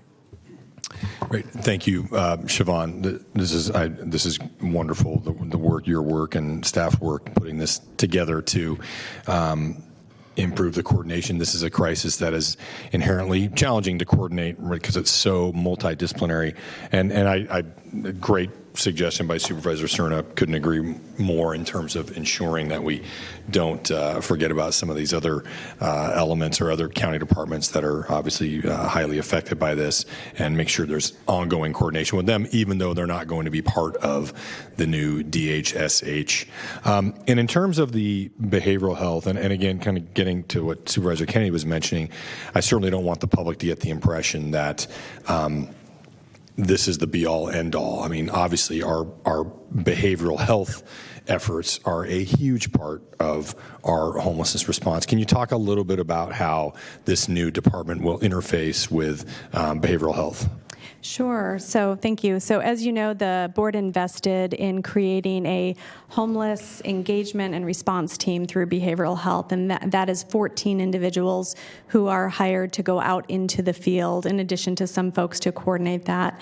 And these folks who are going to be out in the field will be going out with our multidisciplinary encampment teams throughout the counties and within the city jurisdiction as well, in order to assess and enroll people into services. So that's one aspect of what we're going to do that we haven't done previously in the county, is really gotten behavioral health folks out into the field, working deeply in encampments in a multidisciplinary way. The new department will coordinate those efforts in terms of what encampments they're going to, how do they interface with other multidisciplinary team members and partners, but those individuals will still report to behavioral health, and that allows them to continue to pull down as much federal funding through Medi-Cal billing as we can possibly do for that team. In addition, as you may know, the Department of Health Services and Behavioral Health has gone through some adult system transformation recently, and has, as a result, set up these 10 new core centers. And these core centers, Centers for Opportunity, really are places where folks with behavioral health needs can interface in the community, really walk in for services. They're like wellness centers where one can walk in and be assessed for services and linked smoothly into services. So in addition to having folks out in encampments, we're opening and having more front doors into services. And I think previously, that was something that I think the county was criticized on, that it was just too hard to get into that front door. And we really took that to heart and really changed the way that we're interfacing with the community to have multiple front doors so that we don't have wrong doors. So those are just two things within behavioral health, but there's a lot of of other initiatives that we could talk about now or at a different time, where we are really trying to create those multiple touch points in the community. Great. No, I appreciate that. I think it's I mean, in most of our discussions with the city, it centers around providing those behavioral health supports in terms of addressing the homelessness crisis. So I'm glad you took the opportunity to expand on those programs a little bit. So I appreciate that. And the other thing, I was looking, just sitting here online, looking at the county's website on the homelessness response and our local homelessness action plan. I thought we incorporated a behavioral health aspect to it, if I'm not mistaken. I'm looking at you, Ann, but it's not in this version that's on the website. I know Lisa Bates is up there as well. Isn't that accurate? Number 6. Yes. We did, didn't we? Okay, all right. So it's just not updated. I noticed that on there because that is something that people, when they don't see the behavioral health aspect in our homelessness response plan, I mean, people certainly take notice. We all take notice of it, and because we know we're already doing so much work in that space to serve, the unhoused community. So just notice that as I was looking at this. We will update that. When the board initially approved it, we hadn't included that as a recommendation, and then with the city and the COC, we did go back to include it, and that's what was submitted to the state. So we will make sure that gets updated. Thank you. Great. Thank you, Sean. I had a question on the funding for it. So you talked about how it'll be funded for the remaining portion of this fiscal year and with the ongoing general fund cost increase, but then what is the total cost? Because some of these positions are coming over from, I assume, positions that may be funded through other sources. Could be wrong about that. So what do we envision with the construct that you've presented here, assuming you have all these positions funded and hopefully filled, but what is the new department? Again, it's not all new funding, and it's not all general fund either, I presume, if you're having folks come over from Department of Health Services, or maybe they all are. Correct. Yeah. No. And I will ask Amanda Thomas, our CFO, if she can join me here. I will say that the item, when I presented this, the 1.2 to 1.5, that's the increased costs associated, I noted right? that, yeah. So I'll ask if she has a total cost in front of her that she can share with you. And you're right, it's not just general fund, but it's a combination of funding sources, HAP dollars, ARPA dollars, those types of things. And maybe Amanda's going to present, but if they're HAP dollars and those HAP dollars either go away or reduced, we're building a department that, again, it'll be for future discussion, I guess, but whether those then are supplemented by general fund dollars or some other realignment source. So I'm curious, though, what's the total funding outlook here? So Amanda Thomas, Chief Fiscal Officer. I just to sort of reiterate what Siobhan said, I think the intent behind this item was to sort of talk about what the net increase in cost might be. So I'm not 100% prepared to talk about the total cost, but I can say it's that sort of $1.2 to $1.5 million increase in general fund contribution. In addition to that, I think it's important to note that I believe there are 16 positions that would be moving over from DHA to this new department, in addition to the new positions that are being added and those that are already existing within the Office of Homeless Initiatives. And of those 16, about half of them are currently funded with ARPA, and there's about $1.1 million ARPA contribution going towards those positions, which are recommended as part of this action today to be converted from limited term to permanent, recognizing that those positions, are critical to the ongoing success of this department. That's about $1.1 million in annual ARPA funding that, come the end of 2026, if there's not other funding identified, that would also become general fund contribution. So I think that sort of gives you a sense of the potential net general fund impact of the staffing recommendations, the 1.1 million and the roughly 1.5 million. So 2.6 million? Right. And I think what I'm not addressing there are the other DHA positions that would be moving over as a result of this. Will those still be funded by DHA? I think the assumption is they would continue to be funded as they currently are, which I believe is a mix of funding sources, but probably primarily general fund. But the funding will come with the positions, the Exactly. DHA positions. No, will I follow that. come. But I'm trying to get to the general fund ongoing cost potential here. So you're somewhere between 2.6 and maybe even a bit more if you're looking at, I guess you've already built in facility costs and business expenses? So facility costs are included in that 1.5 million roughly number in terms of the additional costs. And the 1.5 includes a new PIO outreach position too? Correct. Okay. So from what you could tell me today is 2.6 million. If we got the year 2026, assuming everything else is static, those would be the ongoing general fund costs. I just want to go to the eyes open. Again, I'm not objecting, but I just think it's important to know that because again, we get reminded of that often, and it's an important notation, I think, as we make this decision here today. So, okay, that's all I had on that. Anybody else? All right. No other speakers. Siobhan, anything else? And we kind of caught you at the tail end of your No, I presentation. just wanted to thank Emily and Ethan Dye, our Director of Human Assistance, Amanda Thomas, and Jeff King, who we brought back as a retired annuitant to help us pull this all together. So the team's been working really diligently. I wanted to thank them for all their work. Great. Thanks, Siobhan. Yep. Hello to Jeff. I saw him yesterday upstairs. All right, then, unless there's any other questions of Siobhan, I have no one signed up to speak. It's light this afternoon, but is anybody on the telephone? We do not have any callers. Okay, Supervisor Cerna. I'd like to move the item. Second. Okay, it's moved and seconded to approve the recommendation as outlined, and if there's no further questions, then please vote. Unanimous vote. Okay, next item, please. Okay, item 48, review and provide input into conceptual design and operational approach for the Watt Safe Stay Community. Approve funding from the American Rescue Plan Act for the Department of General Services in the amount of $17 million for improvements to 4837 Watt Avenue to operate as a safe stay community. Okay, Mr. Gassaway. Good afternoon, Jeff.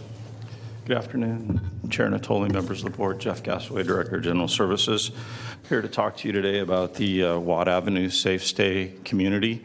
If you could bring up the presentation, please.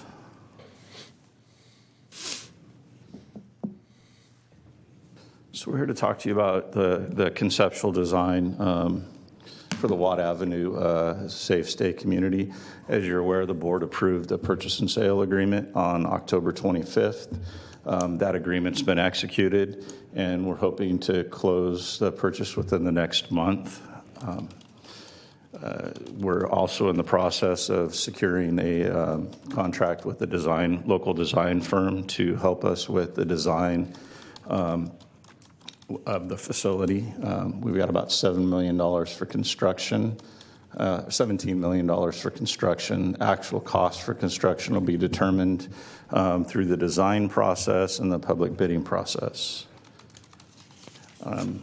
As you're aware, the site is at 4837 Watt Avenue between Winona Way and Myrtle Avenue.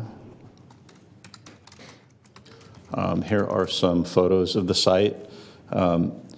It's actually, they actually painted the exterior, the interior, and cleaned up a lot on the inside of the facility since we toured it last. So it looks very nice.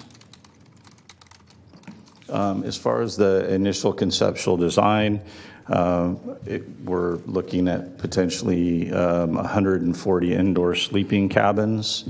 120 of those would be singles, 20 would be double units, 50 outdoor safe parking sites, and that would be for vehicles for guests staying in the sleeping cabins or potential RV sites as well. The indoor would have a plumbed restroom and showers, office for meeting space, indoor-outdoor gathering access, and on-site storage for personal property. Okay, if you could pause for a second. Jeff, we have a couple supervisors, Phil and then Patrick. Thank you. I don't think we had an advanced copy of the presentation, correct? Probably not. No. Okay. So I don't know if the next slide is going to be a continuation of the last slide, but in the event that it's not, wanted to just make mention of the fact that there will be some program space for pets, correct? Yes, there will be some program space for pets. Exactly. Yes. Okay. So I just want to make sure those that might be watching understand that we're certainly not leaving the pets out.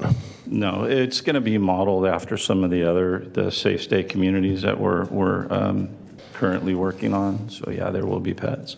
So I'm going to turn it over to Emily Patrick to has a talk question. about the initial program. Jeff, just before you go, Patrick. Okay. Yeah, just a couple of questions. Now, this, the name of this is initial design concepts, so things will change. This, though, does have the potential to go beyond this 140 indoor sleeping and 50 outdoor. I mean, particularly the outdoor. I thought we were talking about significantly more than that for the parking spots. So the parking spots, we've looked at it, and conceptually, there could be up to 50 parking spots with power, water, and sewer potentially, okay. And then additional parking for vehicles. Okay. And we won't really know until we get the provider and our design consultant in a room to see what, we can look at maybe a phased approach so we can open things sooner than later, and just kind of look at it overall. I know we're looking at potentially having kitchen facilities there, whether it's a full-blown kitchen or cook chill.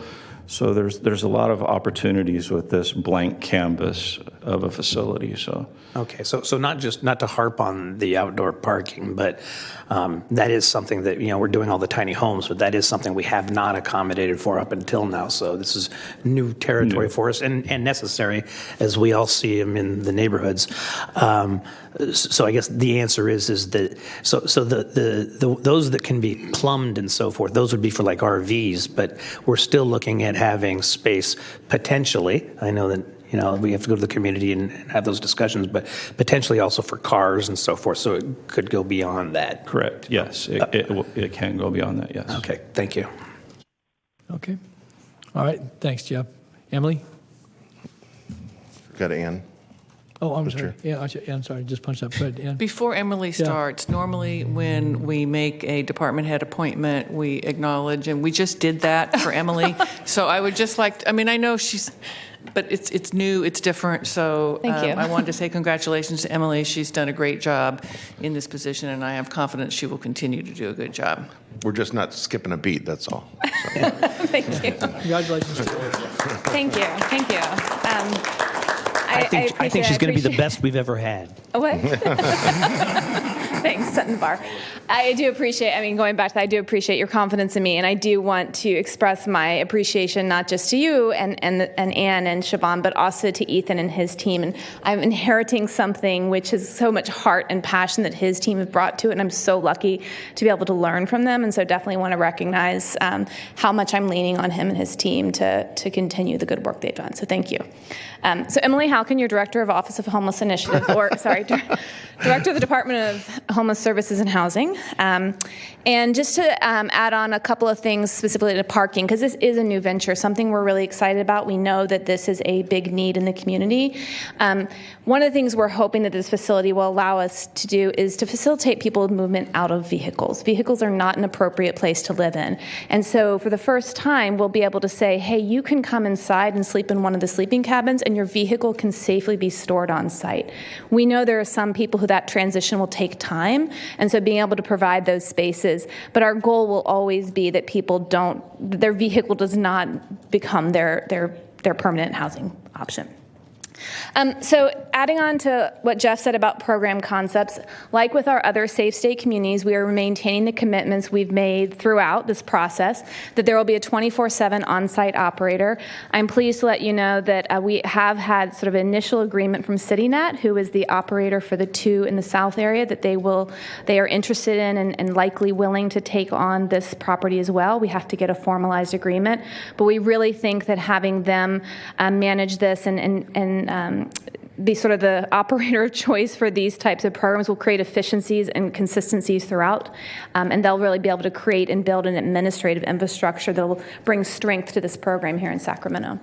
So we will have on-site 24/7 operator in addition to on-site 24/7 security, and as with other sites, those security patrols will not just be maintain the security inside the fence, but outside as well, and will be available to the community at large, working with PBID security in the neighborhood, working with other community partners. owners.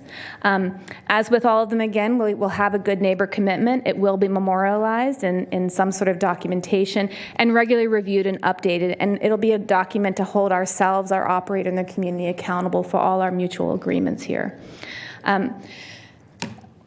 While the Safe Stay provides lots of services and the intent is to create a safety, we always want it to be a pathway into housing. So we will ensure that the operator's primary focus is into exiting into housing or whatever appropriate next service for the clients, bringing strong linkages to behavioral health, primary health, and other supportive services from the community. As with all the Safe Stays as well, we have committed to this community and we'll maintain that commitment that camps in the immediate proximity to the Safe Stay will be prioritized. It does not mean that it's exclusive and that we won't be able to serve people throughout the community, but any encampments immediately adjacent will be the first priority, including those vehicles. And as you are well aware, there's quite a lot of vehicle camping currently on Roseville Road, which is very, very proximate, as well as in the McClellan Business Park. And as with all the Safe Stays, it will not be a walk-up. It will be a managed entry and exit for all guests and minimizing impact on the broader community. So as Jeff sort of alluded to at the front end, our next steps is that from my office, we are continuing engagement with the community and other stakeholders. We've had some really positive community meetings with all of you in attendance, appreciate that, and looking forward to incorporating the operator into some of those community conversations. I imagine, like with the other Safe Stays, we will form a formalized community council, probably closer to the time of opening, but there's lots of community partners that we need to keep engaged in this process from the design until operations. As Jeff said, his staff are working to secure a design firm, and we will sit down together and scope this one together and have an ongoing conversation during the design, construction, and ultimately operations. I'm sure between both of us, we'll be returning to the board multiple times to provide you updates on the project and certainly seek necessary approvals for funding or for other approvals you need to make. And from my end, once we have the operator completely on board and we've scoped it out, we will be coming back to you with more detail on the cost for the programmatic end. With that, I think that ends my and Jeff comments, but we're happy to answer any questions. Great. Thank you, Emily. Thanks. Congratulations to you once again. Thank you. We have Supervisor Desmond, Supervisor Cerna.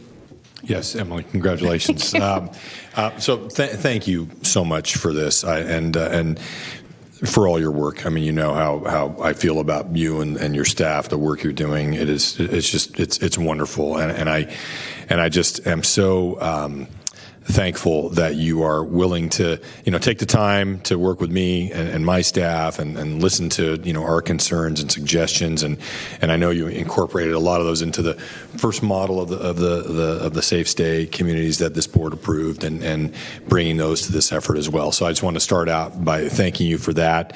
And certainly I want to also thank my colleagues, Supervisor Cerna and Supervisor Frost. We did a community meeting in North Highlands. What was that, a couple weeks ago now or so?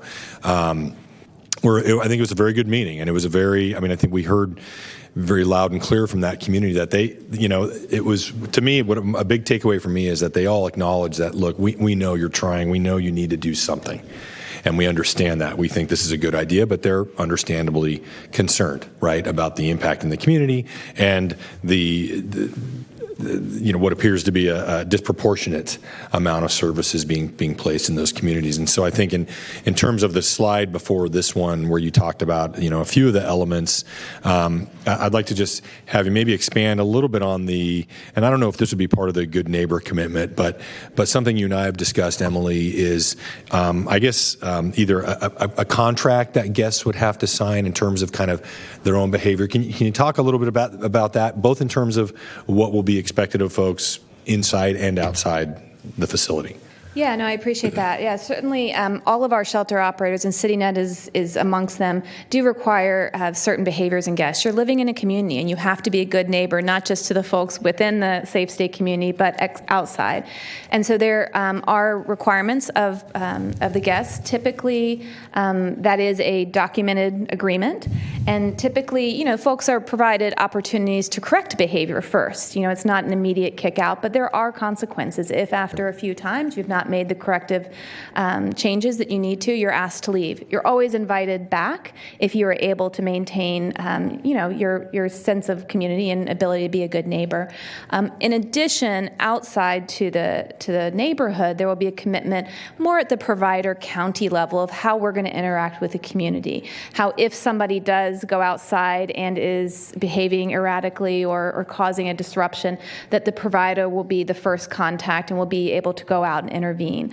That we will do a perimeter, sort of continual perimeter search around debris and any encampment buildup. So there would be a 24/7 posted number for the community if there's ever concerns or questions, that there would be a place for community to air their concerns and grievances and meet and engage with the provider. So those are the types of things we typically see. And it's on my department's job to hold our provider accountable. So there's multiple layers, of oversight. Okay, thank you very much. I appreciate it. I think it's important. We said it at the community meeting. We said it. Supervisor Cerna and I had other community meetings, and we'll have to continue to relay that information and reinforce that to the community. And there's no. I mean, it seems to me there's no aspect of this operation or any of the safe state communities that we aren't always going to be willing to. We'll revisit. We will tweak it. We will make changes to both improve our efficiency and our success for the clients we serve, but as well as the surrounding neighborhood. I mean, would you agree with that, Emily? I mean, I definitely. And with the creation of the department, one of the great things is not only are we going to have a much more public-facing accountability, but I'm going to have dedicated staff to do those types of deep dives so that we're not reactive, we're proactive with our partners. So we're going to be able to look at on a monthly basis all of our programs, how they're performing, where there might be gaps or challenges or needs or additional funding, and that we're going to be able to share that on an ongoing basis. But yes, all of our programs are iterative. This is a challenging, complex issue, and it's not one size fits all. So if we find that something's not working, it's our responsibility to correct that 100%. And that's why the community councils are, so obviously so important.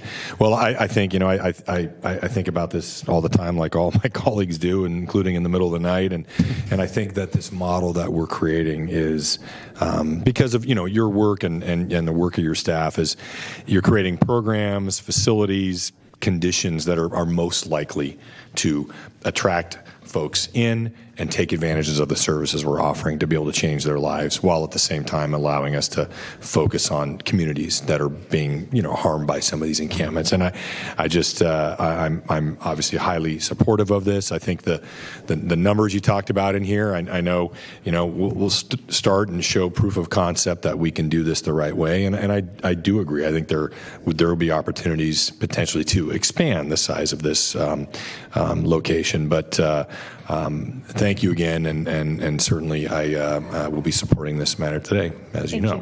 Thank you. Thanks, Bill. Thank you. Congratulations, Emily. Yeah. So one of the bullet points on your program concepts slide said linkages to behavioral health and primary health. Does it make sense, and I guess this is more directed at Jeff, but does it make sense to have early conversations with ELICA before we even set free architects and others that will give us something to think about in terms of how the TIs are completed? Because we do have that east-facing connection with a health clinic, or at least we think we do. And I just want to kind of bring it up because it seems like if we don't think about it in this list at this time, it becomes an afterthought real quick, and I don't think it should be an afterthought. I think that's a great question, and I think that we'll introduce that to our team to have them reach out, and I'll work with Emily's group to reach out to be able to get input from them. Yeah. And I can say that I've already reached out. I know that Supervisor Desmond spoke with them, and I've reached out with Tim Lutz, the new Director of Health Services, to the CEO of ELICA, and looking to arrange a conversation with her sooner rather than later. But I agree that the design as well as the program operations, hopefully they can be a great partner. Great. Thanks. Okay. Any other questions or comments for Emily or Jeff? I don't see any in the queue at the board. Do we have any public commentary? We do not. Congratulations, Emily. Okay. So with that, then we have some recommendations. I'll move approval of the staff recommendation. Second. Okay, it's moved and seconded to approve the staff recommendation, including the conceptual design information and the 17 million ARPA allocation for the construction initial operations. Before we vote, so how much initial operations is covered in the 17 million? 2 years? That's just construction, I think. That's not what it says here. The 17 million is just the capital cost. We'll be coming back later with the program operations once we have the operator on board and have scoped out the site. Okay, so the recommended action is not for initial operations. 'Cause It's for capital. The 17 million will be going I to know, capital. I'm just, Oh, but I'm yes. reading from the staff report because it says funding for construction initial operations. So we're only approving for the capital construction, not for initial operations, correct? That's correct. It says review and provide input into conceptual design and operational approach. It's no funding attached to that. No, read number 2, Ann. Oh, It does. it does say initial operations. It does. Yeah. Well, we'll have to adjust the reso. And Well, yeah, that's what I was going to ask next, the resolution, because it says initial operations in that as well. And okay, so we're just approving capital. editing that went into this board letter, and I noticed that this morning when I got back to the office from vacation, and I was like, oh, we missed that. So, yeah, we'll adjust the reso and get it to flow. Okay, all right. So we are funding capital construction with the $17 million. The resolution will reflect that. So that is the motion, correct? Okay. All right, please vote. Unanimous vote. Very good. Okay, thank you. We have do our nominations, and then we'll come back to the long-awaited video, or shortly awaited video. Item 49 are your nominations. You're continuing to December 6th, Sacramento County Alcohol and Drug Advisory Board, Sacramento County Mental Health Board, Sacramento County Youth Commission, and your first item is Sacramento Environmental Commission. Okay, Chief Staff recommended continue that to December the 6th. So All we'll right, hold that over. and I think that concludes your nominations. All right, so then let's go to the follow-on. Thanks for getting that together, Ann, the video, the SHRA, to see the Yeah, projects. so I'm going to ask Metro Cable to go ahead and play that video. All right, then we'll come back to comments before we close. Pardon? I said then we'll come back to comments. Once we've, yeah.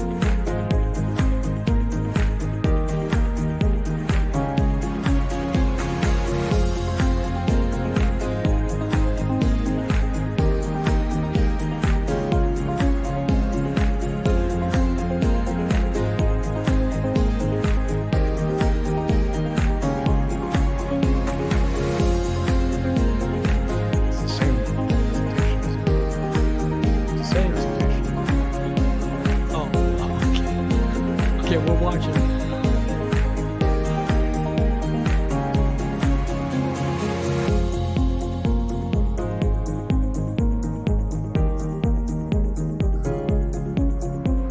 Official sentence there.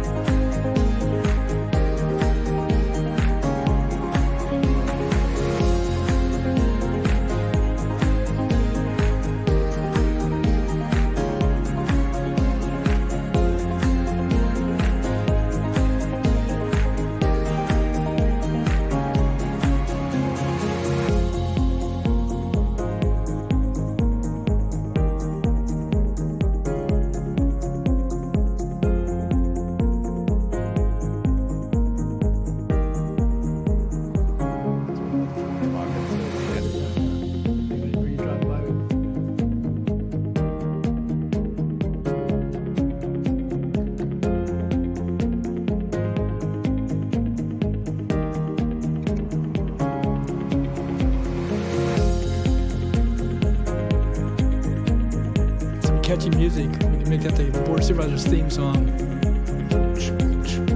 Start every meeting.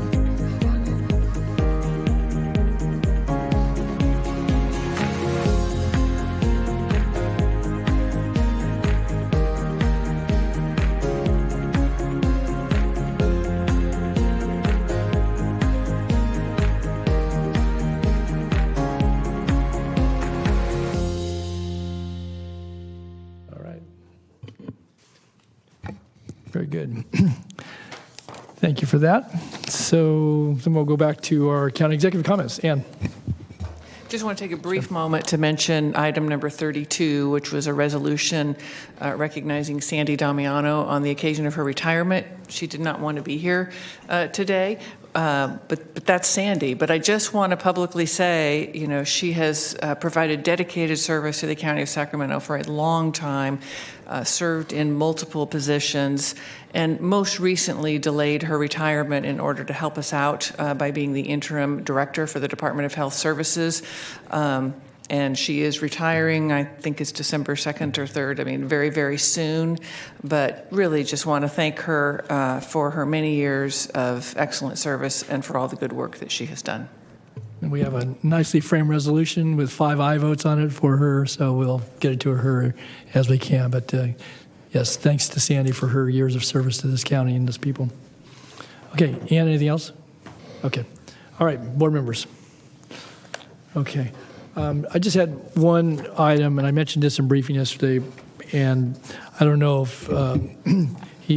folks have touched base with other members of the board, but I did have a conversation with Jeff Dern from Pride Industries regarding a couple of initiatives that are going on elsewhere in the state, and thought, at least for a point of reference, it'd be good for this county to consider. One is a program that's recently been launched in San Diego County, and known as Jay's program, where one of the supervisors there introduced an ordinance and legislation to actually develop and working with community partners an inclusive employment program at the County of San Diego, working with people with intellectual disabilities and integrating them into the workforce. It would seem to me that certainly in a time when we are seeking to fill many different positions, so many folks can meet the qualifications, that we ought to consider that. And we have a provider right here in this community that I think would be a good source for, a pool of folks that could be a part of the county workforce. So I think there's more information available, and certainly can forward that to you, Ann, to look at it. And I trust other members of the board may be familiar with that. The other piece of information that came to me, and I did mention to him I would introduce, at least for thought and consideration, is apparently in Los Angeles County that there's a requirement for social enterprise contracting ordinance, which not unlike what we do with small businesses, with women and disabled business enterprises, minority business ownership. There's a certain amount of consideration given in the process of seeking either goods and services, and it's under the guise of inclusiveness and economic development. And their social enterprise would include folks who obviously work to employ folks that have intellectual disabilities, but are again make that a part of their overall business approach and their workforce development. And so again, there's I say not as a model as much as there's at least a example of an ordinance, and I'll make sure, Ann, if it hasn't been forwarded to you, get it to you. And I trust colleagues might be of an interest. Again, it would take some time for us to go through the process, working with our general services and economic development folks. But I think it has merit. And again, we're blessed here in this community, but I'm sure there are other community providers that might have an interest in doing business with the county that would be inclusive in their workforce, and certainly receive some credit for that in the process of seeking to do business with the County of Sacramento. So I'll just offer those as comments, and I'll leave it in good hands. All right, unless there's anything else coming before the board, we will next be in session after Thanksgiving, December 6th and 7th both. I would anticipate those are going to be very full agendas. Likewise, December 13th and December 24th. No. Yeah, see, I'm getting her listening. I was 14th, I'm sorry. I misplaced the 2. It was only a 1. Okay. All right. And with that, we'll adjourn this meeting and have a good rest of the evening. Thanks.